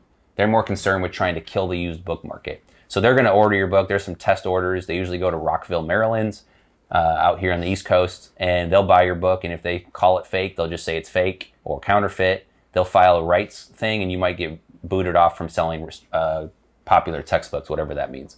So they are trying to police the market. I'm not so worried about a third-party buyer buying it. But again, the last thing you want to do, if you have any doubts about it, don't sell it. Gotcha. So and that's why the restriction checker does come in handy. There are some books, too, that almost no sellers are allowed to sell. Even if you are approved in popular books, popular textbooks, they're just very commonly counterfeit, like the DSM-5. If you've seen those. I've seen that, yeah. Public Speaking by Stephen Lucas, or The Art of Public Speaking is very commonly, it's a black book. Leadership by Northhouse. There's several books that are counterfeit, and most sellers do not have permission to sell those, and you should probably stay far away. So cool. Unfortunately, they're out there. I'm trying to get some of the law firms actually to come on and do some videos and help people learn how to identify. That would be really valuable, but I haven't gotten them to commit to that yet. But if they can, I'm really interested because I don't want to be part of the problem. I want to clean it up. Yeah. They're out there, and unfortunately, if you buy one, even if you can prove I bought it from this seller, they're going to say, nope, you sold it, you're on the hook. Gotcha. Yep. Let's see where how do you feel about like buying merchant fulfilled books from UK sellers? Love it. You do? Most buyers aren't going to buy those because from the UK, it's going to take 7 days, 10 days to show up. So World of Books is over there. There's some Goodwill. I don't think there's Goodwill. Better World Books, UK. There's several bigger sellers. I love buying those because they're usually cheaper on our market. They might be $15 when the next lowest merchant fulfilled price is $20. And it'll say, warning, ships from the UK might take 7 to 10 days to show up instead of 5 days. So a buyer that wants that, again, a lot of people love Prime. They're willing to get it quickly. If you're willing to sit on it and wait 7 to 10 days to get it, no problem. Buy it up cheaply. A lot of times they have multiple copies and then you can flip them. So I love that. If you're willing to do what others won't, whether that's going to the bottom shelves in thrift stores, typing in ISBNs manually, doing the work that other people are too lazy to do, or in this case, waiting extra time, sure, earn that profit. Gotcha. Yep, I love those. Let's see. How do you feel about like using eFLIP without the Keepa subscription so that you don't have like the sales rank? You've got to have the sales rank. Without having some of that history, you're kind of flying blind. And if you can afford eFLIP, you can afford Keepa. True, right? Yeah. So Keepa, for those that don't know, they started charging for their data. You can see the charts, you can see the price charts, but you won't see the rank and know what it sold for. On textbooks, you might be able to get away with it because you pretty much know if the price is going up, demand's going up. So you might be able to get away with it. We do have some of this data, and if we ever get around to a Chrome extension, we should just throw our own data into it, and then you wouldn't have to pay for it. Kind of be an all-in-one. But yeah, if you can afford eFLIP, don't be what is it, penny wise and pound foolish. Pay the money. Okay. Very little investment. I think it's 15 or 17 euro, maybe 20 bucks a month, which does add up. But if you're serious about it, it's going to help make you a lot of money. Cool. Let's see. So I usually I try to buy like 5 books a day on eFLIP. I'm not like huge. It's just like a small part of my business. But and you do that every day, Monday to Friday. Weekends I do it like when usually after sourcing after a long day. So I just kind of grab go a on beer it for a little bit. Yeah. We do actually promote drinking and eFLIPing. That's fine. There you go. Right. I'll make sure to keep my slider low so I'm not going after $200 books. Right. Actually, a really good point though. Go in and like Matthew's doing a challenge right now for the eFLIP challenge, and the idea is go in consistently. Whatever your budget is, whatever your time allotment is. The challenge is we think, oh, I have to go in, I'm paying the subscription, I have to do 100 books a day, or I have to just spend all this time and get my value. It's more about just being consistent. Because if you forget a day and you start shaming yourself going, I have to go flip books, do 2 a day, do 5 a day, spend a budget, try and spend $100 a day on eFLIP. That's a great tactic. Cool. But go ahead with the question. So yeah, going into that, like, is there a limit on how many like USPS items I can get shipped to a residential I haven't found it yet. Okay, because like my mail lady. Do you like, live in a condo or apartment or something? Just like regular residential house. Oh no, they'll ship anything. We used to get them to bring the mail bins, and they would drop those off. They're not like, sometimes they get salty. They're getting paid to deliver it, right? Yeah, because my like mail lady's like, I'm on her hit list, I think. So. I would. So you're not supposed to bribe government employees. There's some limits there, but give them some cash, give them some gift cards. Try and treat her nicely if you see her. A lot of times if I see the mailman roll up, I'll actually run out there and help unload, especially if I'm getting a lot of boxes of multiple textbooks. So be nice, but it's their job. Yeah, true, I mean, right? What are they going to do, not ship them to you? I've never heard of people She's like this old trouble. lady, really like skinny, you know, like she picks up the thing. Yeah, the nature of mail now is different. You know, they used to have the mail bag and go door to door, and now with Amazon, everybody gets packages delivered. So those good old days are over. It's not a walking route, is it? For her? No. She's got a truck? It's fine. Fine. Got a long driveway too. She has to go on that. If she complains too much, someone else will take her job. Right. No offense to mail carriers, but. And that was actually, I emailed you, I think it was a few weeks ago, and you responded right away. So I'll give you excellent customer service. Right. I don't know if you remember about the weight of the book slider. That was you. Okay. That was me. That was me. So I don't like buying like really heavy textbooks, like 6-7 pound textbooks. So I'm always like clicking, making sure they're like 3 pounds or under. If possibly like if there could be a slider so that any book over a certain pound doesn't show up on eFLIP. So first off, let me clarify. The calculator that's there does have the weight in it, and it does factor in the inbound shipping and Amazon's fees as well. So a 6 pound, hold that one up real quick. Yeah, I think that's so a like this 7 pound book, this right? is pretty heavy. Now, if this was $10 merchant fulfilled and 40 Prime, would you still buy it? Or Probably you would skip it because it's 7 pounds? I would skip it just because of my postal lady if I buy like a bunch of these. Oh, so you're trying to help the postal lady. Yeah. It's less about profit. So the calculator is going to give you the profit you need. True. No, I haven't really thought about trying to be nice to my postal worker. Maybe I'm too. All right, we need to have a T-shirt. Instead of save the whales, it's save the USPS lady. Exactly. There you go. No more buying any books. Have a little stick figure. No, so part of the challenge of software, actually, I try and say it nicely. We went to a conference, Matthew and I asked the guy, there was somebody that had a different software, and I asked him because we had like a custom need that we wanted, and he just flat out said, "No, we can't do something just for you." He was very abrupt about it, and I was like, that's rude, but I'm like, it's the truth. So I'll say this, you're the only one that's asked for it, and so at that point, I always listen to the ideas, and I go, yeah, I could see why you'd want that, and if enough other people keep coming, so if you watch this video and you want it, hit me up, leave a comment and if enough people actually approach me, we do it. But the other thing we're trying to balance is if we add a lot more filters in there, it makes it confusing for other people. So we try and balance that. It's got to be simple, useful, but I did read that, and I thought, yeah, we could add it, but we'll wait and see if it keeps percolating. Make sense? Yeah. So I'll definitely give you a shout out for good customer service. Cool. Like a lot of sites, they'll just like send you to their FAQ, frequently asked questions. Yeah, it's like automated. You're like, no, just I had like, a thank you. question. Just Yeah, answer it. exactly. So We're good real. customer service there. John helps with support as well. Matthew does it sometimes, and yeah, that's what sets us apart. And if you email me, our customer service team, I'm gonna reply. If you took the time to ask a question, we actually hit you back. So that's how we roll. So like I have a scouting subscription for my girlfriend, but Okay. she only goes maybe like 2 or 3 times a year.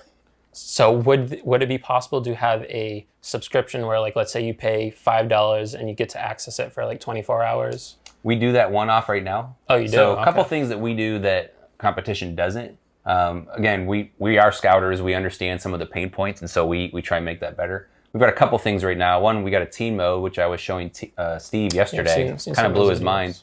But team mode, you can hire a child account or a sub account under you. It's month to month, so you can pay $10 for live only, $30 for database and live. So pretty good discount off regular. You can do that and then assign that to her for just 1 month.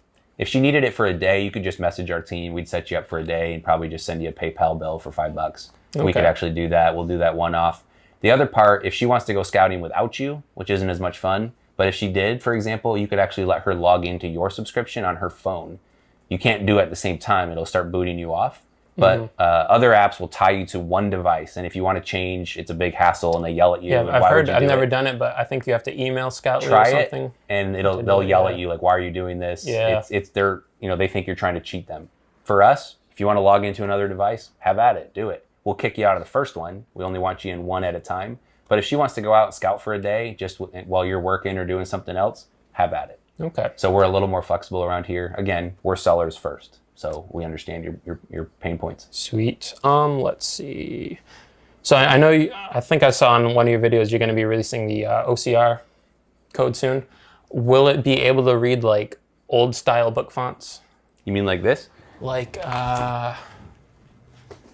It'll read most fonts as long as there's an ISBN written. yeah, because somewhere, like it'll with the read it. Scoutly one, it'll read these fine, but like I don't have any examples probably, but you know how like older books, we could teach it to do it. Yeah. So It'll what only you'll do, read like times. you'll be able to tap the ISBN.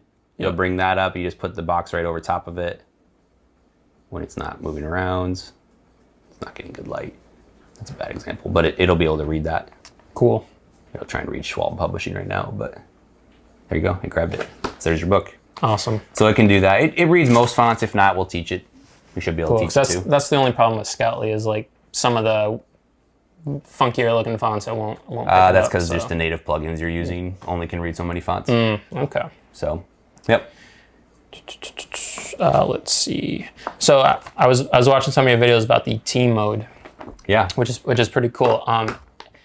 If I were to hire a scout, I would definitely want them like hidden mode. I wouldn't want them seeing the prices. Yep. But probably the issue in my area is Books are variable priced. yeah, like textbooks, like some thrift stores price them like $10 to $15, and then some of the regular books are only $4. Same with like even library sales. Some of them are like $20, $30. Yep. Rest are $2. How would you go about putting like a initial like cost of goods? There's not a great way. One way you could do it is that we could put a number on it that says go ahead and accept it up to $5, and you could set your return on investment, right? So you could do that. The challenge is people don't want their scouts seeing all the data, and so if it said buy it up to $20, then they don't. That's a really expensive book. And now instead of the $2 they were going to pay, they might put it in their pocket and take it away, right? So if you're going to trust somebody enough to show them that data, then I would actually recommend not using hidden mode. Teach them to look at it, make a decision, or be able to kind of change the buy cost and edit it and do it that way.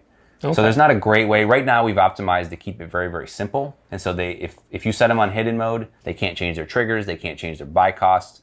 People have asked for it and we'll probably relent and go back on it. But right now we've kept it very basic. What we don't want is somebody that's older or accidentally messes it up and goes in and changes all this stuff, and now everything is accept or everything is reject, and then you just wasted all that time.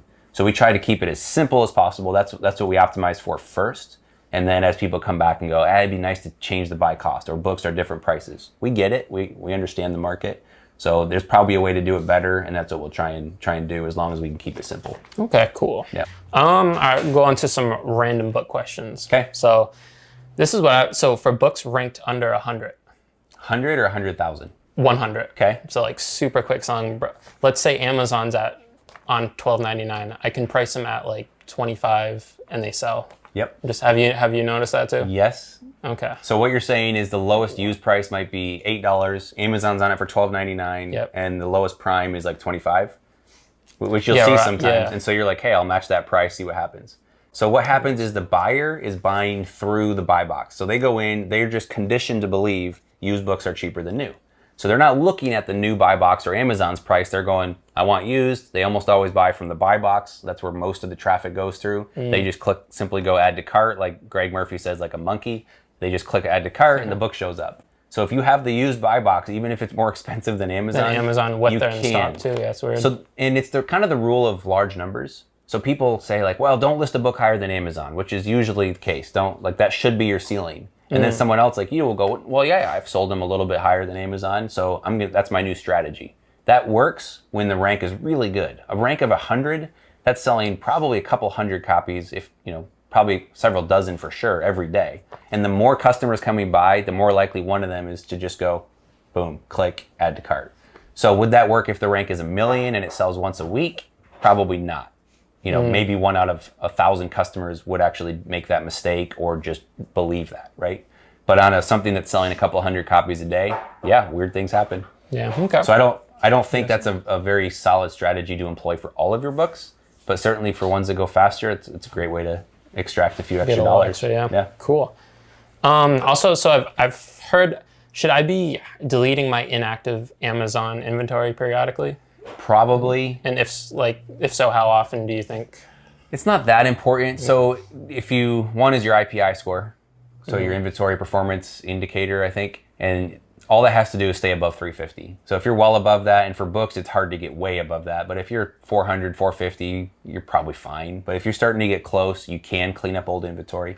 The other thing is every once in a while, there will be like IP or intellectual property claims. So the rights owner on a book, Weight Watchers came in and shut them all down. So we used to sell Weight Watchers books, so we'd get them and they had decent FBA prices. We got a little notification from Amazon that says, hey, you've been on this listing, which we weren't anymore, but we still had old listings there because they just quantity of 0. And they said, we're kicking all the sellers off of it. We didn't really get in trouble. It didn't really matter, but that might trigger some sort of, rules from Amazon. So it's probably not a bad idea. I wouldn't go in religiously and spend time every week deleting numbers, but it's not a bad idea to clean up your old listings. Good to know. Also, like multiple ASINs, I've heard various different things. Like, so some popular books I'm finding multiple copies a week. You know why? Oh, sorry. Multiple copies listed on Amazon? Like, well, if I go sourcing, maybe I'll find five. You'll end up with 5 of this book and list them over the course of 3 weeks. Exactly. Yeah. Yep. Okay. Am I allowed to have multiple copies in the same condition listed? Yeah. So Amazon's terms, you're supposed to match the original SKU. But for me, I track all my sources. So this might be for a Goodwill. This might be for a library I'm selling on consignment. This might be an eFLIP purchase. All the same book, all in good condition. What'll happen is every once in a while you'll see this. There'll be a listing and there's 6 prime prices and they're all different prices, all the same seller, all the same condition. That's not supposed to happen, and Amazon usually suppresses the higher priced ones. And if you ever see someone on it, you can actually reach out to Amazon. They will suppress the other listings. They only show your cheapest one. So you're supposed to match the SKU. It's really not a big deal. I've never been slapped on the wrist. We list. I didn't know if that was I don't know if ScanLister does it, but in ExcellerList, if I list a book, it'll say, hey, you've listed this before, and it'll show your SKU. And you have the option to say, hey, use this SKU again.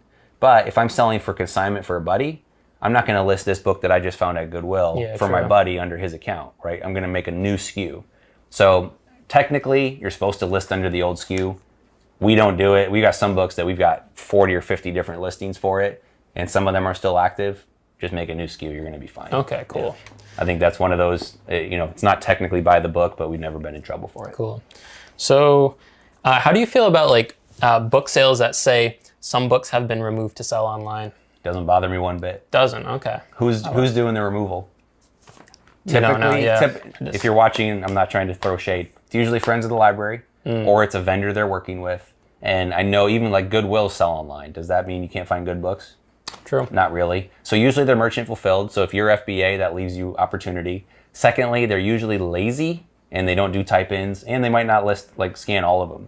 So some of our best sales in Denver, I talk to the ladies that run the sale or the guys that run the sale, and they say, yeah, we work with an Amazon seller. They come in, we scan all the books, they take all the best ones. They showed me the triggers they're using, and theoretically there shouldn't have been much meat on the bone. And we go in there and find hundreds of books. So the books are still there. Always try. If you end up with a sale that is always picked over, maybe they're really good at it, and kick the dust off your feet and go somewhere else. Okay. But that wouldn't deter me. I might not fly to that place or drive 6 hours, but I wouldn't have a problem going in and doing it. Gotcha. And kind of following up, like, the ones that say like no scanners allowed on preview night. Have you found that like they actually enforce that? Or? A lot of times you can call and ask, and a lot of times like that's just a box they checked, and they're like, oh no, it's fine, bring your scanner. And those are great because you might be the only one there. And then also just ask like, hey, why do you guys not allow them? And usually it's either because they sell online and they don't think you're going to find anything, or they've had bad experiences, or they want to protect their actual customers. And ask them about it and say, hey, I'm not rude, I'm not pushy. Is it okay if I do it? Sometimes they'll make an exception, but call and ask on that. Definitely don't go in and start scanning because they will throw you out. And it's just poor form. Yeah, I think booksellers get a bad enough knock as is. There's enough slimy ones out there. Don't be that guy or gal. So okay, cool. Yeah. So 2 more questions, and this is like an example.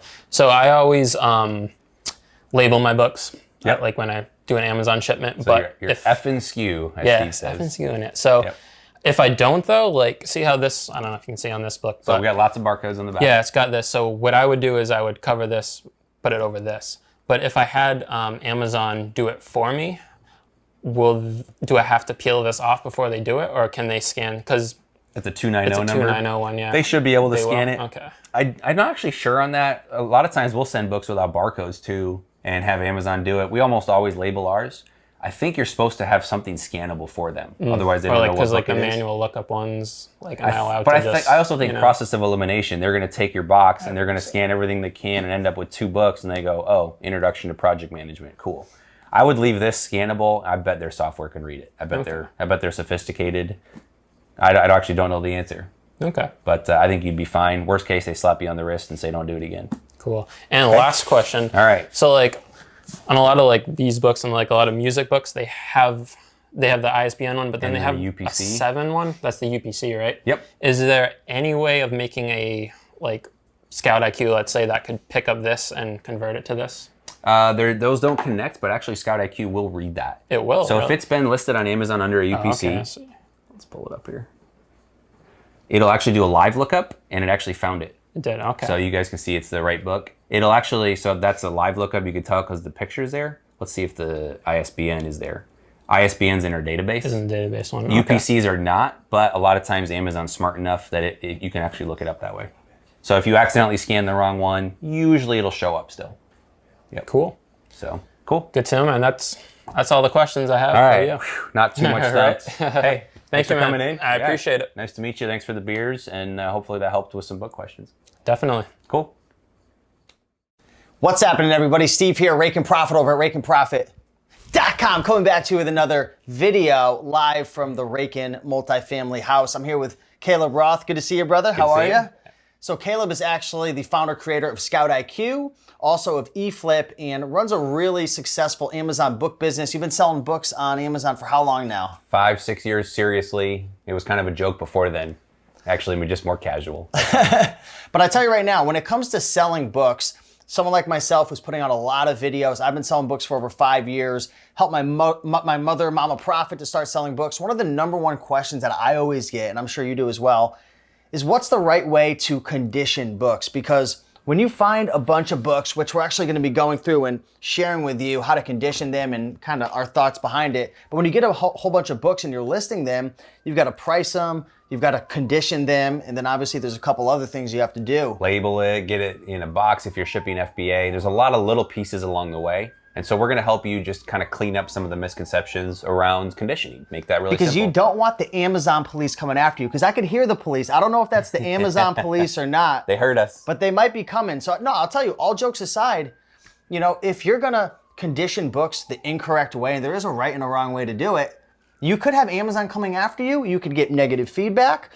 You can get suspended, kicked off. There's definitely consequences to not following the rules on Amazon. Yeah, there are. And really the key is Amazon cares about the customer. We like to joke about this, but there is some truth to it. Amazon doesn't care about us so much as sellers. they are extremely finicky about making sure the customer is always satisfied. So if you do a good job making sure that the customer, their expectations are met or even exceeded, if you can do that, Amazon kind of looks the other way on a lot of other things. So make sure you take care of the customer, and part of that is, I always mix this up, but it's under-promising and over-delivering. Yes, exactly. Not the other way around. And an example of under-promising and over-delivering is maybe you have a book that, like right now, this thing could probably go maybe for new, like new, right? But we're not gonna over-promise, right? So what we're gonna say is maybe it's very good, right? Yep. Because they get it and they're like, wow, very good, that's like new. Exactly. So they're happy. Exactly. But if you went the other way around, they could be disappointed. So, Caleb and I were talking behind the scenes, and it's a simple fact that people spend way too much time conditioning their books. And secondly, they don't even read the Amazon terms of service. Amazon actually lays out, they spell out for you what an acceptable book is, a good, a very good, a like new, a new. Yep, very clearly. So again, don't just watch us and say, oh, Steve knows a ton about books, Caleb knows a ton about books, I'll just, whatever they say goes. Protect yourself. Don't just trust anything because it's on the internet. You have no idea who we are, maybe. So don't trust us, don't take our word for it. Plus, these terms, these conditions may actually change over time. So always go right back to the source. I see a lot of people saying, well, somebody said don't do this. Yeah, well, what does Amazon say? So go read the terms, read them for yourself. It's like going back to the original source. Just Google it. Conditions, book conditions on Amazon. The Seller Central support article will show up, and they'll lay it out for you. And they actually give you a lot of examples. If the dust jacket's missing, you can only list it in this condition. They actually spell that out for books. So go read that. And then if you still have questions, come back and check out the rest of this video. Let me ask you a question. Do you think I'm going to be a bad son for throwing my mother under the bus right now on a video? Do you like Christmas? I do like Christmas, You're a but couple you know months what? out, I tell you right now. months out. So I call my mom Mama Prophet. She's on Instagram. You could go follow her. And I love my mom, and I'm so proud of her because she actually had no knowledge of computers, even how to click a mouse, keyboard. She didn't know anything about computers, and now she's been selling for over 5 or 6 years now. She's doing anywhere between 2 to 3, 4. She's even done over 5,000 a month. That's fantastic. Using eFLIP, and now that she's using Scout IQ, her business is really scaling. But one of the things that I try to get through my mom's head, but you know how some folks are, we're that way too. They're resistant to change. We're resistant to change. We get stuck in our ways, and she spends so much time grading and conditioning books, and I'm trying to tell her, and I would love your honest feedback. Feel free to disagree with me, but I say to her, you spending 3 times as much time versus what I'm spending, I don't think it's really making that big of a difference, because she's going through, and again, I apologize, Mama Prophet, but I think this is gonna help some people. She goes through every page, she notes any scratch, page 56 has a tear, and yes, it's protecting her for sure. Going over the top, there's not gonna be any negative, she's definitely gonna probably get less feedback, negative feedback in the long haul, but really, does it really make that big of a difference? I go quick. I just pretty much open a book and I flip through really quick and I look, and that's how I grade. Am I being crazy? Am I being a little too tough on my mom? Or what are your thoughts? There's pros and cons either way. So let's go on one end of the pendulum. I know bulk sellers that list everything in good condition. Every single thing. It could have water damage. It could have dog feces, although I'm sure they're probably not actually listing those. But it could just be Could you put that in the description? Yeah, you could. It could be beat up, and they just do the same description, the same condition for everything. Yeah. They're literally just as fast as they can scan them in. They list it, they get a shipment out the door, and they go focus on finding more books, which is honestly where most of us should spend our time, is improving our sourcing, improving the quality of the books. So the condition in those cases, they've run the numbers. They probably don't have as great of feedback as a smaller seller that can actually do those detailed notes.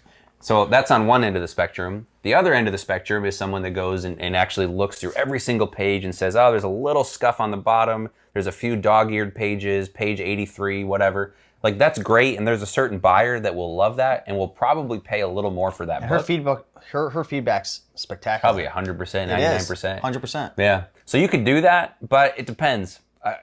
Me personally, I like to give just a quick feedback. Like, if it has markings, I'd like to say that. One of the things that kind of bugs me, I buy a lot of books on Amazon to resell as well as for myself. A lot of the bigger sellers like Goodwill and some of these bulk sellers, they'll just, like, the description's generic. May or may not contain markings. May or may not have shelf width. Yeah. So they don't really say anything. It's just, it's a good book. It could have damage. It could not. Well, what am I getting? That's just one end of the spectrum as well in terms of vagueness, because you don't have to be that vague. No, but it works for the bigger sellers. It And so does, there's for something sure. to look at that and go, yeah, works for them. And maybe their feedback's 96, 95% instead of 99 or 100. And isn't it true, Caleb, when you're going through the terms of service, when someone buys good or like new or very good, there's already kind of a built-in criteria of what that is if you read the Amazon Terms of Service. Now, I could see why my mother or anyone else would go above and beyond, because most people probably don't read the Amazon Terms of Service if you're a consumer. No, and some of it also is not just like we for whatever reason, we talk about this too. People speed, we like to break other rules, but somehow when we get into Amazon, we get all like, oh, I can't break Amazon's rules, I'll get shut down. Like, I don't know where that sense of like, we have to be rule followers comes from. But really put yourself in the customer's shoes. If you're gonna buy a book and it says very good, like what are you expecting? Yeah. So again, read Amazon's Terms of Service, but what's the customer expecting? They're probably expecting a book that's very good, whatever that means. So if it has water damage, if the cover's all dinged up, would you think that's very good? Probably not. Yeah. So let's just go through the conditions real quick. Yeah. Again, you could probably take a screenshot and put Amazon's condition notes, but there's really 5. I'll link it up down below. There's 5 conditions. Acceptable, and we'll go from worst to best. So acceptable, good, very good, like new. Yep. Okay. There's also collectible, so you can have collectible and then all those other categories. Do not sell collectible. They don't show up in regular search results. And I've actually done some side-by-side testing where I'll list some books good and then some books collectible good because they're like signed. People don't look for collectible books. Amazon doesn't show them the same way. What does collectible even mean? It's supposed to be for like first editions, if it's signed by the author. Because a lot of toys are only collectible, so we're forced to list under it, and they still sell, but it's always like, I always kind of never really knew what it was. Yeah, you need approval to sell collectible books as well. Older sellers are grandfathered in. If you have that option, don't do it. Even if it is signed, eBay is probably a better bet. Yeah. It just doesn't show up in the regular search option. So collectible, leave it off the table. So best to worst, new, like new, very good, good, acceptable. In my business, almost everything is in these 3 categories. So there is some fear that if you list new, Amazon could shut you down. I don't know if that's really that founded, but honestly, if you want to be conservative, stay away from those. And I would stay away from like new for the same reason. So acceptable. For me, I only listed 3 conditions. Yep. Okay. Very good, good, acceptable. Most of my books are going to be in the good to very good range. I don't really list a lot of acceptable books, and by acceptable, I mean lots of markings. Like let's give some examples. Torn. We'll show some examples here. I don't like to list those unless they're expensive books and I can undercut other prices and then move it quickly. Because as a customer, again, a student doesn't care. They need the book for class. They're probably not going to read it anyway, let's be honest. So certain books I don't care about, but if you have just a regular business book, for example, I would not really list it if it's really beat up unless it's expensive. Okay. So let's go through condition notes. Awesome. So again, go to the source. Don't take our word for it. Make sure you understand the conditions. And I think as a general rule, people overthink conditions.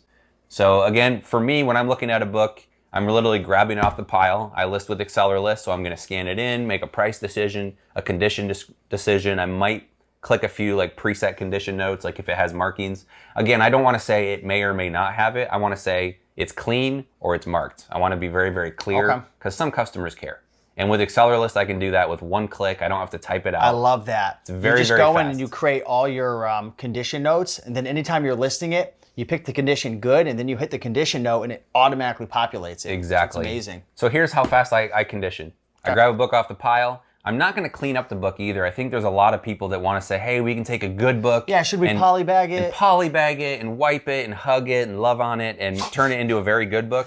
I don't think that's worth your time. This book is $12 or whatever it is. I don't know what it is currently. It's a $12 book, and that's not really going to change if I really make this a very good book. I might get $12.50 or $13, but it's not really worth the headache and the effort to rub it down and to do all that. All right. What we got. Yeah, this book is 29,000 rank. Amazon's at 16 and used is 17, which is interesting. Merchants are starting at 10. So Amazon, sometimes they go in and out of stock. Yep. So maybe the FBA used offers haven't caught up yet. Exactly. So this is again, my condition is going to be this. I'm not going to try and clean it up. I'm not doing a whole lot. If it's really that bad that it needs cleaning, I'm probably not listing it. So I will take the sticker. I'll pull that off. You can use Scotty peelers. Don't leave price tags. That's just poor form. This was it's got a $3.50 price tag, but I think we paid like $1.30 on average for everything. Yep. So take the price tags off. Outside of that, I'm not cleaning it up. I'm not touching it. I literally look at it. It looks in really good shape. There's a few dog-eared pages, and I'm literally just doing a quick flip through. One, I'm looking for money. You've never found money in books? I haven't yet. I found $11 once. I'm feeling great. But I'm flipping through it real quick, just make sure there's nothing in it, and I didn't see any markings. I don't care about going through every page. It's just a quick once through. No markings for me. It's in excellent shape. this is pretty much going to get a very good rating. Okay. If you want to be conservative, when in doubt, if you're kind of between ratings, I'd always go down. Again, I don't think it's that big of a deal. Promise, over deliver. So if this is halfway between good and very good, I'll just say good, move on to the next book. So literally the condition process, this is a library book, meaning at best it's going to be good. You can't go any higher than that according to Amazon's rules. We got a video coming out all about library books. So my choices are good or acceptable. I see a couple wavy pages, kind of some water damage. Yep. It's not like wet, it's just it was exposed to humidity. It's not a pretty book. So this is going to be acceptable. I think Former library book acceptable. I think I might have gotten some tikka masala sauce or something on that. So Indian food. So you said that was what? Good? I'd go acceptable. Acceptable on that? Okay. Just because there's a little extra stuff. Again, I want to underpromise. For sure. Okay. A book like this, it's in great shape. It's a little bit out of true. It's definitely been read. Again, a quick go through. I saw some highlighting. I see lots of highlighting. So again, read Amazon terms, but in general, if there's just a few pages with highlighting, this maybe has 20, I'm probably going to still go good. Amazon might say if it has markings, you have to go down to acceptable. Check that out for yourself. But again, for me, it's more what the customer is expecting. Yeah. So I'll say it has some light notes and highlighting, doesn't affect the reading of the book. I'm probably going to go good. In your condition notes, do you ever put anything like fast shipping, 2-day prime? I usually say worldwide shipping is available because we ship using, I'm going to blank on what it's called. The Amazon is like a worldwide program. We sell everything in the US, but anybody outside the US can actually see it and pay for shipping. Do you have to opt into that? You do, and it's like 2 clicks and your business goes worldwide and your sales go up. You know what's funny? I'm not even sure if I'm opting into that. Your sales will jump 5 to 10%. Because I just had someone email me today saying, hey, I want to ship to Bolivia or somewhere. Global export. All right, we'll have to do that after this video. But, all right, we're going to increase Steve's revenue. The 15 commitments of conscious leadership. So I'm going to pull out Scout IQ right now, and I'm going to give it a little scan. Let's see if it makes it. Ooh, I love that noise. So that's actually the cool thing. That's actually worth some money. The cool thing about his software is it actually makes various noises based on if it's a good buy or a bad buy based on triggers that we set up. We'll talk all about that another time. But yeah, this looks like, well, if we paid $2, about $3 profit. Heck yeah. So again, I'm going to pull the price tag off. I'm not going to condition it. It's in pretty good shape. It looks like it's not been read too much. Again, I'm just flipping through it once. I do see a couple markings. So for me, it's going to be light markings, good shape, next book. Don't spend a ton of time. You should be able to do this quickly. Here's one, the cover's beat up. You're not going to be able to scan it because it's got a bookstore sticker. So what I usually do is I take the Amazon seller app and then I'll just scan the cover, or you go into Scout IQ and you could just type in the name of it, but to save time. Or OCR, which should be out by the time you watch this video. 89.78 on this book, 261,000 ranked. So it's a $90 book. And again, for me, it's just going to be quickly flipping through it. The pages are in pretty good shape. Obviously a student didn't read it too much. The corners are dinged up a little bit, if you could, kind of look at that. So for me, it's not going to be very good because it's definitely been read. Is it bad enough to qualify as acceptable? Probably not. I got a question for you in terms of conditioning. Yeah. With textbooks, say there's a CD missing or there is an access code missing. How important is that to mention it, and is that going to drop the condition? I like to mention it. I don't really drop the condition necessarily. Amazon actually says on all used books, supplements, access codes, whatever, they're not guaranteed. Yeah. So now if it says it in the title of the book, the student's going to be expecting it, especially with access codes. And so a lot of times, like, I don't know if this one has one or not. A lot of times it'll say contains CD or there'll be an empty CD sleeve. I will mention if it looks like it should be there, but it's missing, because the student's expecting it. Again, it's managing the customer's expectations.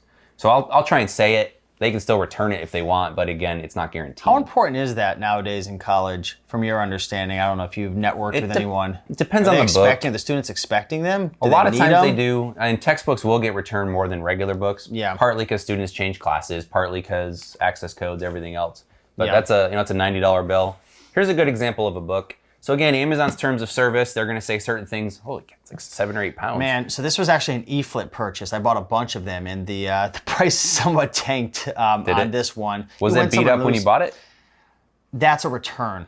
Okay. I got that return back from the warehouse. Yeah, so this is like someone dropped this book. Like the cover's torn. It's pretty bad. I don't like buying and selling big textbooks because the heavier and the bigger, the more fees come out. Oh, definitely. And then the shipping cost to get it in. So a book like this, if this is a normal book that's like a $10 book, I'm not even going to bother selling it just because it is beat up, the cover's torn. It's just not worth it. Again, kind of the Boy Scout rule. If you wouldn't be happy buying it, don't try and shove it off on somebody else. However, Expensive books, I do make an exception. So what's this one selling for? Selling for $29, so Amazon will pay out $15 minus what I paid. So That's fine. So it's a $29 book. I might list this a few dollars less, so what are you going to cheaper put than in the the lowest condition? prime. What are you going to put in the condition? Definitely going to be the lowest condition, so acceptable. And I'll just say, look, the cover's beat up. It's not a pretty book, but it is perfectly readable. And for a student that's looking to save a few dollars, it's a great buy, right? It's not new. What's the new price? Amazon's selling it for $139. So the bookstore is going to be $100, $150 probably, $140.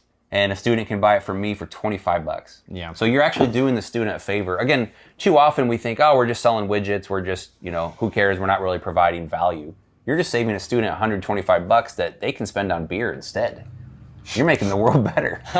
No, but seriously, like for textbooks especially. Yeah. Again, a regular book that's $10, I'm probably not going to sell it if it's beat up. Yeah. Textbooks all day. Students are looking to save a buck, and we can help them with that. So acceptable, damage cover, still readable. Next book. Yeah. So I think really at the end of the day, one, give you guys a couple homework assignments. One, go to the Amazon Terms of Service. I'll put a link down below. Look for that. And just study up on that, right? Two, really, take the time to evaluate how much time am I spending grading, and if I was to cut that back a little bit, or maybe if I was to invest in AccelerList, which is my favorite listing software. I'll put a link to that down below. I believe they have a free trial over there. Free 2-week trial. 2-week trial. Check that out because you can put all your preconditioned notes in, and then you can just fly through it. And just really ask yourself, does it really make that big of a difference? Go through your negative feedbacks, analyze your business, and see. Because really in this business, selling books, it's all about listing and selling more, getting more books out. It's really a volume game. And I think we said this in one of the other videos as well. Track yourself for an hour. How many books can you list? And if conditioning's slowing you down, and if cleaning the books or polybagging or whatever you may be doing, I sound like a Michigander, polybagging, bagging, however you say Bag them. Bag them. But track your books per hour. If you're in the low range, like so acceptable, damage cover, still readable, next book. Yeah, so I think really at the end of the day, one, give you guys a couple homework assignments. One, go to the Amazon Terms of Service. I'll put a link down below. Look for that. And just study up on that, right? Two, really, take the time to evaluate how much time am I spending grading, and if I was to cut that back a little bit, or maybe if I was to invest in AccelerList, which is my favorite listing software. I'll put a link to that down below. I believe they have a free trial over there. Free 2-week trial. 2-week trial. Check that out because you can put all your preconditioned notes in, and then you can just fly through it. And just really ask yourself, does it really make that big of a difference? Go through your negative feedbacks, analyze your business, and see. Because really in this business, selling books, it's all about listing and selling more, getting more books out. It's really a volume game. And I think we said this in one of the other videos as well. Track yourself for an hour. How many books can you list? And if conditioning's slowing you down, and if cleaning the books or polybagging or whatever you may be doing, I sound like a Michigander, polybagging, bagging, however you say Bag them. Bag them. But track your books per hour. If you're in the low range, like 15 to 20 books between prep, listing, condition notes, boxing, if you can only do 20 an hour, you got to find a way to be more efficient. So again, for me, it's just looking at the book. Is it, acceptable, good, very good? Read Amazon's terms, make sure you understand those. But in general, think like the customer. If it's beat up, it's acceptable. If it looks decent, it's good. If it looks pristine, it's very good. And that will keep it very simple for you. Awesome. Well, appreciate you coming on, brother. If you guys enjoyed this video, do us a big favor and smash that like button down below. Leave a comment. Let us know if you guys have any more tips or tricks that you use in your business when it comes to conditioning books, selling on Amazon. And subscribe if you're not already. And check out Caleb's YouTube, Instagram, Facebook. I would start with his blog is great as well, which is thebookflipper.com. Yeah, so The Book Flipper at all of those social platforms. You could find Caleb. He's a great guy, great content, and I've learned a lot of my book business from Caleb. So appreciate you, brother. Appreciate you guys all watching. And until then, keep on picking and making up money, and we'll see you in the next one. Peace. Keep on picking up. What do you say? Keep on picking and making that money. Picking. But I'm very obnoxious, so I try to piss people off, and I'll just, I get faster and faster. Picking and making that money. Yeah.